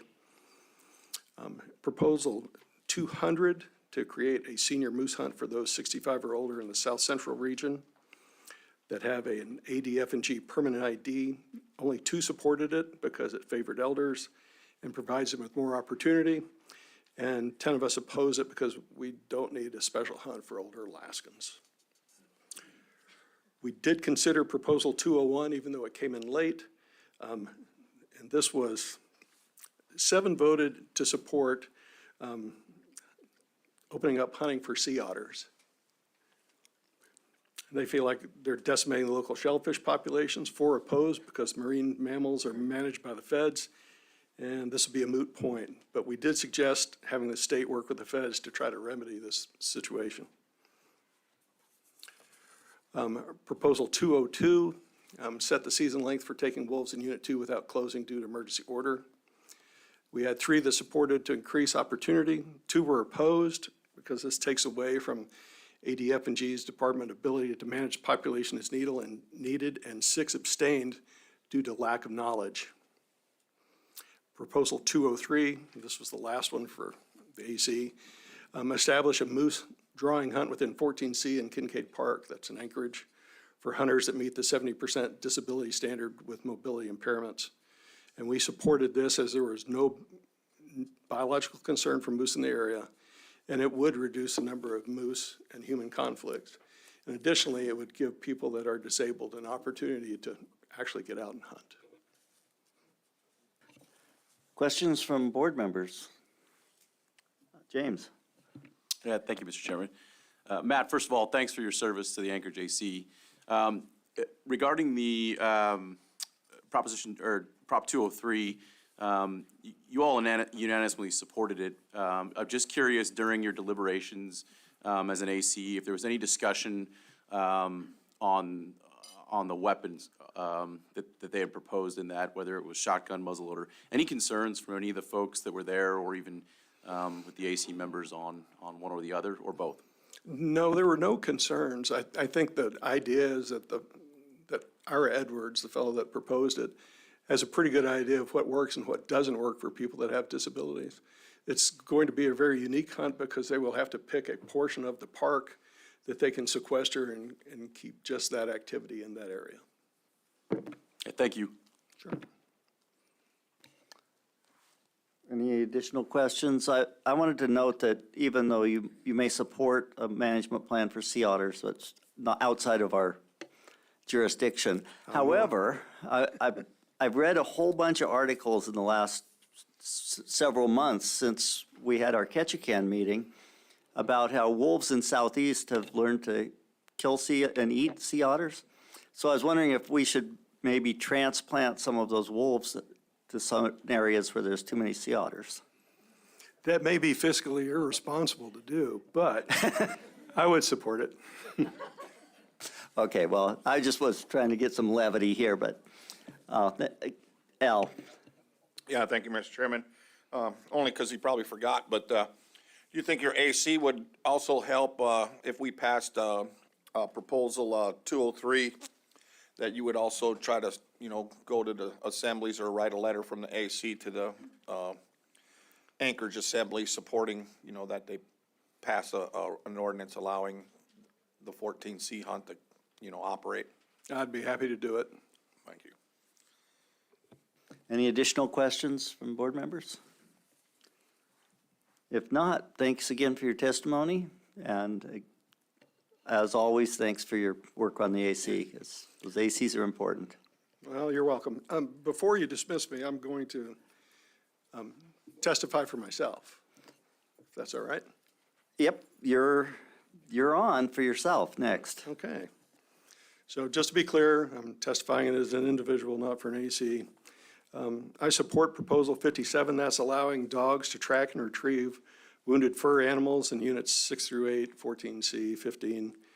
The use of dogs to locate and retrieve animals provides a common sense tool for the sportsman to utilize. You have a better chance of bringing home their game. If we can support programs that provide roadkill to residents to avoid waste, we should also support the use of dogs to find animals that have been taken so they are not wasted. There are electronics that can be used to help locate a dog in the field. You can use a long tracking lead, and that can be defined, if you wish, with this proposal, if there's a concern of the misuse of dogs in the field. I submitted a proposal number 94 to open a black bear drawing hunt, archery only, in the McHugh Creek Hunt area. It would provide more opportunity in the Anchorage management area for hunting. I live on the hillside and I frequently see bears. Anecdotal observations over many years tells me that there are no biological concerns for their population at this time. I drafted this as a weekday hunt to reduce perceived conflict with other user groups, and it would run from September 1st through May 31st, and you'd have to have a bow hunter certification to participate in that hunt. I submitted proposal 95, and it is essentially the same hunt as 94, but it's a registration hunt versus a draw hunt. That way you could allow Fish and Game to decide if they wanted more participants in this hunt and potentially reach a harvest goal earlier and shut it down, again, to keep the perception of any conflict between other user groups to a minimum. For 96, I proposed that as well for black bear archery, and this one had a little bit of a twist.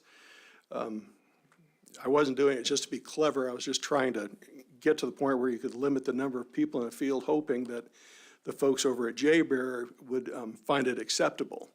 Instead, it sounds like they were opposed, and they're opposed to the idea of archery hunting black bear. But here it is basically if a hunter first draws an archery moose tag for the Joint Base Elmendorf-Richardson Management Hunt Area, then a black bear registration hunt permit or a draw permit could be issued or made available at that time for anyone else who wanted to hunt a black bear by archery and also hunt moose by archery. So basically, you're in the field, you would be able to hunt two species at the same time. And this was not done as an effort to circumvent paying a fee for a tag. It was done just so you could pair those two. I didn't think it would be illegal, but it'd be something that hadn't been done before, so everyone would probably scratch their head. I've heard hunters say for decades that if you want to improve the moose populations, you hunt, shoot a bear. And I thought that was a great way to do it and, save a few moose calves in 14C. I also authored Proposal 99. It's similar to 94, except that it applies to archery brown bear, and it is a draw hunt. The same dates, it would be September 1st through May 31st, and it would be a weekday hunting only. There's another proposal, number 100. It's an archery-only brown bear drawing hunt in 14C for jay bear. It's resident only, one bear every 4 years. And I do support that, but knowing that jay bear doesn't support archery equipment and bears, whether they be black or brown, that's going to be a tough sell. I supported Proposal 103, and this one is a combination of both. So it's black bear, brown bear baiting, and that's in the McHugh Creek drainage. ADF&G would approve the bait station site, and it seemed a little bit odd, but to me it was appealing because you could have up to 6 hunters that would hunt at that site. So you could have people that would be constantly, supplying bait, making sure that everything looked good and everything was working right. And I thought it'd be a great tool, if needed, for ADF&G to use to reduce the bear population. And let's see, I supported Proposal 136, which was a season extension for brown bear registration hunts in 7 and 15. Nothing wrong with that. And I also, personally supported disabled Alaskans and support Proposal 203. There aren't any biological concerns for moose in the area. Easy access is really the key for disabled hunters to get into the field and hunt. And Kincaid Park does have that easy access and well-kept trails. And I know that through Challenge Alaska, there are at least 100 disabled Alaskans that are out there, and they can be pretty young. But if there's a chance to get them started in hunting, this is the way to do it. Thanks. Thank you. Questions from board members?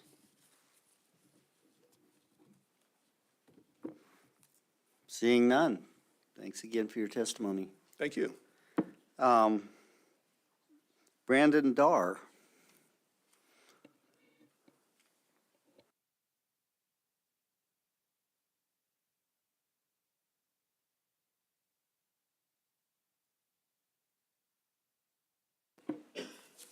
Hi, my name is Brandon Darr. I'm a Homer resident. I'd like to speak on Proposal 147. I don't believe that this proposal is a solution to the issue. It will cause a lot of confusion for a number of reasons. There's conflicting mapping of the trails and 2 names for 2 trails that are similar, in a similar location. One of the trails that this proposal would affect is the Watermelon Trail. The old Watermelon Trail is now called like Mossberg Trail apparently. And the new Watermelon Trail was historically the Beaver Flats Trail. And so it causes a lot of confusion of which trail someone is talking to depending on their age or how long they've lived in the Homer area. One app on my phone shows one thing, one app shows both trails named as Watermelon Trail, and then paper maps often refer to another trail as the Watermelon Trail. The Watermelon Trail is it's not maintained, it's not groomed, whereas some of the other trails that they're proposing that these setbacks are imposed on are maintained and groomed, and so that would create a lot of confusion as well. On an unmaintained trail, often the trapper is the one that sets the trail early in the winter and maintains it throughout the season. If the trapper sets the winter trail 100 yards off or, creates his trail 100 yards off this trail, it might lead people right to his traps regardless of a setback. Skiers, snowshoers, and others using someone else's tracks in the snow cannot assume that the track was put them there for them or their dog to follow. If there's a heavy snow, the original trail is covered, and when the trapper goes out to check his traps, the trapper's trail is now the main trail. I question if the proposal would even be enforceable if the trail moved from day to day.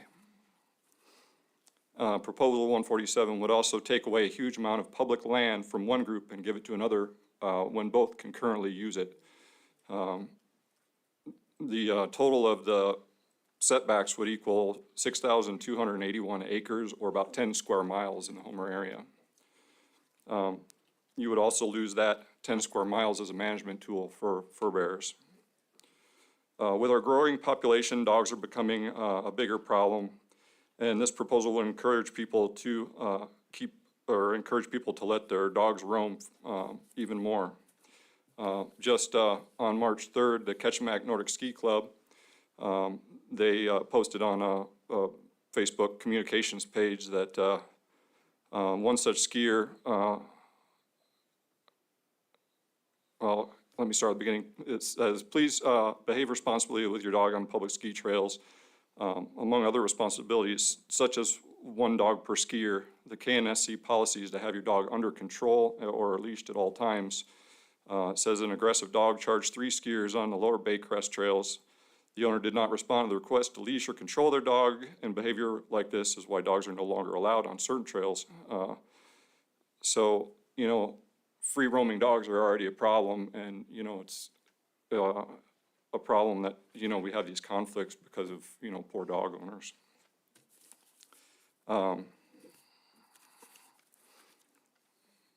You know, people do not need to be encouraged by this proposal to let their dogs run even more free than they do currently. I don't believe proposal 147 will solve the issue between the trappers and dog owners and skiers, and is a step in the wrong direction. Okay, questions from board members?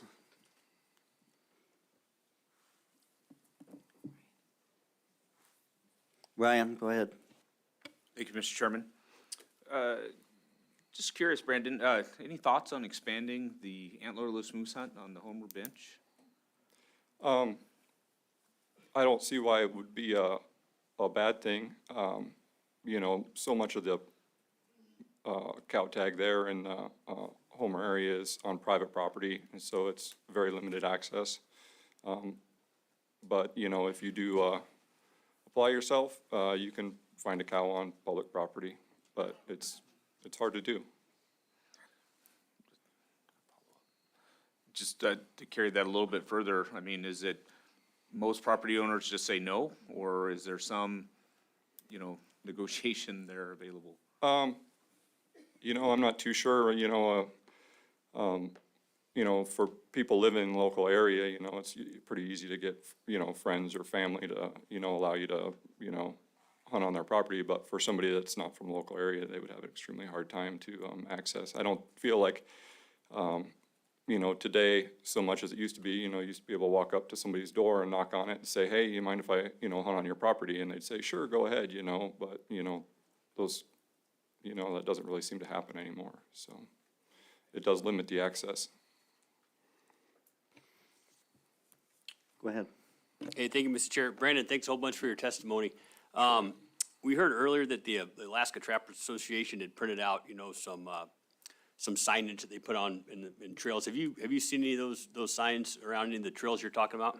No, I have not. And actually, I've been talking with people and asking, you know, how I could contribute and put up signs to, you know, let people know, hey, these are the dates for trapping, you know, and, you know, don't, you know, encourage people not to go down a trail unless they know if it's somebody's trapping trail or not. You know, I think the solution to the problem is going to be education with the public. You know, if somebody sees a snow machine track and, you know, and they decide they're going to go for a ski, and so they ski down it, you know, and most of the issues in Homer have been during lynx season, which is only 6 weeks long, from, you know, January 1st to February 15th. And it usually happens early in February when the days are longer and the sun comes out and it's a weekend, and, you know, somebody straps on their skis on a Saturday, decides they want to go for a ski, and then, you know, they take their dog, and next thing you know, their dog's caught in a trap because they don't really know that they're skiing down somebody's trap line. Thanks. Any additional questions? not, thank you for your testimony. Thank you. And next is Tom Kirstein.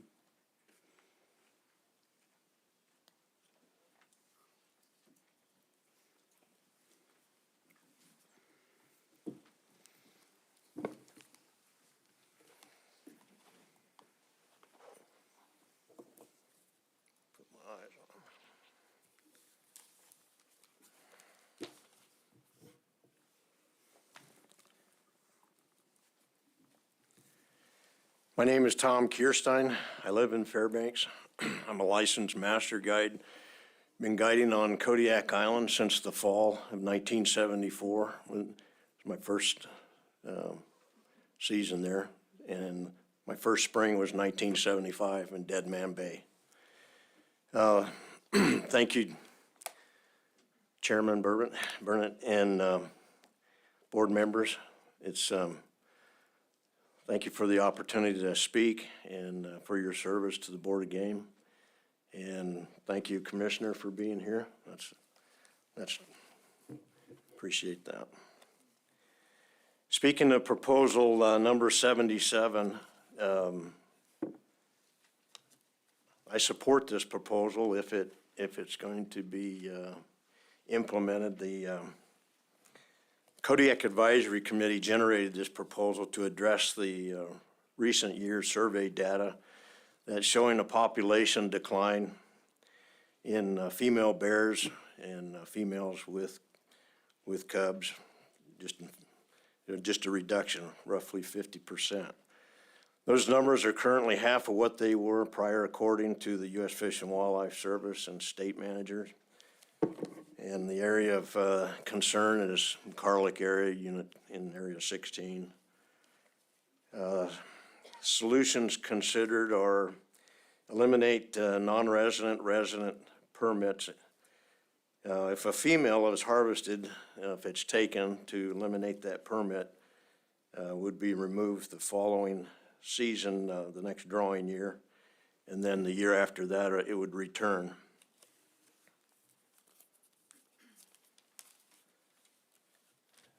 Male consideration that I'd like to see if that's implemented.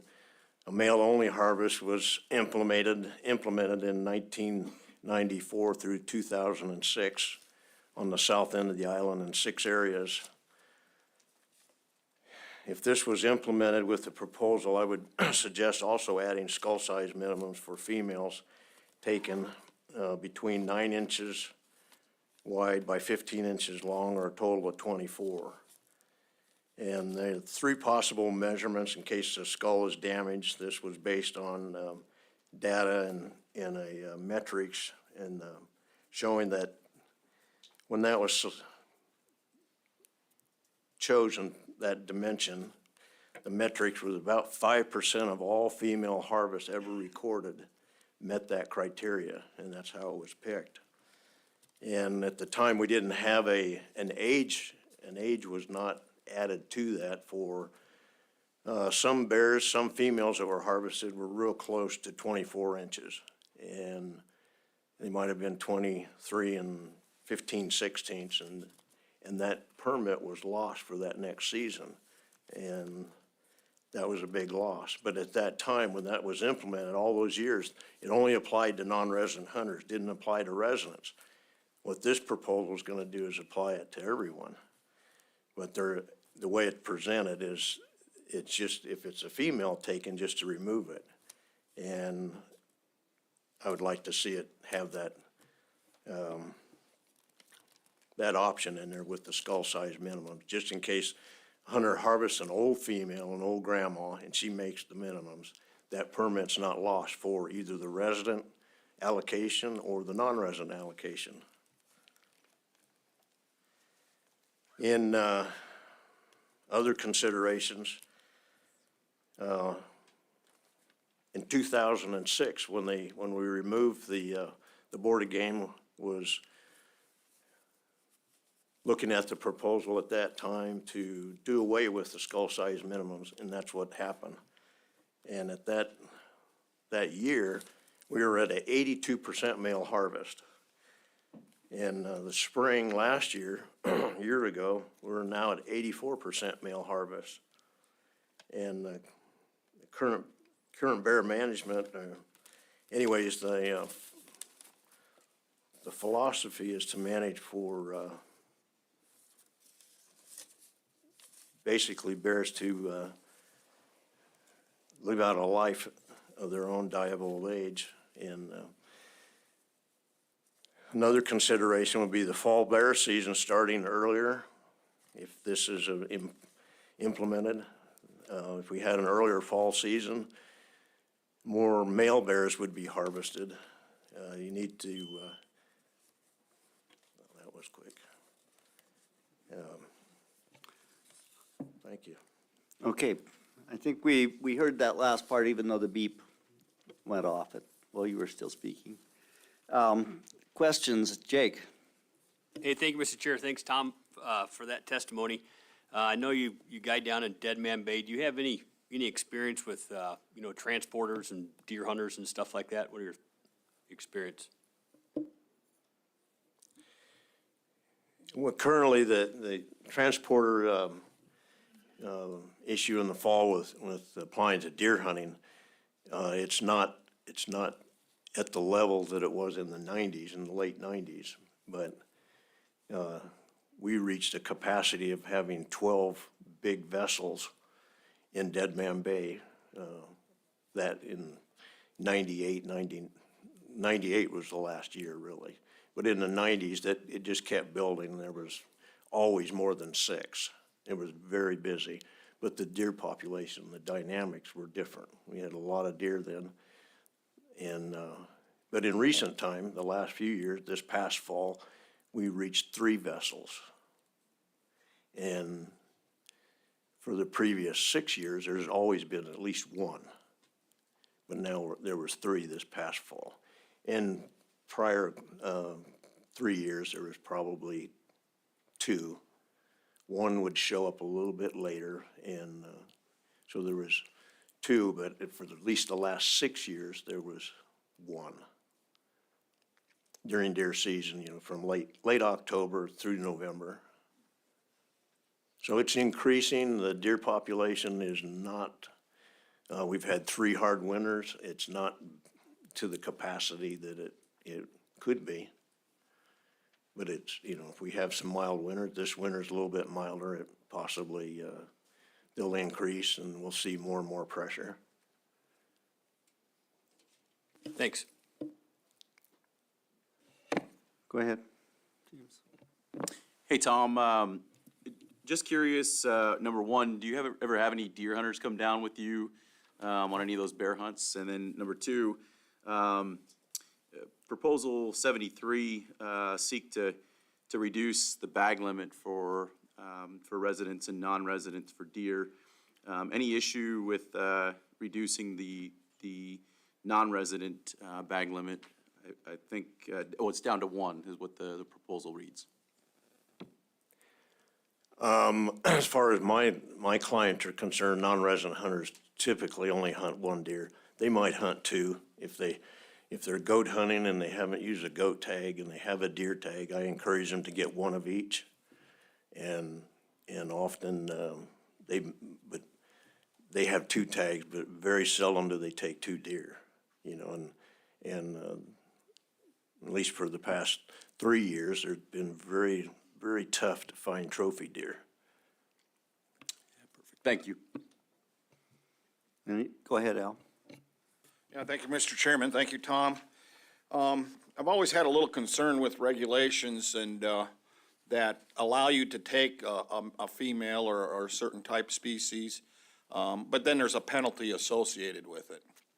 And so I was wondering what your level of concern is on that 77 where, you're allowed to take female bears without cubs, but if it's the wrong size or wrong age of a female bear, people in the future are going to lose that opportunity because, one person's decision.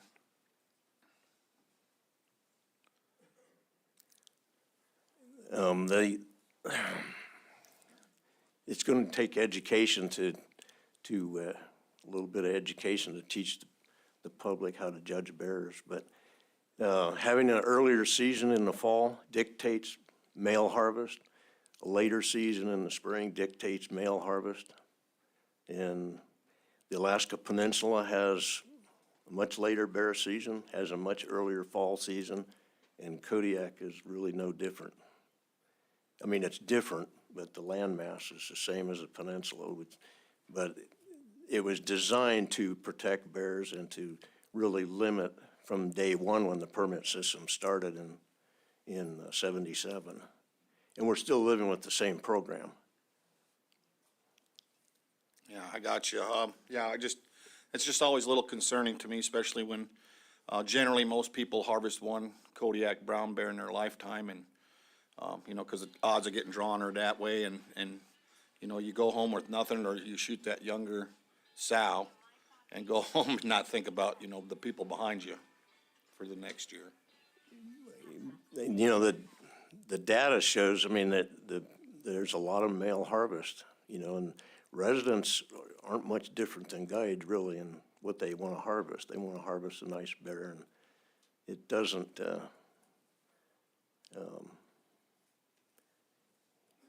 anyways, I think it's not going to be that difficult to continue it. There will be somebody that might want to harvest a bear, and there's a chance that they could make a mistake on a nice big bear, and you know, and it's an old grandma. Yeah. And if you have the minimums applied, they might not lose, you know, that permit might not go away, but when we used it before, there were some guides that lost permits, and there were bears taken that met the minimums, and they didn't lose the permit. But it only applied to guides because it was a long-term experiment, and it worked really well. Okay, thank you. So do you have any concerns about enforcement if it was a male-only hunt? No, there's no enforcement concern. It's no different than what it is today. Okay. It's a male-only hunt. That's all I've ever been hunting for Well, I since understand that started for you, guiding. but people do harvest females, and. It's legal to do that, yes. Right, it's currently legal. If it were not legal, would we have, a lot of inadvertent enforcement issues?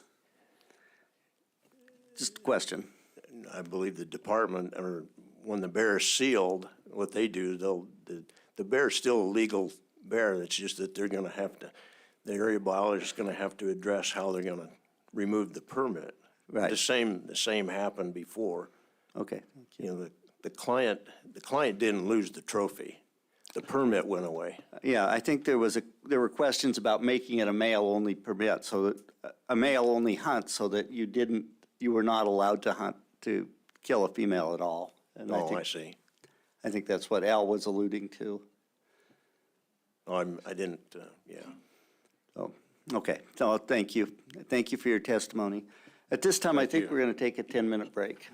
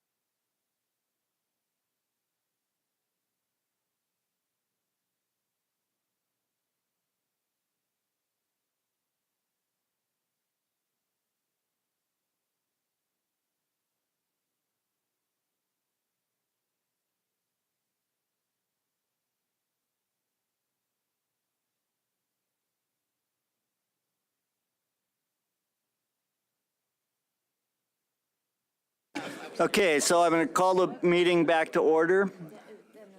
It's approximately 3:17 PM. And, you know, we have 36 more people to testify or thereabouts. So we're probably not going to get finished today, but we'll probably get finished sometime early tomorrow with public testimony. So next up is Annie Bartholomew. She's not sure what she has to say to us, but seriously, when she gets done, it would be George Matz, who is probably, yeah.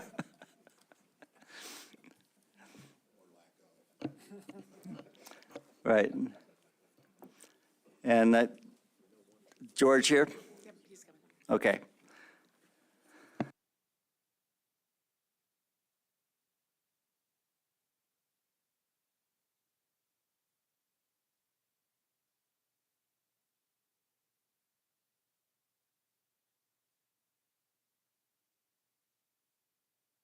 Could you push the button on your mic and turn it on?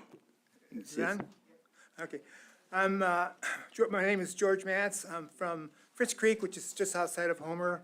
And first of all, I want to thank the Board of Game for having this meeting on the Kenai Peninsula. I mean, it really makes a big difference in terms of local people being able to participate. You know, this is just a day trip from Homer. So, but if we were in Anchorage, it's overnight and just a lot more expense, a lot more time. So thank you for coming down to the Kenai Peninsula. So I'm associated with, this testimony I'm going to give is my own, but I'm associated with two organizations which have have taken positions on these proposals. One, I'm a member of the Ketchikan Bay Birders. I was with them from the start when they first formed in 2008. And I'm also on the Homer AC, and I've been with them for about a dozen years. And so both of those organizations have taken positions on these. I'll be talking about the sea duck proposals primarily. And so my position on these proposals is actually the same as the Homer AC or the Ketchikan Bay Birders. So let's see, I've been living in Homer for 19 years, so I'm kind of a newcomer into the area. And you know, when my wife and I decided to move down to Homer about 20 years ago, I came down to Homer about 20 years ago, and I wanted to participate in a Christmas bird count because I always heard about Homer having all these birds being open water, you know, having all these ducks and everything that you didn't have in Anchorage.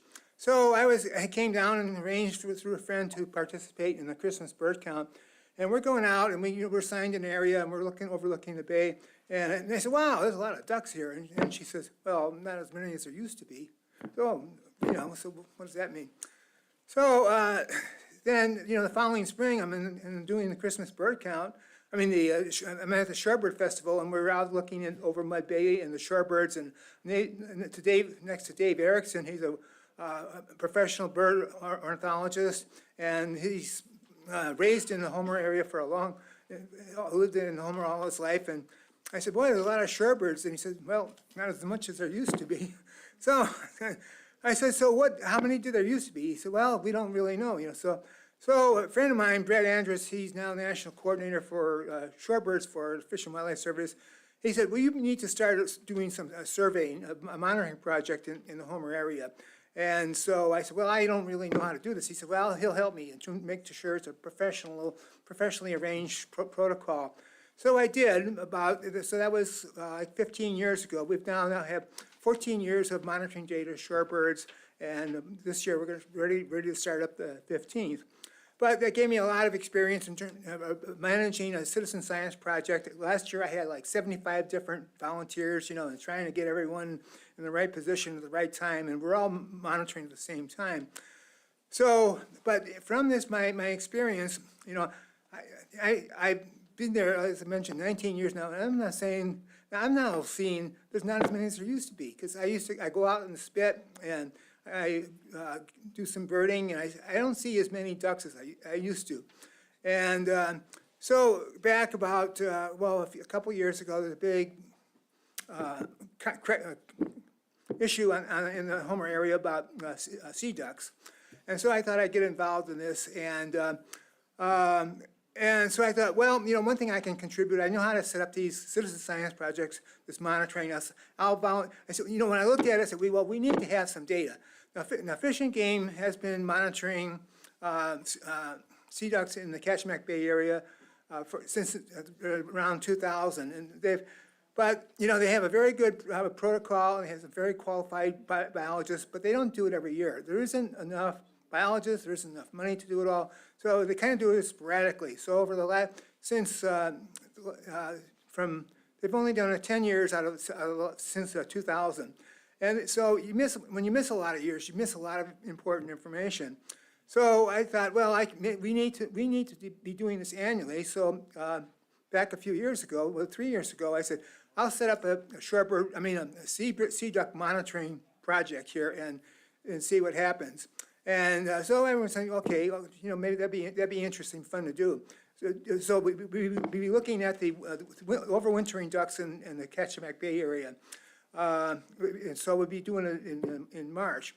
And so I set up this system, and now in previous testimony, people say this issue of sea ducks in Kachemak Bay is only a few people. It's not. I mean, when I set up this sea duck survey, I had immediately 30 people want to participate. And so we did it the first year, and it was such a success, and everyone said, let's do it again. So we did it last year, and then this year I set it up, and we were supposed to go out February 25th. With no effort at all, I had 42 people wanting to monitor it. Am I done already?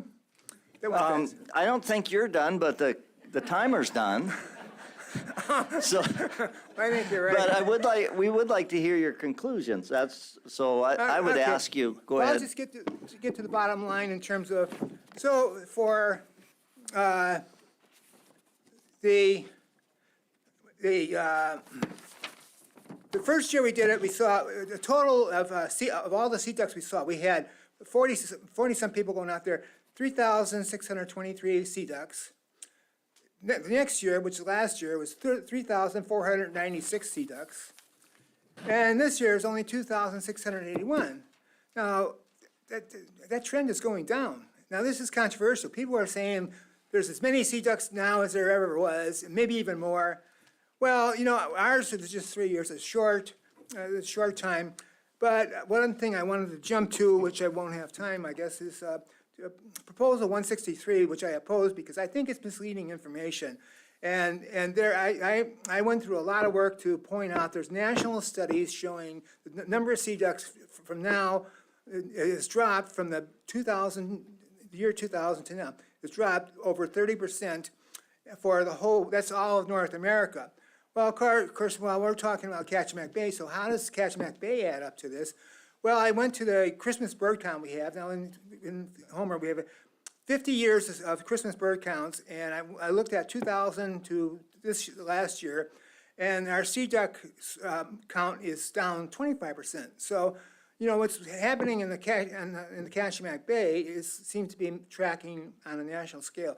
So one thing I want to point out is that you need a lot more sources of information because there's a lot of people out there saying different things. And there's this national study, which this collaboration of 33 organizations and Cornell University, and including the Fish and Wild Ducks Unlimited, all participated, are saying different things. So with that, I'll take any questions. Questions from board members? Go ahead, Tosh. Thank you, Mr. Chair. Thank you, George, for your testimony. On your surveys for these sea ducks, you noted that they're declining. Is it all sea ducks in general, or is it certain sea ducks? Basically 10 species, and they're not all, some are going up, actually, some are increasing, but most are decreasing.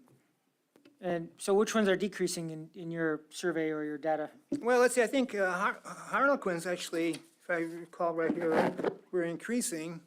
And some were decreasing, like, for instance, long-tailed ducks. We hardly see them anymore in Homer, but they used to be out there. When I first came to Homer, they'd be out there in hundreds. So, I talked to Dave Erickson, I mentioned he's been here, raised in Homer all his life. He's been a professional biologist. He remembers huge flocks, and I even remember when I first came, huge flocks of scoters and everything out by the spit. And you don't see them. I go out there now, and there's a flock of about 50. They're out there right now. So I mean, things aren't what they used to be. And now, one thing, I've had this information, I've sent it in, and apparently it didn't get registered. I'll give it to them as a recorded copy, this stuff. I condensed a lot of this national information about the status of sea ducks. And the drop in sea ducks from 2000 to now is, that's not hunting or something. It's not, hunting isn't the problem. It's, a habitat change and a loss of feed. So, but, whatever the mortality is, we need to be based, what we have, what we base our management on needs to be based on what is now, regardless of the mortality, whether it be loss of food, whether it be hunting or whatever. And so my appeal is, you need to look at what the current situation is and manage sea ducks in the Kachemak Bay area on that basis. And just to confirm, your survey or your data for the sea ducks is all only in Kachemak Bay? Only in our survey, is just in Kachemak Bay, and not all of it. When Fish and Game does it, they do all of it. And they not only do, we just did it by boat following the shoreline. And when Fish and Game does it, they not only do that, but then they also use transects to fly out over the open water. So, Fish and Game does a much more thorough analysis than we do, but they don't do it every year. Thank you, George. Any additional questions from board members? Al? Yeah, thank you, Mr. Chairman. Thank you for that, coming down here and giving us this information. So, if your surveys aren't as thorough as the departments are, has the department relayed any kind of confidence in your surveys? No. They don't want competing information. They said, we're not following their protocol. And, our information, we don't claim our information is as good as Fish and Game. But, it could be supplementary. We've offered our services to Fish and Game. So we will have, we know you're short on staff. We know you're short on budget. Our cost for doing all three of those surveys we did cost nothing. It's all volunteer effort. So we can kind of do this volunteer effort, and it gives you some kind of indication. And then, what Fish and Game does is a better survey. But like I say, they can't be here all the time. And we can kind of supplement from that, and you can see the general trend of things. Because, the first one we did was in the year 2000. And the last one Fish and Game did was in 2019, so. Just one more question. George, I think you said that nationally, the sea duck population is down 30%. Since 2000, yeah. Yeah. So has there been any reduction in harvest opportunity anywhere else? I can't tell you that. I think so, but in other states, I think on the East Coast, so, because sea ducks are also, major element in terms of the East Coast. Thank you. Okay, if no more questions, thank you for your testimony. And next is Penelope Haas.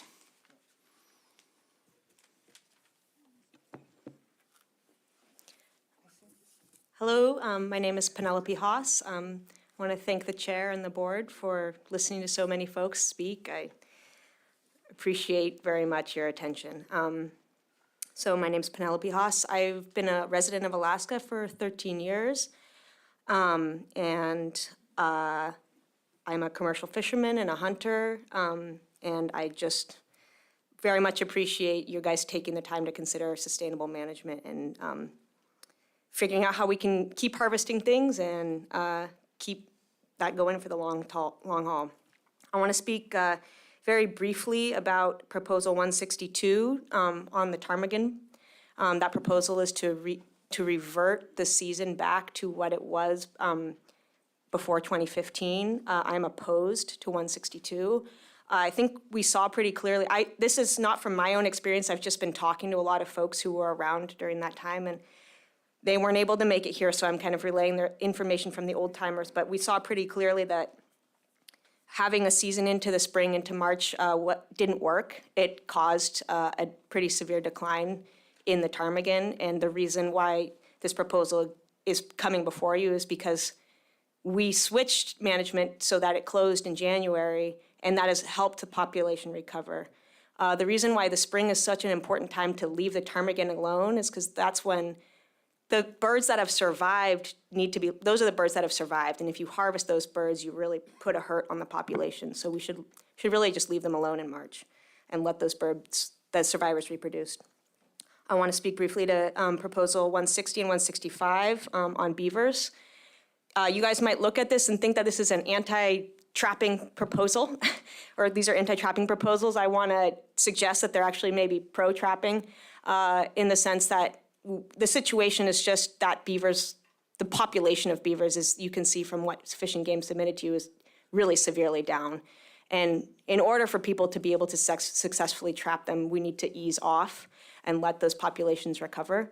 And that's what, there's 3 proposals in there suggesting different alternatives to you for how you could do that. I urge you to take them up and pass them. Just consider also that what's pro-beaver is actually also pro-moose and pro-salmon and pro-trout. Beavers make habitat that's good for moose.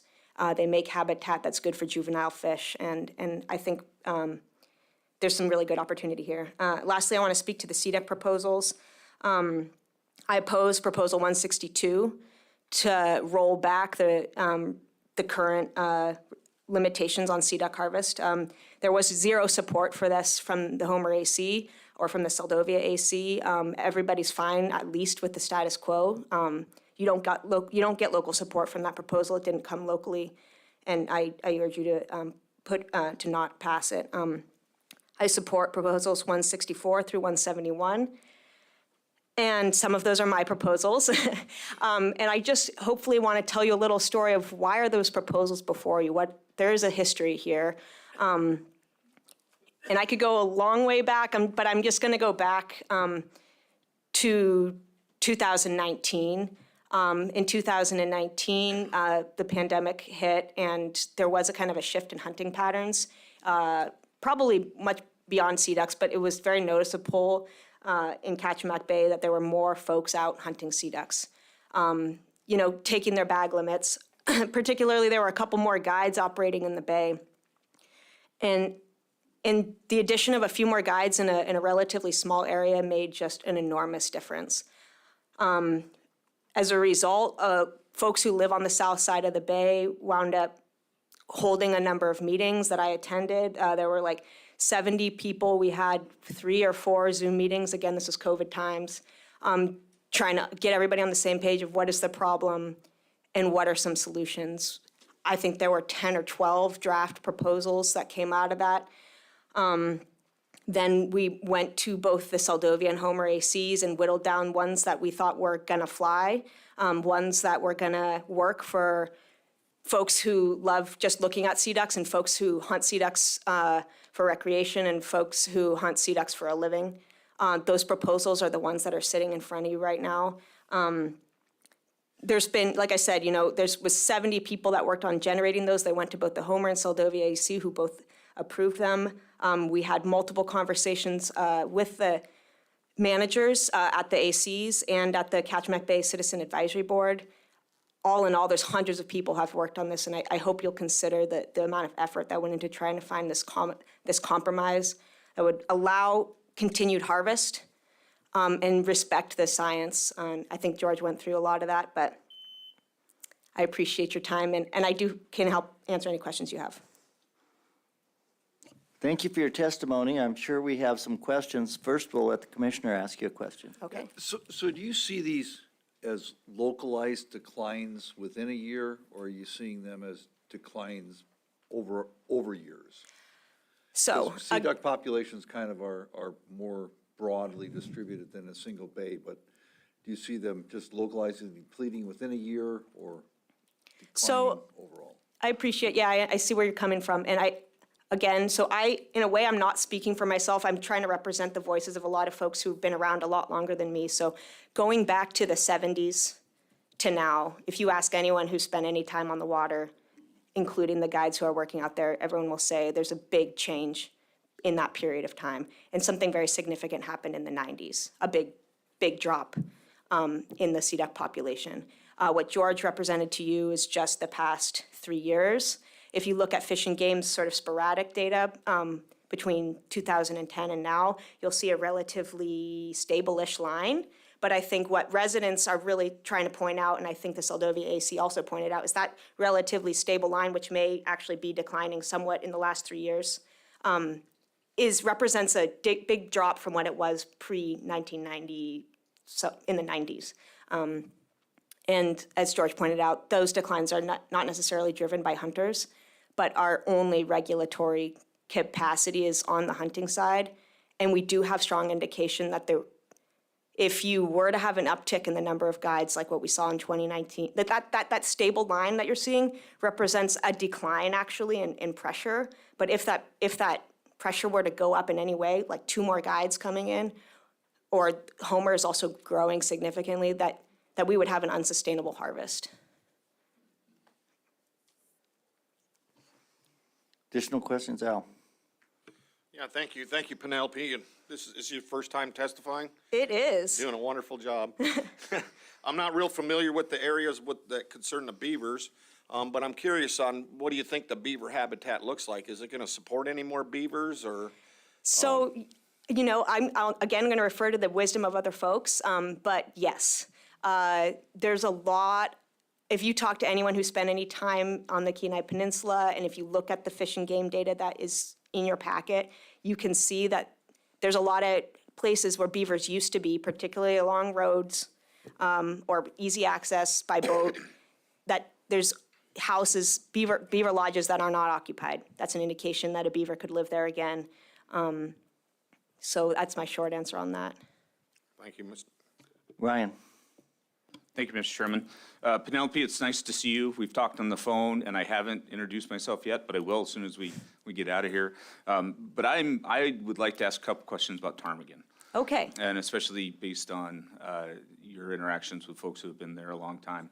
You know, ptarmigan's kind of it's a neat species in that spring is the driver, right? The chick season and how they do. So really, we could continue to, I'm just curious, the group of folks you have talked to, do they want more opportunity, or do they want to see more birds, which might ultimately translate into more opportunity? I think folks want the opportunity to stay in the fall. Okay. That the time to harvest these birds, like if the ptarmigan are doing well, we'll have a big fall harvest, and that's how we'll know. Great. No, that's perfect. Thank you. Additional questions? Not hearing any, but again, thank you, and as Al said, a great job for the first time testifying, so we expect to see you again. I'm We'll excited. have a statewide meeting next year, or not next year, the next year after that, and then here again in 3 years, so. Lot to chew over, so yeah, thank you. Okay, bye.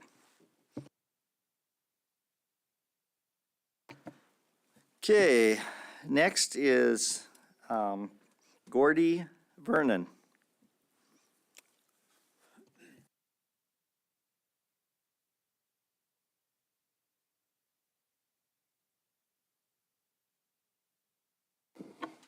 I'm here to talk for people that aren't here. It goes that in this country, 4% of people are hunters, 96% aren't hunters. And so I'm just going to talk for them that aren't here. And I'm a little confused when I hear the word extirpated. I'm not sure if that means depredation or if it means a more rapid slide into extinction. But I just want to know why people must kill in order to enjoy nature. Why people must drive a pickup truck 1,000 miles to kill something, wrap it in paper and put it in a freezer, which sublimates into some ice-encrusted dog food. And why people spend 10 times the money on a chase when you can buy 6 shopping carts of food at the grocery store for less. You know, why do we have to destroy the planet in order to behold its beauty? So I want to know how did you get to be the executives of extermination to determine which species will be slaughtered and which ones will go extinct? Who ordained you? And who counts the thousands of cuts that bleed nature dry? So I pray that you'll leave pieces of the planet and some species for us who do not enjoy the bloodbath that follows. And I speak for the 96% of the people who enjoy seeing an animal in the wild. And also for the razor clams, the ptarmigan, the beaver, the Kenai kings, the sea ducks, the crab, and the mussels. I'll keep it short. Thank you. Thank you for your testimony.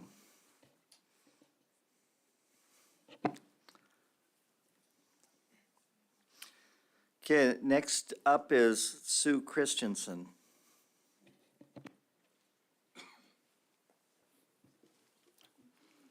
Thank you for your time, your energy, and commitment to the state, to all of the state of Alaska. Thank you for ensuring that future generations will be able to hunt and trap. And just what a powerful position you're in. You have a lot of responsibility to regulate authority and conserve and develop our resources. It's a precious role, and I salute you and just ask that you reach deep inside and make really good decisions. I'm speaking first on behalf of the Ketchimack Bay State Park Advisory Board.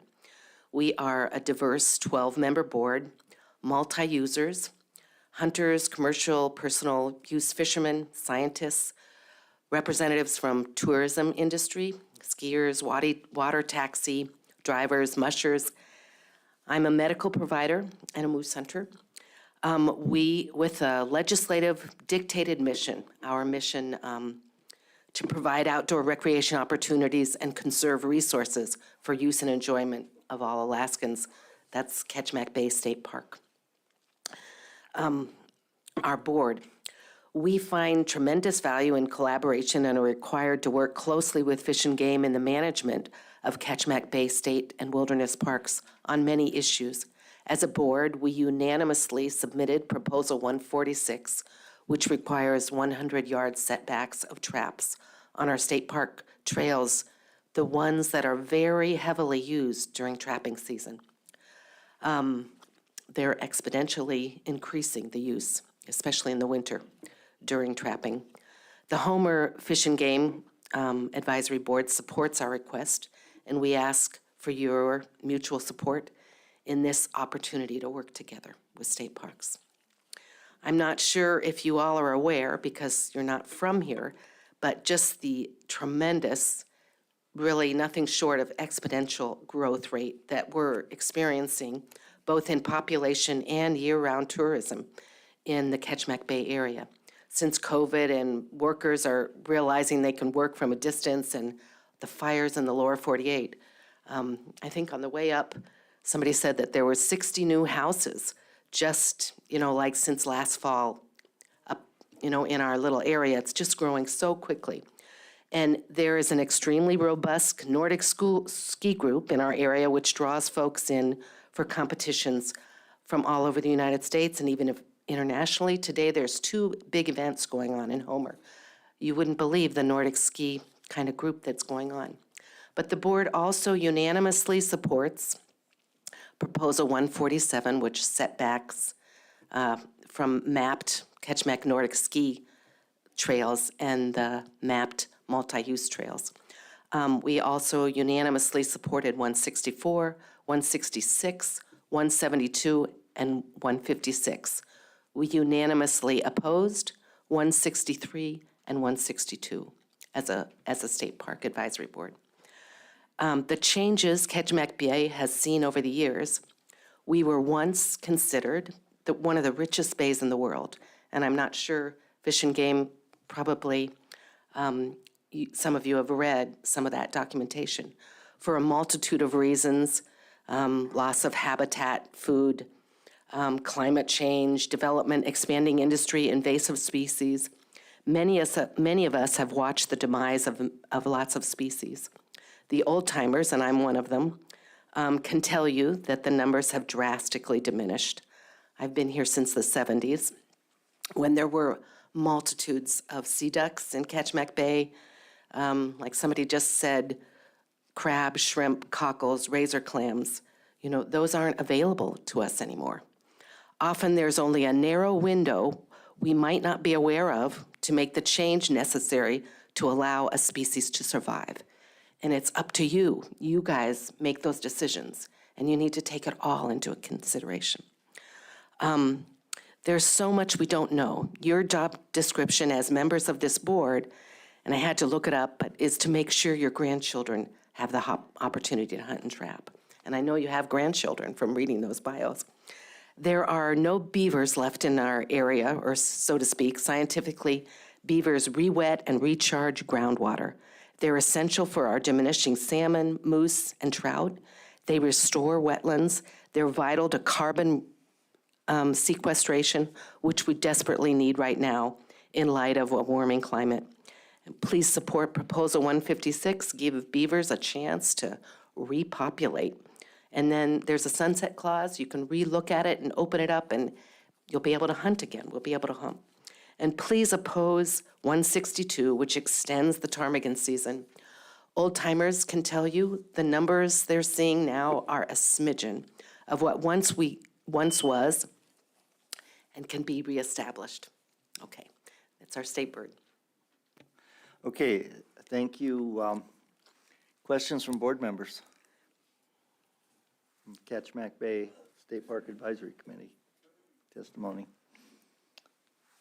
Seeing none, you up on your personal testimony? I upped on my personal testimony? No, you go ahead. Oh, really? I have time to do a personal Yep. testimony. Great. Well, you're on my list, personal and as Okay, I advisory did committee. submit a proposal for the beavers, 155, and the advisory board amended it, which was great. I really haven't ever, as a medical provider, this isn't my forte, but gave it a sunset clause, and it wasn't in reference to the beavers, just to allow them to repopulate in our area and reevaluate it. So to keep it status quo what it is, rather than allow more harvesting. So let me just see if there was anything else. So with the springtime hunting with ptarmigan, the breeding survey that Fish and Game did does validate very low breeding densities, and it is a long-term trend. I think you ask a great question. It's not just a year event or after several years of no spring hunting, they are just now beginning to increase. And the plan that Fish and Game put out is working, and it's just too early to open it up again. So keeping the regulations as it is will benefit hunters and birders. And I'm not sure if you know, Ketchimack Bay has a shorebird festival where we have thousands and thousands of people, and the trails that the state park has specifically asked to have 100-foot or 100-yard setback, which only takes a person 2 minutes to walk. You know, a trapper would be able to walk 2 minutes to set that trap just 100 yards away. Those are just like the glacier travel that people go in now to play on Gruink Glacier. Our numbers have just increased so much. That's why we're asking for those setbacks. Okay, any other questions or any Okay, Gal, go clarification? ahead. Yeah, thank you. When is the festival? What month? The festival, the Shorebird Festival is in May. If you get a chance, you should come down. We have speakers from all over the world. It's fantastic. And the There's birding really is... not much trapping going on in May. No, there's none. I just was saying that is, people are really aware of our area. And also, we are proposing that Ketchimack Bay become a UNESCO World Heritage Site. And we have lots of organizations working collaboratively with us. And I just encourage you to keep that in the back of your mind in making wise decisions about this area. Thank you. Jake? Hey, thanks, Mr. Chair. As far as, we're talking about Kachemak Bay State Park. Could you describe the trails in there? Are they all multi-use trails? Can snow machiners go in there? Is it fat tire bikers, can skidjors, mushers? What's it The consist of? three specific the specific trails that we requested are just like 3 or 4 very heavily used trails. Those trails, one goes to Gruink Glacier, where everybody's going now in the winter to ice skate, because you can ice skate in among the icebergs. And that is really being traveled. Diamond Creek Trail, where the bicyclers, the fat bike have helped us develop that area, and we get so much use there.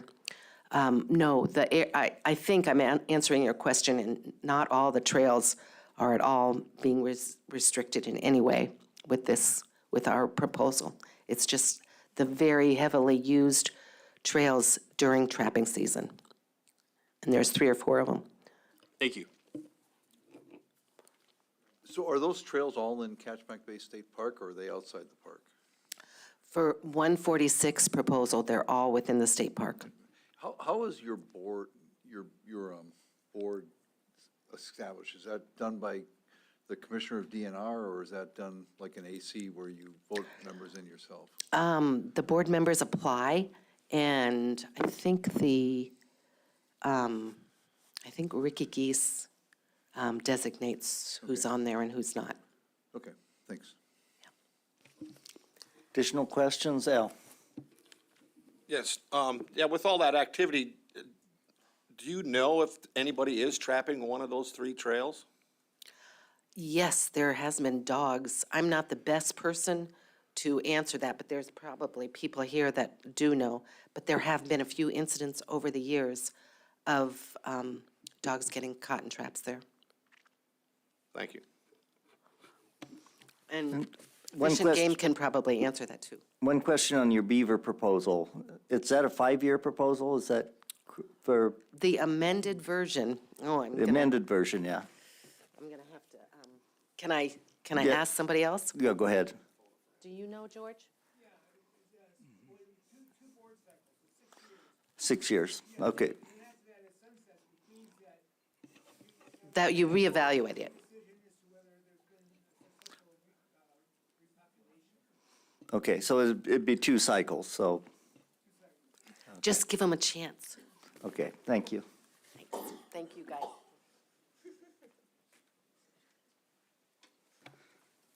Okay, next on our list is Nick Jackson.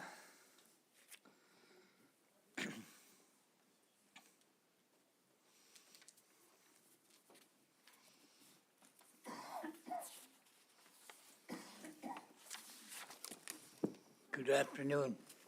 Thank you for allowing me, Chairman and the board, to speak before you.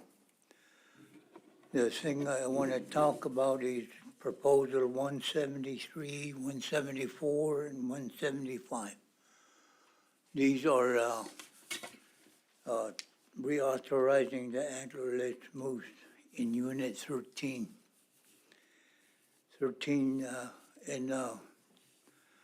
I'm concerned because the last year we had heavy snow. We lost a lot of moose and caribou.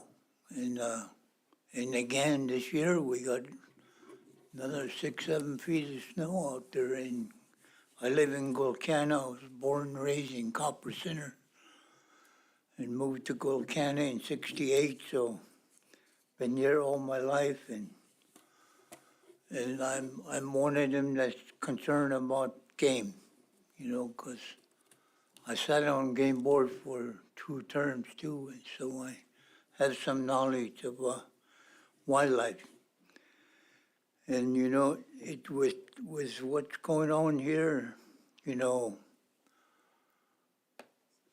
I bet some of these areas probably have maybe 5-6 calf per 100 cows. And I haven't seen, the other day there was a report here from Southcentral from the department, but they didn't cover Unit 13. So And I just want you to be concerned about it because it's been a lot of snow the last 2 years now. So any questions on that? Questions from board members? Go ahead, Stash. Yeah, thank you, Nick. Thank you for your testimony, and thank you for your service on the board. You mentioned deep snow in your testimony. Yep. Have you noticed moose mortality last year and this year? Yeah, I know it, Kokona, one fell through the snow in the river there and couldn't get out, so they had to shoot it to get it out. So these are just right by the road. And you'll see more roadkill when you have heavy snow because the moose tend to get on the highway, and especially in the evening. Yeah, thank you for that. And also, like, from where I'm from, McGrath, when we get deep snow years, we get, this time of year when in the mornings, the moose can walk on top of the snow, and then later on, they kind of fall through. The wolves can get them pretty good. Do you see any of that going on? No, I haven't been out, so I don't know if that, I know the wolves probably having field day out there. There was 5 of them was spotted by just south of Colcano where I lived there on the highway. There was a couple of moose there that was hanging out, and I don't see them no more, so they probably got them.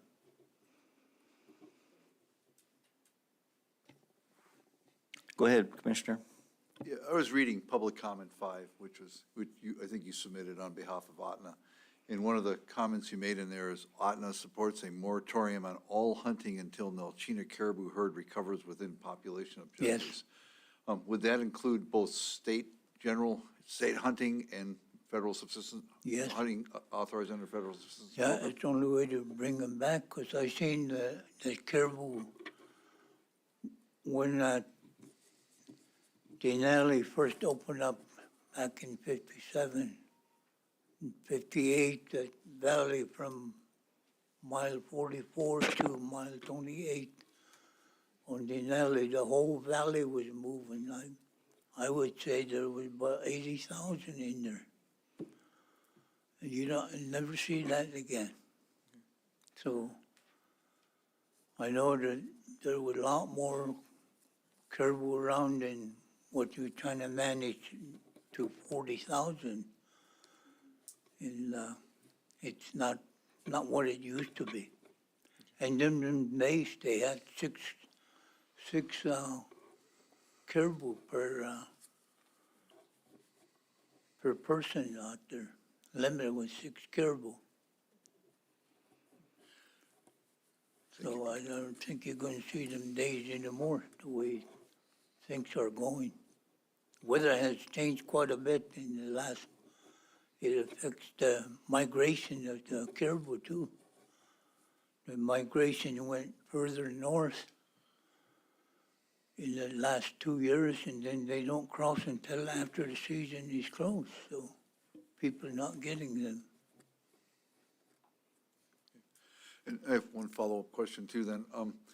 When we're talking about going to a tier 2 hunt structure, your comments basically ask us to, or ask the board to consider going to take the tier 1 structure and move it down into the tier 2 structure, including the community hunts. Could you just talk a little bit about that?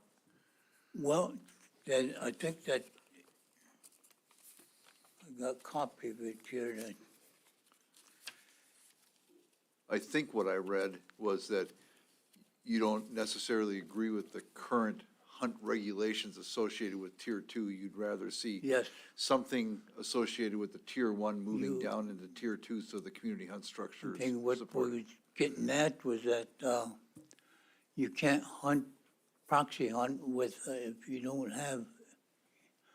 You can't proxy hunt for another one that has tier 2 permit, and then you don't have one. You gotta have one to be. That's what I was trying to get at. Thanks, Nick, for answering those questions. I value your insights. You've been up there for a long time, so it's really helpful. Thank you. Any additional questions from board members? No, thank you for your testimony, and thank you for your service on the board. Thank you.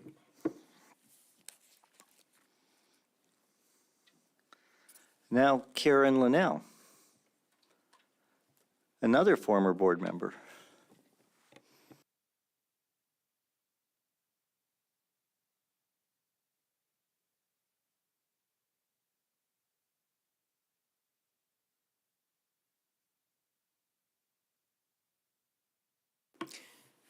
Second to pull up my notes here, sorry. For the record, my name is Karen Linnell. I'm the Executive Director for Otton Intertribal Resource Commission. It's comprised of 8 federally and state-recognized tribes. We have approximately 5,000 tribal citizens and about 1,500 at least, according to the census, which I don't believe was done very well during COVID. About 1,500 residents in those 8 communities, including tribal and non-tribal citizens. We also advocate and try to do what's best for the resource in our area, for not just our tribal communities, but our neighbors as well in the neighboring communities, as they're just as dependent on the resources as we are. Our comments are in your book, I think it's PCO 4, and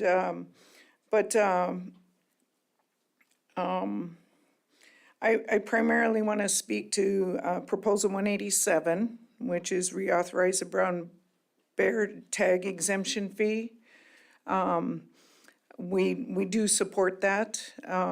As you know, Otton Intertribal Resource Commission, in partnership with ADF&G, has just completed in 2022 their final season of a carnivore study looking at bear density. And I gotta point out that this came about because we had an elder ask a question. Why are you selling bear baiting permits on Otton land? You don't even know what's going on out there. And he had a little more inflection and fist pounding and things like that. And so we went and we asked the department, you know, what do you know? What's on the land? And they said, well, it's been a while. We kind of have a guess. And so we asked for a permit and got a permit in 2018 to do a study. And we had 26 different single square mile plots with a hair snare in there. And that first year, the department staff told us we'll be lucky to get one for that time of year and that location. We had 30 distinct genomes, both a mixture of brown and black, and the numbers escape me as far as ratios right now, but we have that. And so it took a year to get the DNA results, and we got a permit to move to another area the second year. And so we did some work where we had some high encounters with some brown bears there, and found out that there was quite a few more blacks than browns there.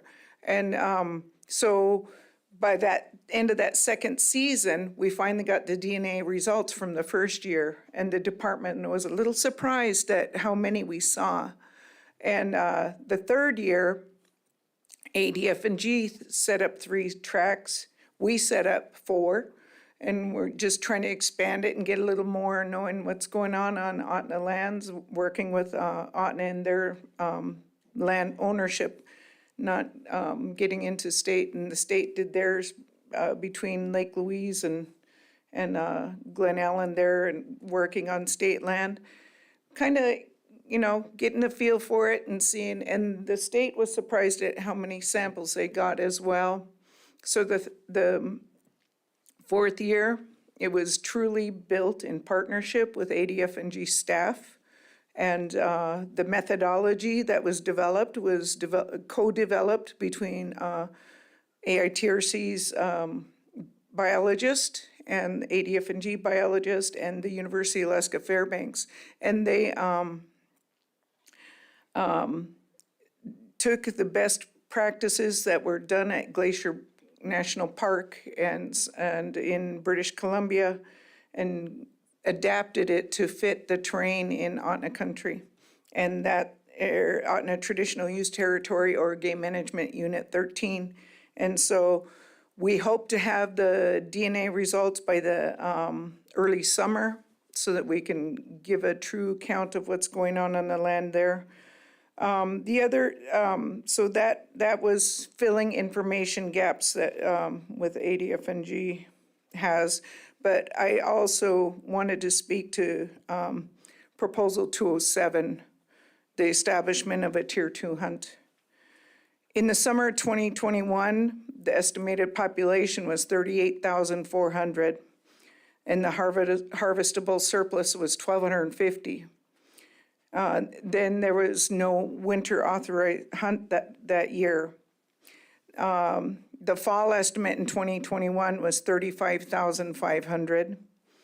And so we thought, that was pretty good. That was fall of 2021. Okay, thank you. And then spring of 2022, they had dropped by 14,000, about 21,000.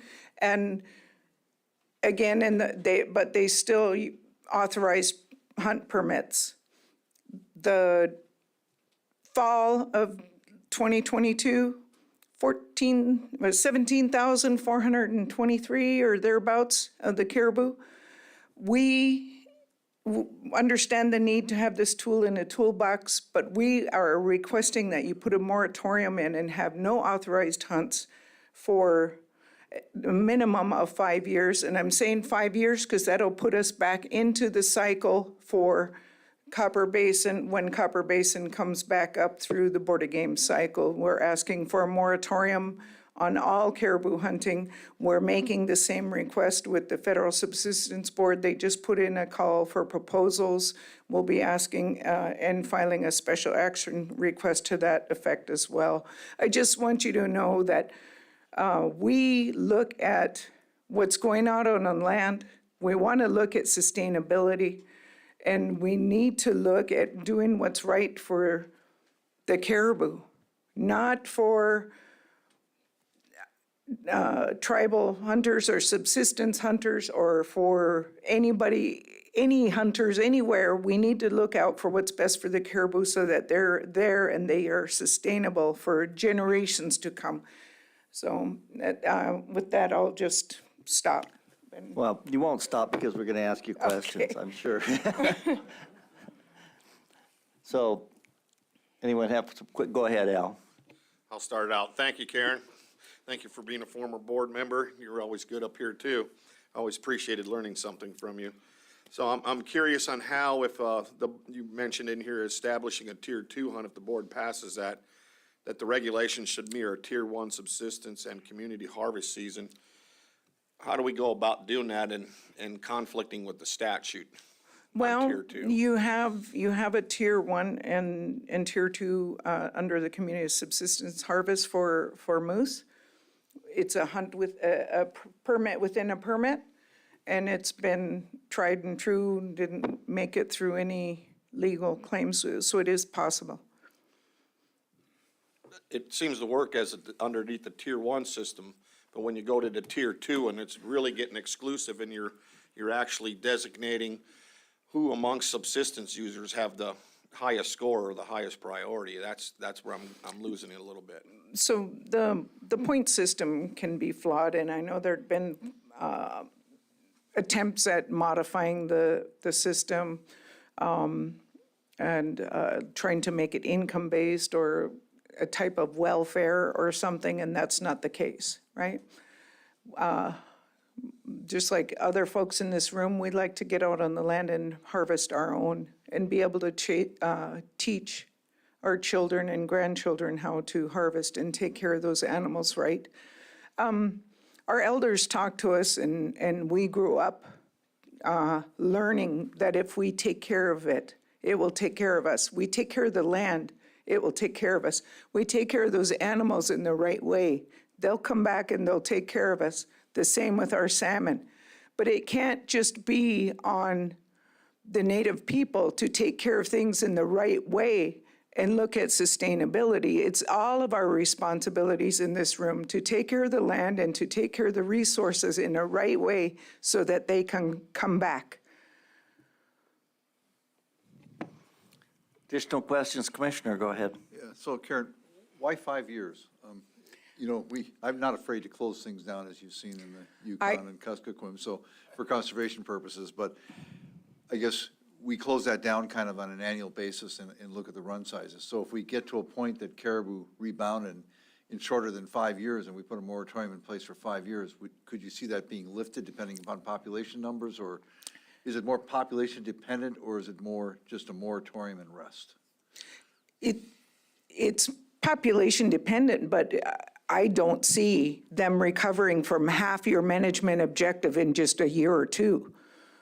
I see that it's at a minimum 5 years. It could be 10. I'm saying 5 years because that'll put it back into the cycle with the Copper Basin when Unit 13 normally will come up. This is a special request. It's out of cycle for that unit, that region. Thank you. Ryan, did you have a question also?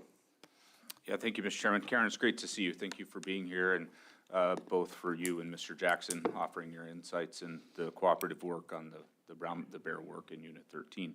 I'm curious, do you have any comments on predators in Unit 13 as far as caribou go? Yeah, we are seeing things happening. I have photos of wolf pups, about 10 of them, about between Glen Ellen and Golcana River on the pipeline right away. A security guard took a mix of blacks and grays, and it's pretty close to town, you know. So, but it's also, you know, we see. My cousin Ernie went flying here just last week when I stopped in Chistachina. They were getting ready to go up the trail, and he went to fly and see what things were looking like, and came back, and he said they saw a pack of 8 wolves there on the Chistachina River. They had a moose down, and they left it there, and they ran after another moose. There were 3 more moose running ahead of him, and so he kind of buzzed him with his plane while he could. It was pretty windy, so he couldn't get very close, but it was enough to stop them and to leave that moose alone, at least give it a little reprieve for a few minutes. I'm sure they probably continued after him anyway, but there are quite a few out there. I was visiting with our elder, John Craig, who used to come to the Board of Game meetings with us last summer or summer before, and across from his fish camp, it's across the river, there were 6 of them walking right along the bank during midday that we got to see. So there's a lot going on. One of the things with the deep snow and things we've got, we had 18 inches of snow in October. And 2 days later, it was pouring rain for 2 days. And then that all compacted, so you've got this ice layer that the caribou have to dig through to get to their food. And we've got just as much snow this year as we did last year. So they're under duress. There's, you know, that walking in that deep snow as well is hard on pregnant cows and for moose and caribou.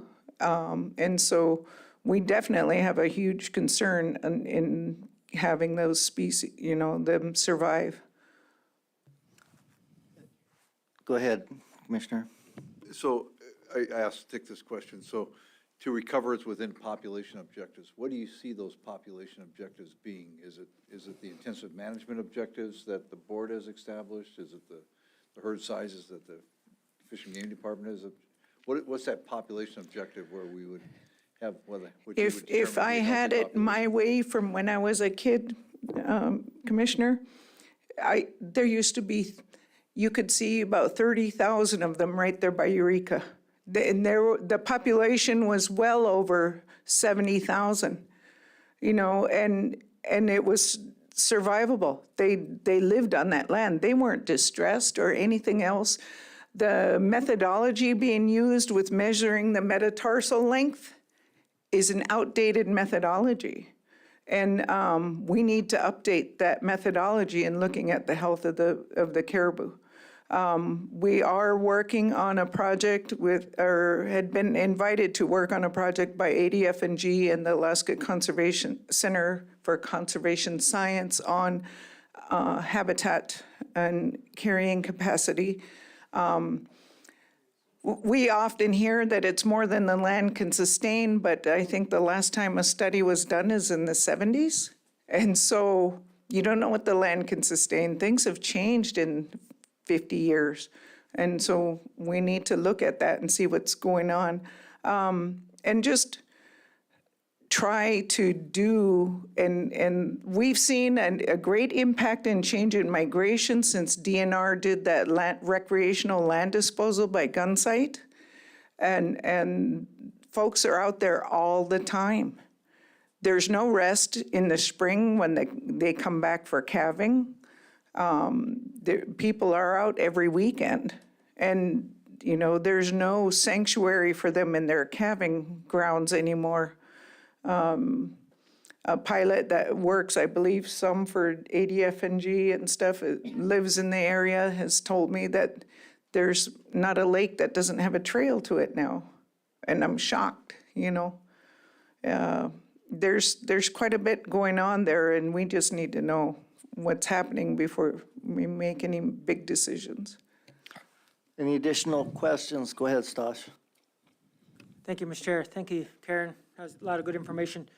On these antlerless hunts, draw hunts, how popular are they? Or is it like anything like the fall hunt? No, they don't issue a whole lot of permits, but we did have a few years ago, you might recall, some folks that got permits and then got out in the boonies and took some animals in that winter hunt and then didn't have the capability to bring them back. They shot 3 of them and had to, I think it was Trooper Simeon that cited them and brought them back, made them go back out there to get what they left behind because it was too much for them. So they had to go back out and get what they left behind. It's not easy. And so those antlerless hunts, you know, we try to stay away from the cows. They're the ones for generations, right? You kill one cow, you're killing probably 11 or so moose calves. And it's just a minimum over the years as they produce. So to us, that's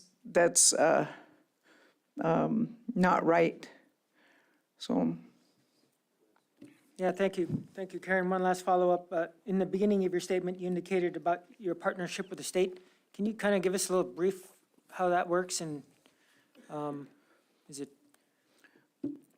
The first year we did that permit, and then the second year after we were going out, we asked the state if they would like to work in partnership and have us provide the non-federal match, and we were told, no, that's okay.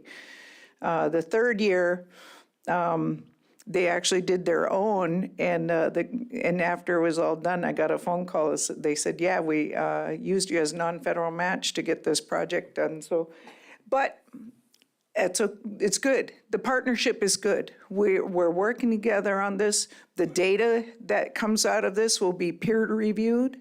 They're looking at possibly 5 different articles coming out of it that will be peer-reviewed across the country, not just within Alaska. And then we are looking at new technology that just is coming out and being able to age the bears based on their hair samples and things. And so we'll see some changes, and it's something that this year we've asked them to reanalyze all the samples they got the last few years so that we can look at that and get some more clear information, looking at not only generational because of the DNA following from one, parent to grandparent, but or siblings, but to look at, they said there's a method for, and I can't give you the scientific name, but for aging the bears from those hair samples.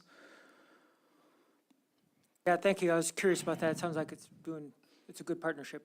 Yeah, and we do enjoy it. We're trying to build some partnerships on wolf studies as well.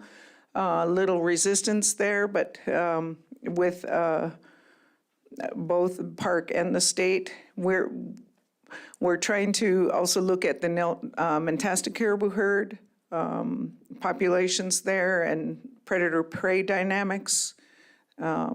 It's important to your folks' management to know and understand what's happening on the land. As my elder tells me, you got to walk this land and know it, and that's what we're trying to do, and use information and bring that information back for you guys to make your decisions. So thank you. Oh, Karen, so you're asking for a 5-year moratorium on caribou hunting in this herd. And, I'm not a caribou biologist by any means, but I do math sometimes. And the harvest is clearly not the cause of the decline in the herd. Just the decline is much greater than the harvest. Right. And the question is, even if there's no harvest at all, do we have any confidence that the herd would come back? What is causing the decline? That is that no hunting is going to help. I mean, that's my question. Well, sir, they had a moratorium over in western Alaska on moose, and now they've got their hunting. They were able to raise that bag limit on those moose to a couple a year, 2 or 3 a year now. And so that's, the moratoriums can work. There's no guarantee that it'll work, but they can. And if we continue to take from something that is struggling, how can it grow? We've been, we're struggling that same effort with the potential predator pit that we see regarding the Mentasta herd. And if we're not doing anything to help it grow, such as not hunting it and not looking at the prey or predators, we're not helping that population at all. And so this is something that we feel strongly about, that a few years isn't going to hurt anybody. Well, I greatly commend you for taking that position and putting the resource ahead of your individual needs. But I still have some concerns about whether that's the most successful method for recovering the herd. So my question to you is, you're below management objectives. How can there be a harvestable surplus if you're at half of your management objective? You've got 17,000 animals you're short, and you continue to hunt them. How is that a harvestable surplus? And that's not a question for me to answer, that's a question for the department, but we'll get to that in our discussion. I hope you ask them, because Okay. I'd like them to explain it in plain English. Okay. Because I am not a biologist either, but I tell you, long-term observation and what's been passed down from generation to generation is science. And just going from my dad's stories and stories I hear from my elders on my board, it does matter, that long-term observation. And I can tell you right now, I've been walking this land myself for almost 60 years, so. Okay, thank you. And thank you very much for your testimony. Next is Nancy Hillstrand.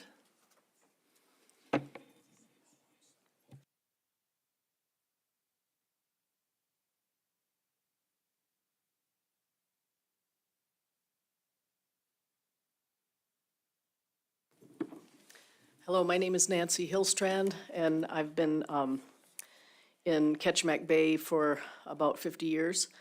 And I've been blessed to be living in the wintering grounds of sea ducks, which is kind of a rare thing. And so I walk down the beach to get my water, and so I'm able to see them, every day during the winter. It's pretty amazing. I also wanted to say, Commissioner, thank you for protecting our king salmon. The thing about sea ducks is they're not a mallard. And if you learn, I've studied these birds for about 45 years, and I put my first proposal in 1982. It didn't work because I didn't put it in right, and so finally I put one in 1985 and started working with the board at that time. There's a generational amnesia going on in Homer because people have not been there long enough to see the declines that's happened. And the first decline happened because the we had a lot of king crab and shrimp, and they used sea ducks for bait. So they'd kill them, by the droves, and they made great crab bait. So that took them down a good peg at that time. And then in the 80s, early 80s, we were in a regime shift, and that altered the food and the food web in Ketchimack Bay. And then in 1995, 94 and 95, we had a big charter industry, which I'm a seafood processor, but so they're my clients. But they ended up going on the shoulder times, and they ended up really wiping a bunch of the birds out. And there's really nothing to stop this from happening because the bag limits are so large. You can take 18 sea ducks a day, and the reason I say 18 is it's 10 birds in the special sea duck bag limit, and then another 8 birds that are taken in the general bag limit because the golden eyes are put for some reason into the general bag limit. Mallards, there's 40 million of them. The Barrow's goldeneye, there's maybe 250,000 on Earth. So they really shouldn't even be in that bag limit. It's very dangerous to be putting them in there. Ketchimack Bay is very small. Nanwalek and Port Graham are not included in that at all. And it's a estuarine reserve. It's a critical habitat area. It's a state park on the southern side and part of the northern side. It's a shorebird, western hemispheric, shorebird area. It's just an amazing place. The NOAA habitat area is down there. So it's a really incredible bay that we need to do everything we can to make sure the resources are protected in there. The critical habitat area, it's a state critical habitat area, which is designed for the perpetuation of fish and wildlife. And so sea ducks need to be stop being suppressed because they're at a very low level from what they were. They're stable at that low level. But when Fish and Game did their surveys, they started in the year 2000, and the population was already down by that time.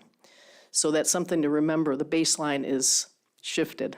And and as I say, we have this generational amnesia where the new biologists, they just think everything's fine, but it's really, it's not, because I used to have to stop my boat to cross the bay to get through the scoters. It was stunning. It was just absolutely stunning. And now, I don't even see any scoters as I go by. And so I have so many things I wanted to say to you, but the main thing is the sensitive reproductive strategy of sea ducks is so different from mallards. And they invest in longevity, and they don't invest in reproduction. So they don't have large clutches of eggs. They wait 2 to 5 years before they even start to reproduce.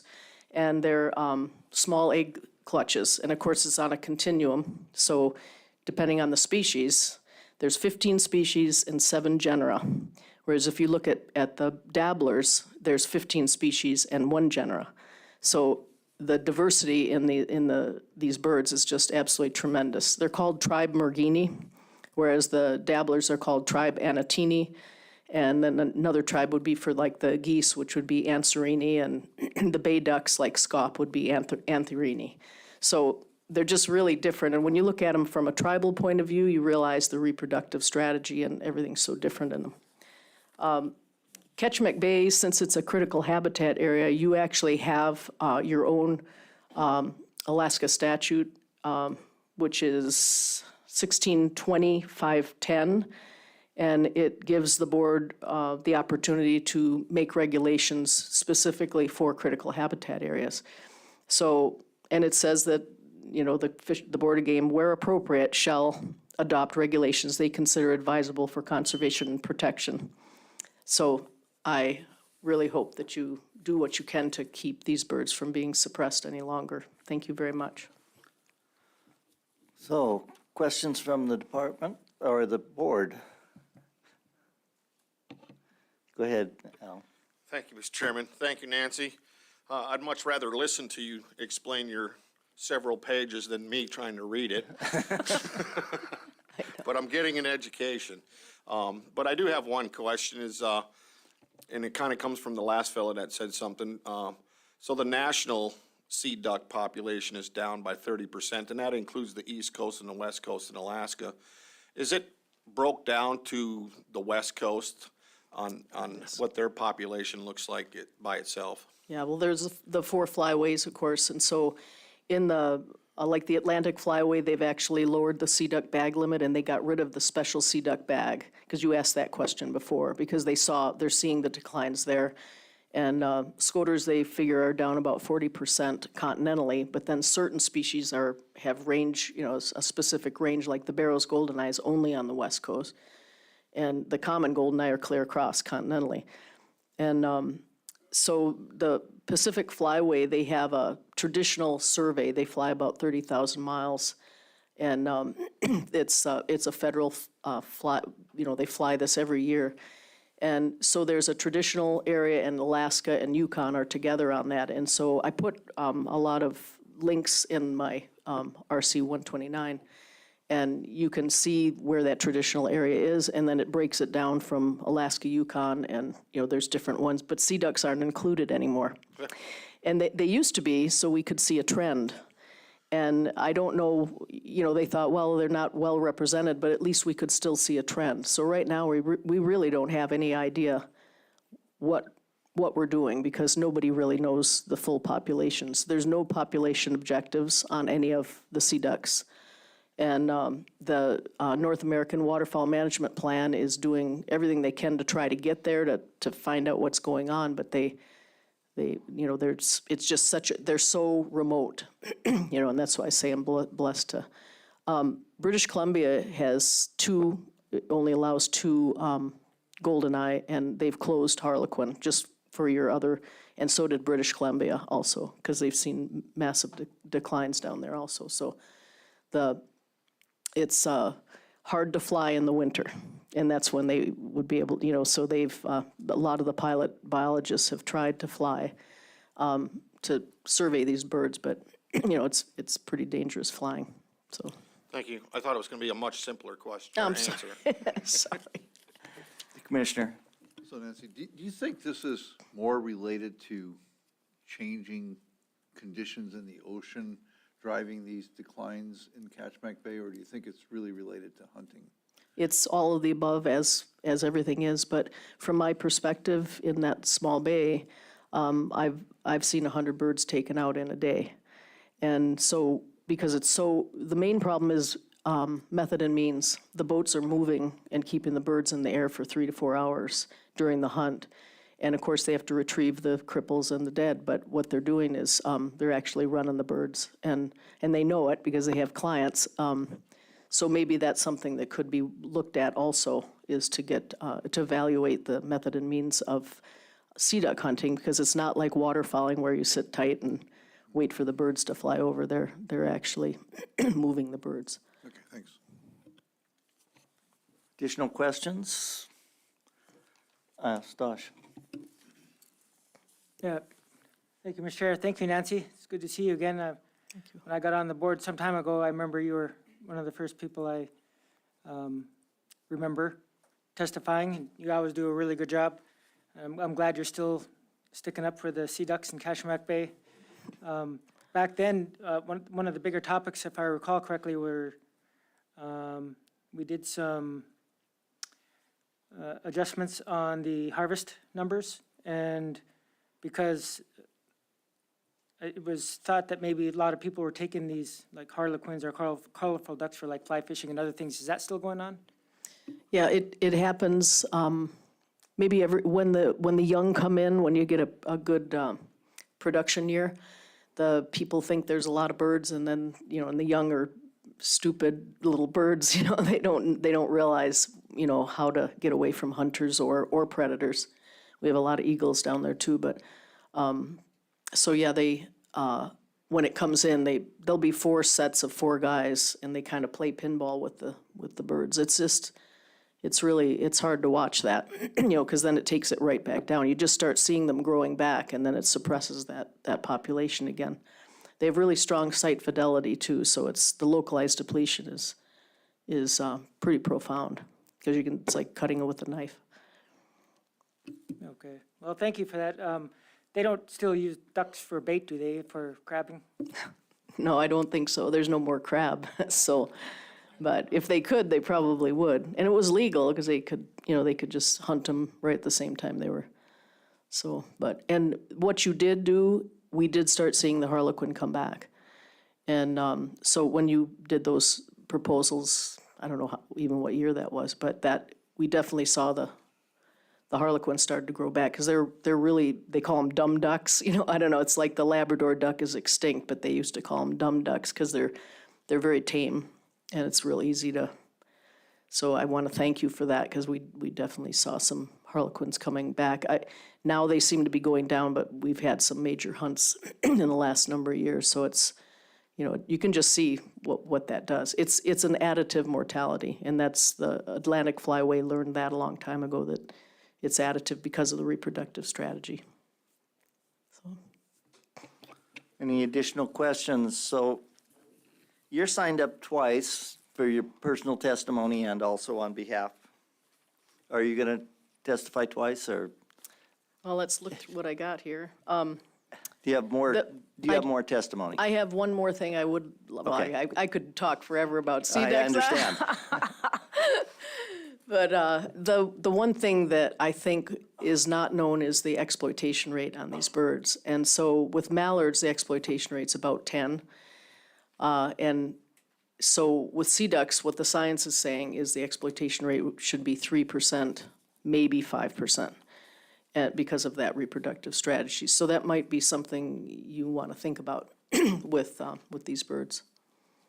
Okay, and following up on that, should we be expecting to see statewide proposals in a couple of years on these from you? Well, what I would like to see is supposedly the board was supposed to do this, and that is a sea duck management plan. And that way we can look at the species, not just in the aggregate, but separate the species out, because as I said in my testimony, written testimony, you're managing goats, caribou, moose, bison, and muskox all in one bag limit, because the diversity is so different of these birds. So if there's some way we could do something like that, then I think it's important to weed this out so we can learn about that continuum. Okay, Al? Yeah, thank you, Mr. Chairman. Not a big waterfowler in Alaska. I shot some my first year here, and even the mallards in the interior weren't the corn-fed ones I grew up on in Wisconsin, so they weren't very tasty. So why are people harvesting sea ducks? They're mostly a trophy bird. And prior to what Stosh did there with lowering the bag limit, like on harlequin, I mean, I found 36 on the dock over in Jackaloff. There'd be 36 of them lined up, and they're just choosing their mount, and the rest would go to the dump. And so people like the mounts. And so if they want to take them out, how many do you really need to take them out is, I guess, the question. And if you're hungry, and that's why I mentioned that Nanwalek and Port Graham, because they do like sea ducks, or actually they said they like mallards better because they're better eating. But that's something that needs to be thought of, and then the method and means. So if you're going to get these birds for a mount, then pick and choose them. Don't just blast them. I'm counting 250 shots in an hour in that bay, and there's something wrong with that. That's not really a hunt. It's a shootout. So. They may be a bad shot like me, though. Yeah, could be. Ryan? Thank you, Mr. Chairman. Nancy, very similar to Penelope, I haven't met you in person yet, but we've talked on the phone quite a bit, and I'll introduce myself once we get wrapped up here. You've said a couple things that have caught my attention.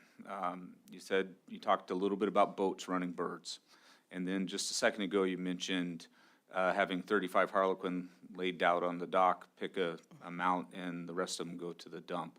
So do you see the wildlife troopers, and because they're migratory waterfowl, what about the Fish and Wildlife Service enforcement? I mean, both of those things have Yep. enforcement issues associated with them. Definitely. And the federal Fish and Wildlife, they have put a sting on some of the guides down there. One of them in particular has been busted twice now.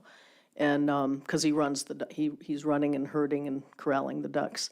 The state Fish and Wildlife Protection, they're way up in Soldotna, and they're, anytime we've called, like with this last hunt that happened in 2020, I guess, or 21, they weren't really interested in coming down, and I said, my God, these guys are running these birds like you can't believe, and shooting from boats, and I mean, it's just a shootout, it's pretty bad. And yes, that's enforcement, but there could be a methods and means, and I've talked to some of the troopers to ask what they think would be a good way to go about it. And I've talked to some sea duck guides too. And so there's ways that we could clean this up, I think.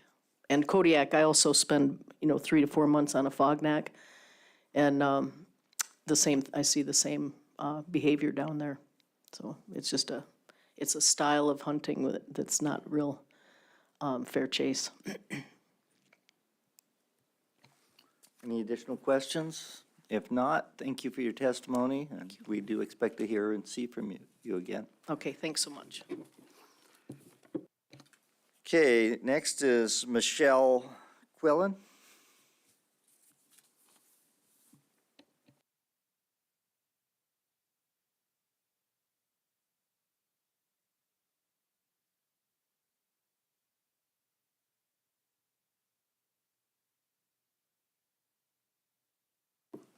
Thank you, Chairman and members of the board. My name is Michelle Quillen of Hughes, Alaska, and I'm a Tribal Resources Specialist with Tanana Chiefs Conference of their Tribal Resource Stewardship Program. I'm also a graduate student of the Master of Science degree program in Natural Resources and Environment with a Bachelor of Science degree in Wildlife Biology and Conservation. Chief Vernon John of the Nikolai Zeno Tribal Council directed staff of Tanana Chiefs Conference to provide testimony in support of Proposal 204 to close all non-resident and resident hunting of Dall sheep in GMU 19C. The Nikolai Zeno Tribal Council is a federally recognized tribal government that has successfully stewarded Dall sheep within the Nikolai traditional territory for millennia. Chief John appreciates the efforts of Member Hoffman, as well as other members of the Alaska Board of Game who developed Proposal 204 to address local area concerns regarding the health and conservation of the local Dall sheep in 19C.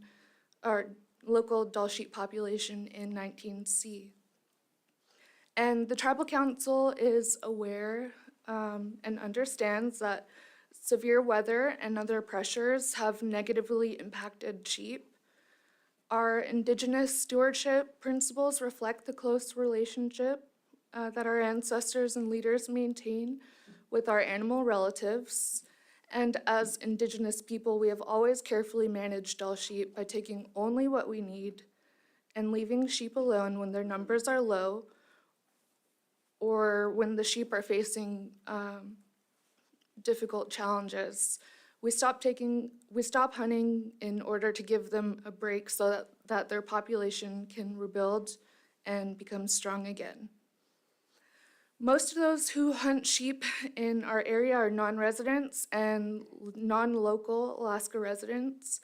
And while some of our tribal citizens have benefited from participating in commercial guiding and outfitter opportunities, the challenges that Dall sheep have been facing in our region and throughout Alaska have or demand that we humans take steps to help them restore. And we do not believe that continued hunting under the full curl ram harvest management strategy is appropriate given the amount of varying stresses our sheep populations are facing. So for this reason, the Nikolai Zeno Tribal Council supports adoption of Proposal 204 as written to close all hunting for a period not less than 5 years. Thank you for the opportunity to provide comments, and thank you for your service on this board.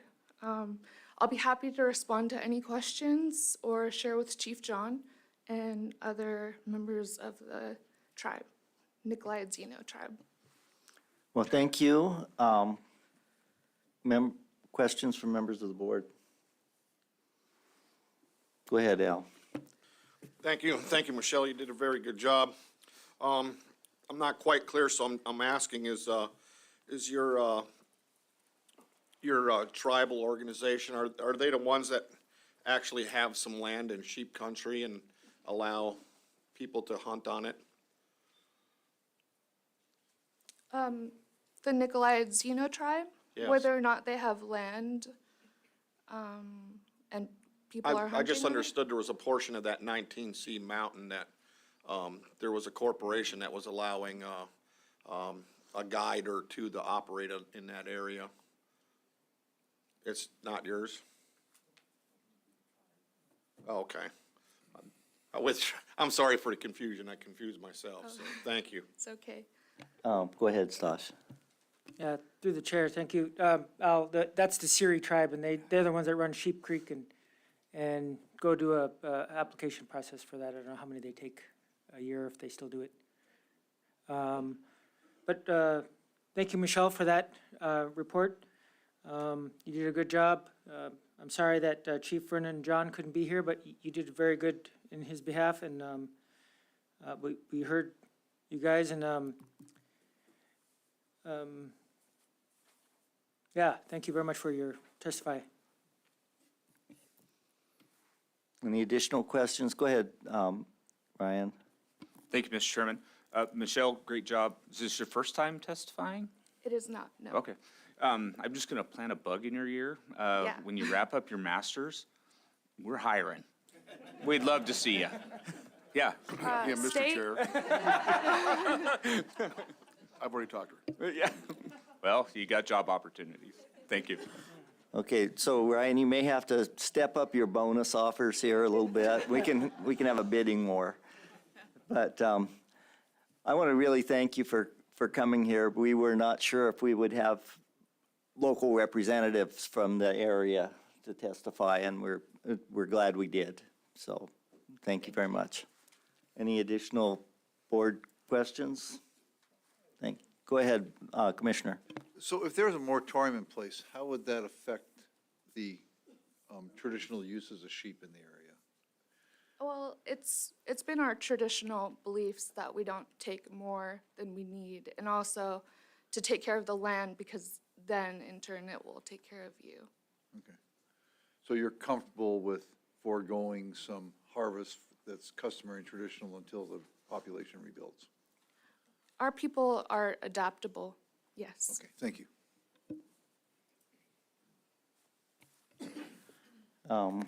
Any additional board? If not, thank you very much for your testimony. Thank you.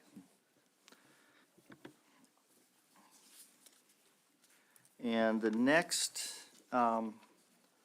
testifier would be Jim Simon, I believe. Thank you. Hello. Thank you. For the record, my name is Jim Simon. I'm a consultant with the Otna Intertribal Resource Commission and the Tanana Chiefs Conference Tribal Resource Stewardship Program, but I'm speaking on my own behalf also as a member of a multi-generational non-native family from the Otna Traditional Use Territory, as well as a former regional supervisor for Subsistence Division. Boy, so much to talk about. You know, you have an idea of what you're going to say, and then all of your great questions just put a whole lot more in my head I want to share with you. Questions about Tier 2, skipping Tier 2 and going right to a moratorium. When I worked for the Division of Subsistence in Western Alaska, the remainder of Unit 18, the tribal communities in partnership with the area biologist at the time went into a moratorium, and I struggled with that question. Wait, we have Tier 2, going from regular hunting to a closure. What about Tier 2? And what I learned through working with the Department of Law, et cetera, at that time is that closure is providing for future subsistence uses. So in that particular case, there is now a 2 moose bag limit in Unit 18 remainder. There is a non-resident hunt which is something like September 1 to September 30th, as well as a non-resident antlerless hunt from December 1st through March 15th. This was in the 1990s when the moratorium was put into place. It resulted in 5 times more moose on the landscape than the intensive management population objectives, et cetera. All these years later, there's still all those moose and those opportunities, and they have not eaten themselves out of house and home. And I think that speaks to the power of moratoria.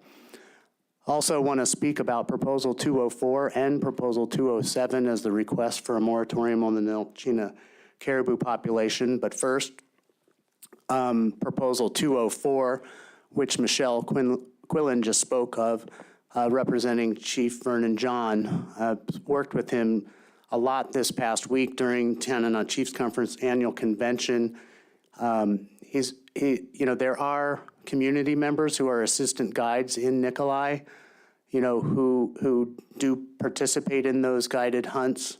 What is not included in Advisory Committee Comment 19 that was discussed by the McGrath Advisory Committee is the concerns about predators and predator impacts on the Dall sheep, and discussions with Joshua Pierce, the area biologist, about trying to get a predator control implementation plan developed there.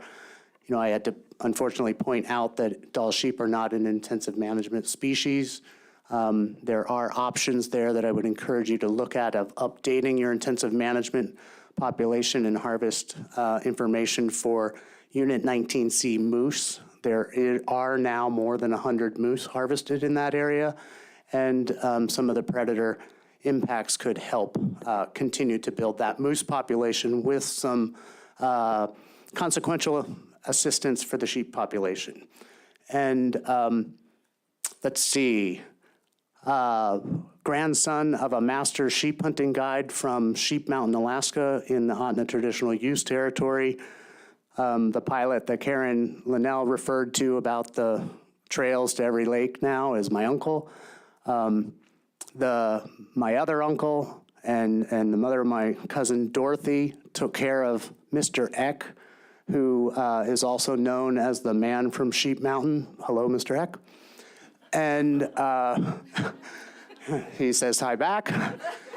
And that Sheep Mountain has been a closed area since before statehood as a refuge. And the mother of my cousin Dorothy has recently been concerned about some of the Glen Allen Highway improvements and how that has affected the movement of sheep from Sheep Mountain over into the Chugach and elsewhere in the Talkeetnas. And I think this is what the power of moratoria could also be at your disposal.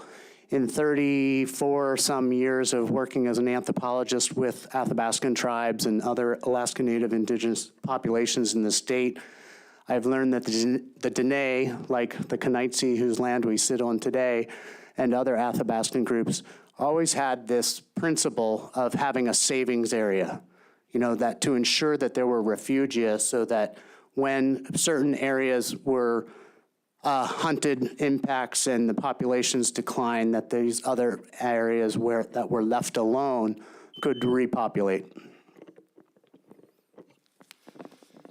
Okay, well, that was really powerful testimony, and thank you.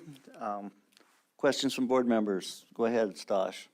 Yeah, thank you, Mr. Chair. Thank you, Jim. Can you finish that repopulate statement? Can you please finish that? I'm really interested. Yeah,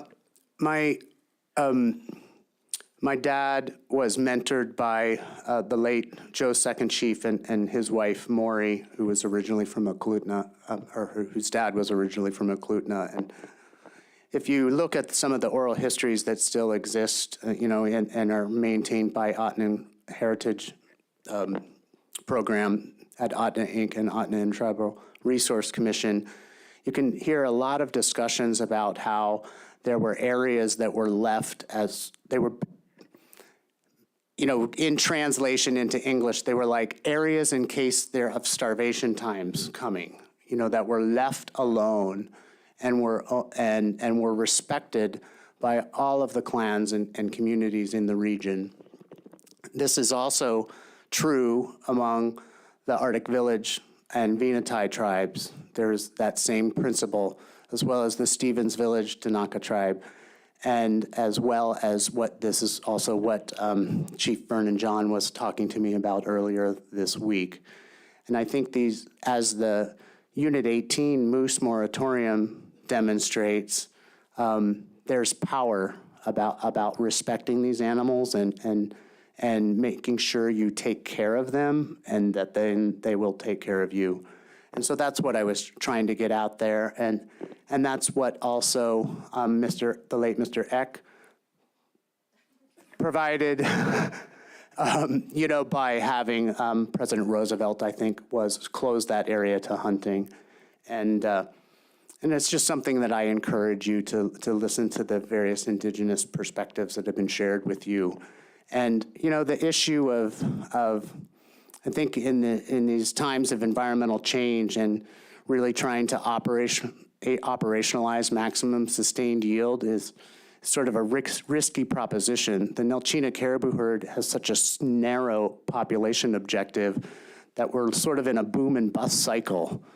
From one year we're harvesting cows and bulls, and then we have a winter in Alaska, and all of a sudden we're facing no hunting, and this boom and bust is not really that doesn't create that aspect of the statutory definition of reasonable opportunity, where you have and customary and traditional use, where you have a long-term pattern of use for the normally diligent person to have a reasonable expectation of success.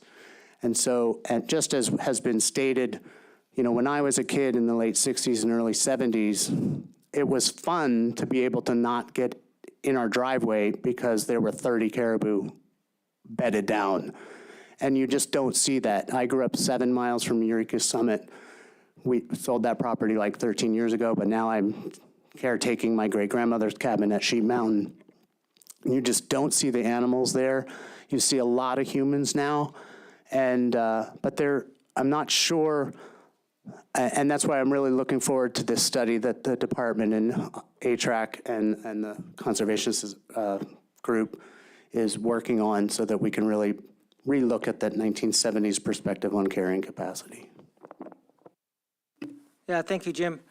So I want to ask you this from your experience, because I think you've been around it, and you can maybe clarify it a little bit to me. But for these groups of people who want the meat, need the meat, but then all of a sudden decide that the population isn't sustainable or is lower than they'd like, and they decide to do a moratorium, do you have any insight on how, your thoughts on them going from there to there, and what you think? Is it hard for them? Is it difficult? Is it some of that?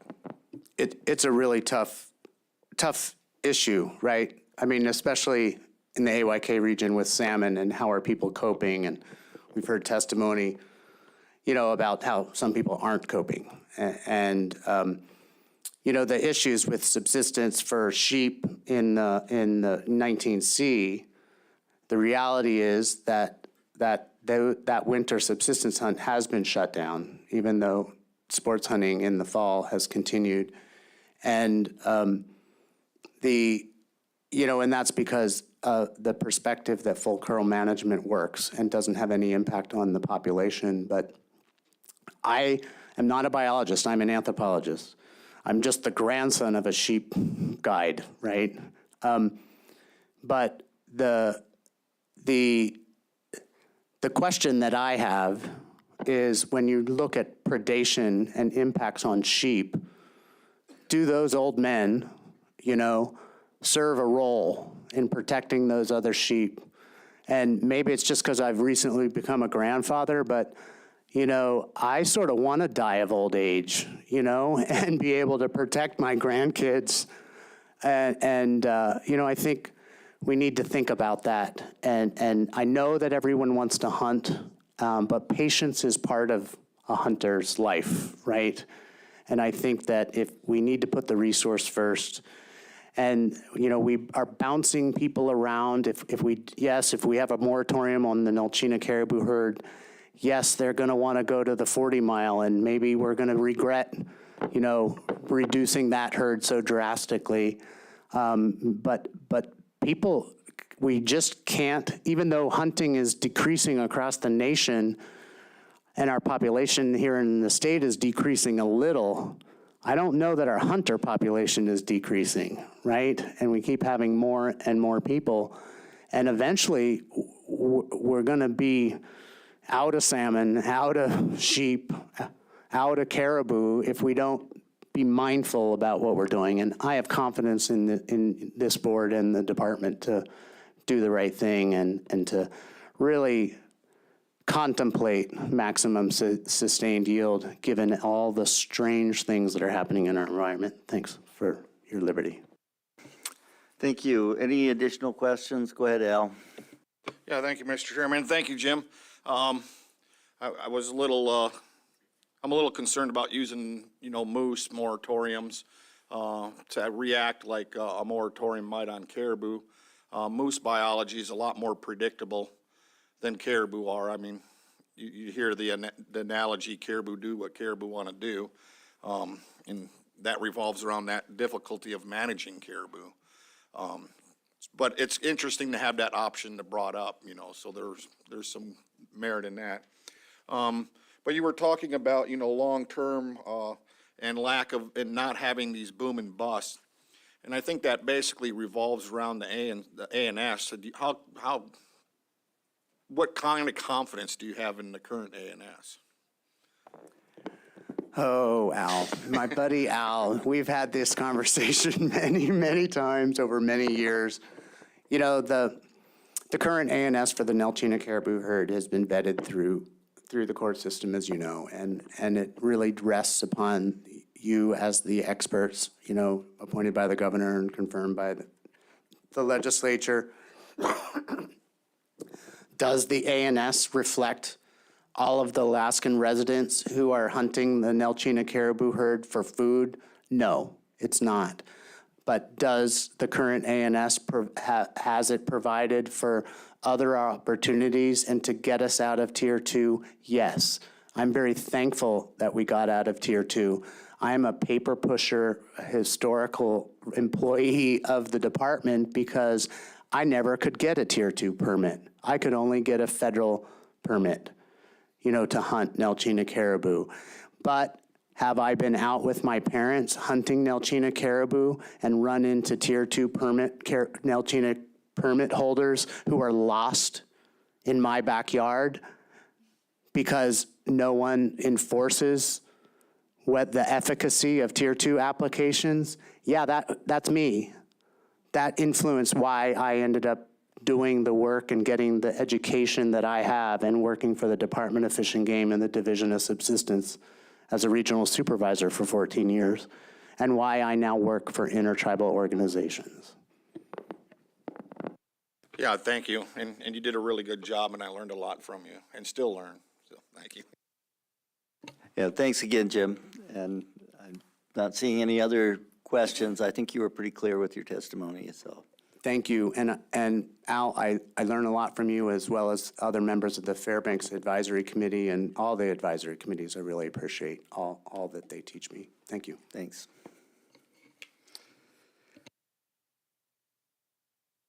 Next on our list is Lorraine Temple. And Lorraine, I think, is going to be our last testifier today. You're signed up twice, once for Copper Landing Safe Trails and also for yourself, right? So, go ahead. No, either one.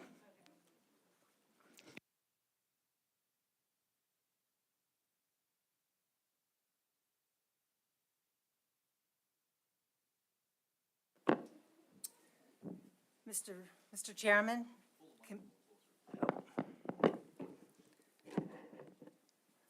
Mr. Chairman, Committee, my name is Lorraine Temple, and I represent the Cooper Landing Safe Trails Committee. We authored proposals number 149 through 154. Please refer to RC 13 for amendments we added to make these more acceptable. We also support number 145. Our committee is a diverse group made up of guides, former trappers, a federal subsistence RAC member, a second-generation resident, winter business owners, and longtime leaders in our community. Each of our members has lived in Alaska for decades or is a lifelong Alaskan with a vested interest in the future of Cooper Landing. Conflicts with traps have a long history in Cooper Landing, and as our community is growing, we feel it more important than ever to make some changes. Our group originally formed to continue work that began in 2013 after several dogs were trapped in town. Since that time, 9 dogs have been reported trapped in our area, and our efforts have gained momentum and support from the U.S. Forest Service, which, if you refer to PC 343 in their support, the Cooper Landing Emergency Services, and Cooper Landing Advisory Planning Commission, which is PC 059. Along with hundreds of area residents and visitors who have signed petitions and provided comments voicing their support. In 2020, we mailed out a survey to get an updated view of our community's opinion regarding trapping in multi-use areas. We had a 35% return rate. From this survey, we found over 90% of respondents wanted trap setbacks. These results mirrored an earlier survey conducted in 2015. The demographics and economy of Cooper Landing are changing. Along with a new highway alignment, the Kenai Peninsula Borough plans to develop a large nearby tract, parcel number 395, for housing and recreational uses such as cross-country skiing and mountain biking. These new land developments are going to further increase our population size and expand recreational use in our area. Areas chosen for trap setbacks were selected for their winter usage, proximity to dwellings, potential conflict with search and rescue dogs, community input, and minimal impact to trappers.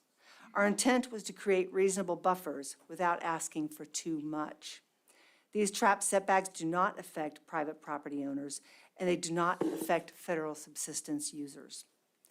It is the responsibility of a dog owner to keep their dog under voice control or e-collar command, but encounters happen.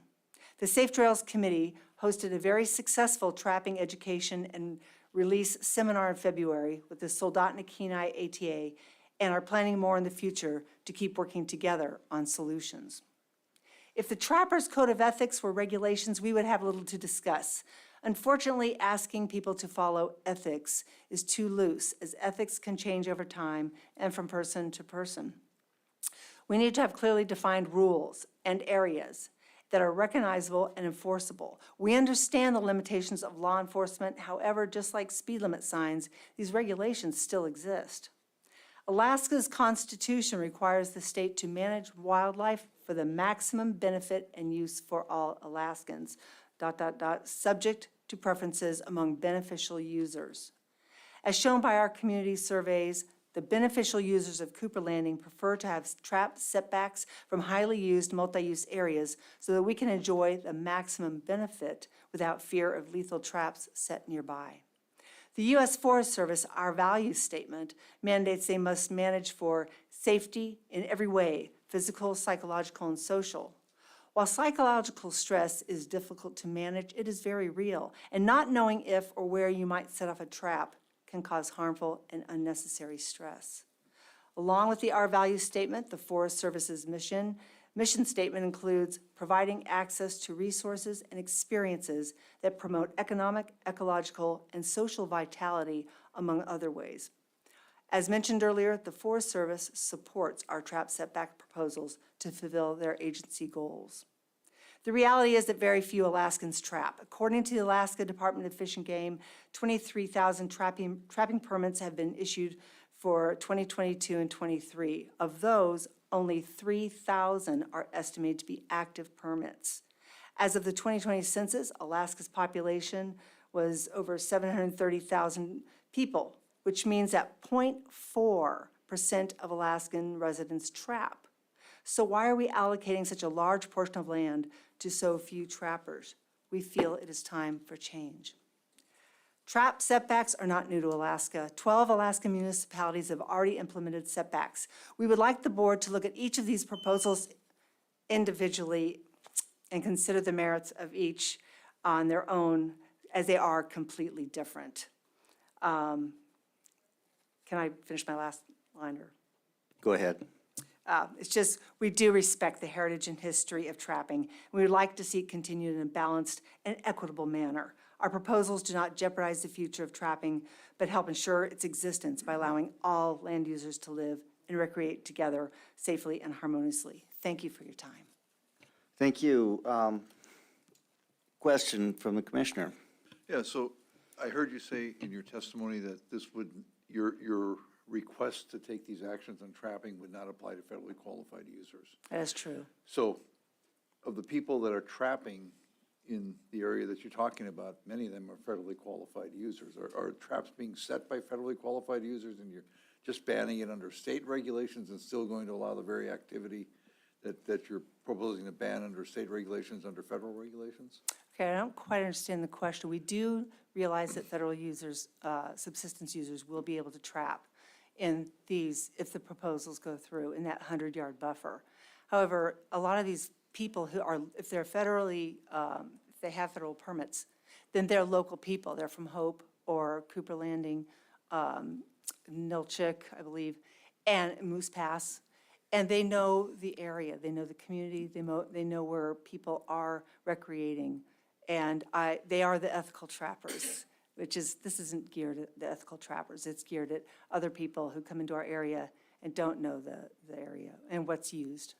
Did that answer your question? But under federal regulations, anybody that's a federally qualified user can come into the area, not only the local people. So I'm struggling a little bit why you would want to just ban this under state regulations if you think it's causing these user conflicts and not ban them under state and federal regulations. Well, I did submit a proposal to the Federal Subsistence Management Board a year and a year ago, and my understanding is with ANILCA that the state cannot supersede federal regulations, and ideally it would be wonderful to have both the agencies be congruent in their ruling. That would be ideal.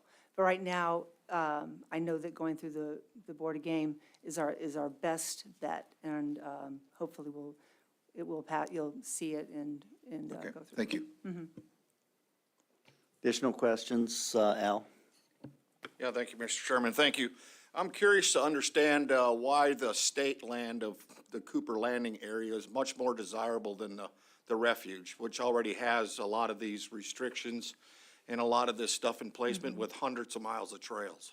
Well, I would answer you with this, that for me to drive down to the refuge, just to take my dog for a walk and let him go run, it's about a half hour to get to a reasonable place to go walk my dog.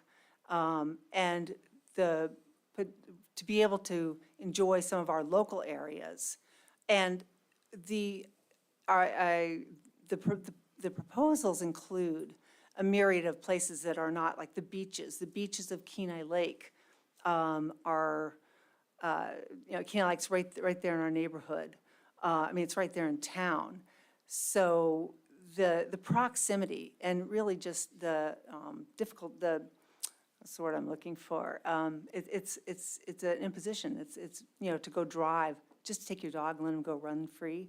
It's not real realistic. Well, I could understand it for the local people, but that's a very small population compared to the testimony I've been hearing today of, the masses of people coming down here to recreate. Mm-hmm. Why is that a much more desirable area than the refuge, which already has a lot of these, what seems to be safety factors? I see what you're saying. Recreation possibilities. Cross-country skiing. There's not cross-country ski trails in the refuge. Going around our lake is, as I just mentioned, the roads and the pullouts.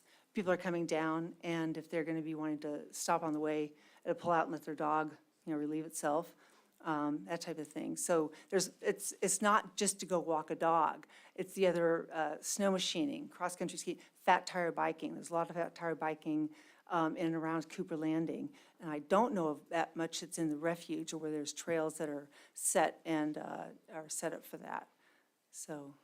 I guess my last question is how can you distinguish a federally qualified trapper from a non-federally qualified trapper? I don't, by just looking at the person, I wouldn't be able to tell you. But I do know that in the areas, as I stated, I do know Cooper Landing, Moose Pass, Hope are federally subsistence qualified. And I don't know about other parts of the state. So, and that would lead into a trap identification part of, that would be coming in the future, hopefully. Thank you. Any additional questions? If not, your personal testimony. Okay, thank you so much. Okay. Well, you already know, my name is Lorraine Temple. I'm addressing proposals number 149 through 154. I'm speaking from a very personal place, and I also feel like I'm speaking on behalf of most of our community and friends that cannot be here today, on many of them. I'm a 40-year resident and own homes in Homer and Cooper Landing. I'm a musher, having spent 20 years on the trail. I'm a captain, commercial fisherman, vacation and bike rental business owner. I did tours in Cooper Landing and spent 24 years doing motivational talks in the lower 48 called Alaska Husky Spirit, because it's about Alaska, it's about Huskies, and the spirit of living your own unique life. I've said that thousands of times. Now I'm in front of you wanting to enjoy what unique opportunities Cooper Landing offers out my own back door, but I have concerns. I spend winters skiing the frozen fringes of Kenai Lake and groomed campgrounds, fat tire biking on the lake, walking Snug Harbor Road, skiing Quartz Creek Road, ice skating on Turn Lake. I want to do all these things with my dogs, but I'm afraid, and I'm not alone. Dogs have been trapped in most of these places. Even though there is a warning sign at Waikiki Beach, which, if some of you don't know, is a popular used year-round beach on Kenai Lake, posted by the ATA, I won't let my dogs run loose there, even with their e-collars on, and neither will most people. The scent of a trap is overwhelming to even the most trained dog. This sign was posted after my friend watched her 6-month-old dog die in her arms, and I'm not going to take that chance with my dogs. When asked about how many dogs have been caught lately, it's truly unknown. I know of one individual who knew her trapper husband had disposed of many dogs he trapped and never said a word. The dogs just disappeared. Dog owners react to this and may no longer feel safe going out to multi-use areas with their pets. It's the dogs that lose out. Designing trap-free 100-yard zones would solve this. Trappers are still able to trap and with a 2-mile walk or quick snow machine ride. The other night on the news, the NTSB chairman said, "The absence of fatalities does not mean the presence of safety." That is my point. Do we need to have more dogs trapped before we make the changes needed? Even trappers are supported. A lifelong Cooper Landing resident has hunted and trapped here since she was a young girl and now with her family. Yet she wants setbacks as much for dogs as for her kids and their kids. I've recently heard about 2 young skiers who got their ski pole tips caught in traps, and that tells me even a skier dog on a lead is not safe. As the human situation intensified, as human conflict intensified, I decided to get involved for the sake of the community, my dogs, and dogs like Abby, who lost her life last year in a conibear as her owner tried to free her. When I asked her owner if she would have gone to a different place if she knew it was safe, she resoundingly replied, yes. Stories like this emotionally changed me. Since then, I have read hundreds of comments from a survey done in 2015 and a similar survey our team did, and I've read over and over again that people want a half-mile to 1-mile setbacks to banning trapping altogether. I talked with a trapper a few weeks ago, and I had another emotional change. He's a fellow my age who has run the same trap line for 50 years. He said, "Lorraine, I'm going to have to move my line. Too many dogs and people. I just want to trap until the day I die. But if these setbacks don't happen, I'm afraid I might lose that opportunity. If this issue goes to a higher legislative level with the mass of ardent, very volatile, extreme momentum, I'm afraid his worst fear may come to pass, or at least setbacks that would be much more of an imposition than 100 yards. I feel more dedicated than ever to creating a change for folks like him. RAC didn't support these setbacks, and I think that's unfortunate. At our last meeting, 17 public comments were in favor of the proposal and 2 were opposed. 90% of Cooper Landing supports setbacks. The AC took our very credible survey results and not only disputed them, but were dismissive. I'm an alternate on the committee, and I thought we were supposed to represent the community. A committee composition with representation from all user groups would give a more equitable consideration to issues like these. I got an email recently about a dog that was killed in a trap. It looked just like a high-priced, highly trained, skilled search and rescue dog owned by somebody else. Seeing this image of the dog that looks so much like theirs, the owners decided to not use their dog for its intended purpose in areas that are not protected, like Summit Lake Recreation Area. Are we compromising the lives of people for lack of good land management? This is a very well-behaved dog, but again, the scent can and will throw off any good dog. My ultimate desire is to not have this conflict become a dividing issue. There can and will be a solution at some point. I hope it's better than later, so we can all recreate together safely. Thank you for your time. Thank you. Questions from the board members? I think most of that testimony was quite similar to your testimony prior, so go ahead, Jake. Hey, thank you, Mr. Chair, and thanks for that testimony. Do you know, are there active trappers trapping on like Quartz Creek campground and stuff like that? Are there active trappers? And then I have another question for you. You have a list of all the winter uses, but snow machining isn't one of them. Are snow machines not allowed there? Snow machines they are allowed, but judiciously, because the Quartz Creek area is mostly a ski area, but snow machines do go up there. Snow machines go on the lake. Every other year, snow machines can go up Resurrection Pass. Subsistence can go every year. Is there active trapping on Quartz Creek Road today? I do not believe there is. There was in the past, and that is where several dogs got caught in traps. And I know that one of the things that moved me was I heard, I don't know if you guys know Carol Degernis, she was with the National Parks, and she made the comment about 3 years ago, I feel held hostage in my own house with my dogs, and she lives right in that area because she was afraid to take her dogs out walking, and that really hit me, that held hostage is kind of how I've felt many times with my dogs. But because of those dogs that were caught, and also we posted very large signs asking politely traps in this area, it's being used by skiers, that type of thing. And I think it's made a little bit of an impact. Thanks. And, you know, I'm sorry, I'm not completely familiar with these campgrounds and stuff. I mean, is there any way that a person that was being a diligent, a trapper, trying to do their 100-yard setbacks, that had a snow machine, that a person walking their dog or scheduling, or I don't know if you're allowed, e-biking or whatever, could mistake that as the main trail or not? No, where they groom is very obvious. It's very obvious. And if the perimeter beyond 100 yards beyond the perimeter of the campground if these proposals were passed, it could not be mistaken for the primary trail. The groomed trails are very distinct. And, having said that, if a trap is 100 yards and 1 inch, that's okay with our proposals. That's responding to what this request is. Okay, thank you. Mm-hmm.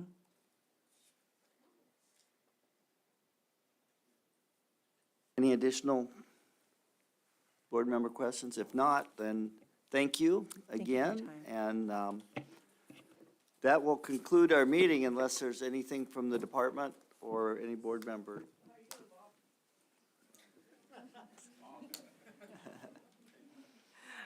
So thank you, and we're in recess until tomorrow morning at 9 o'clock, not 8:30, 9 o'clock tomorrow morning.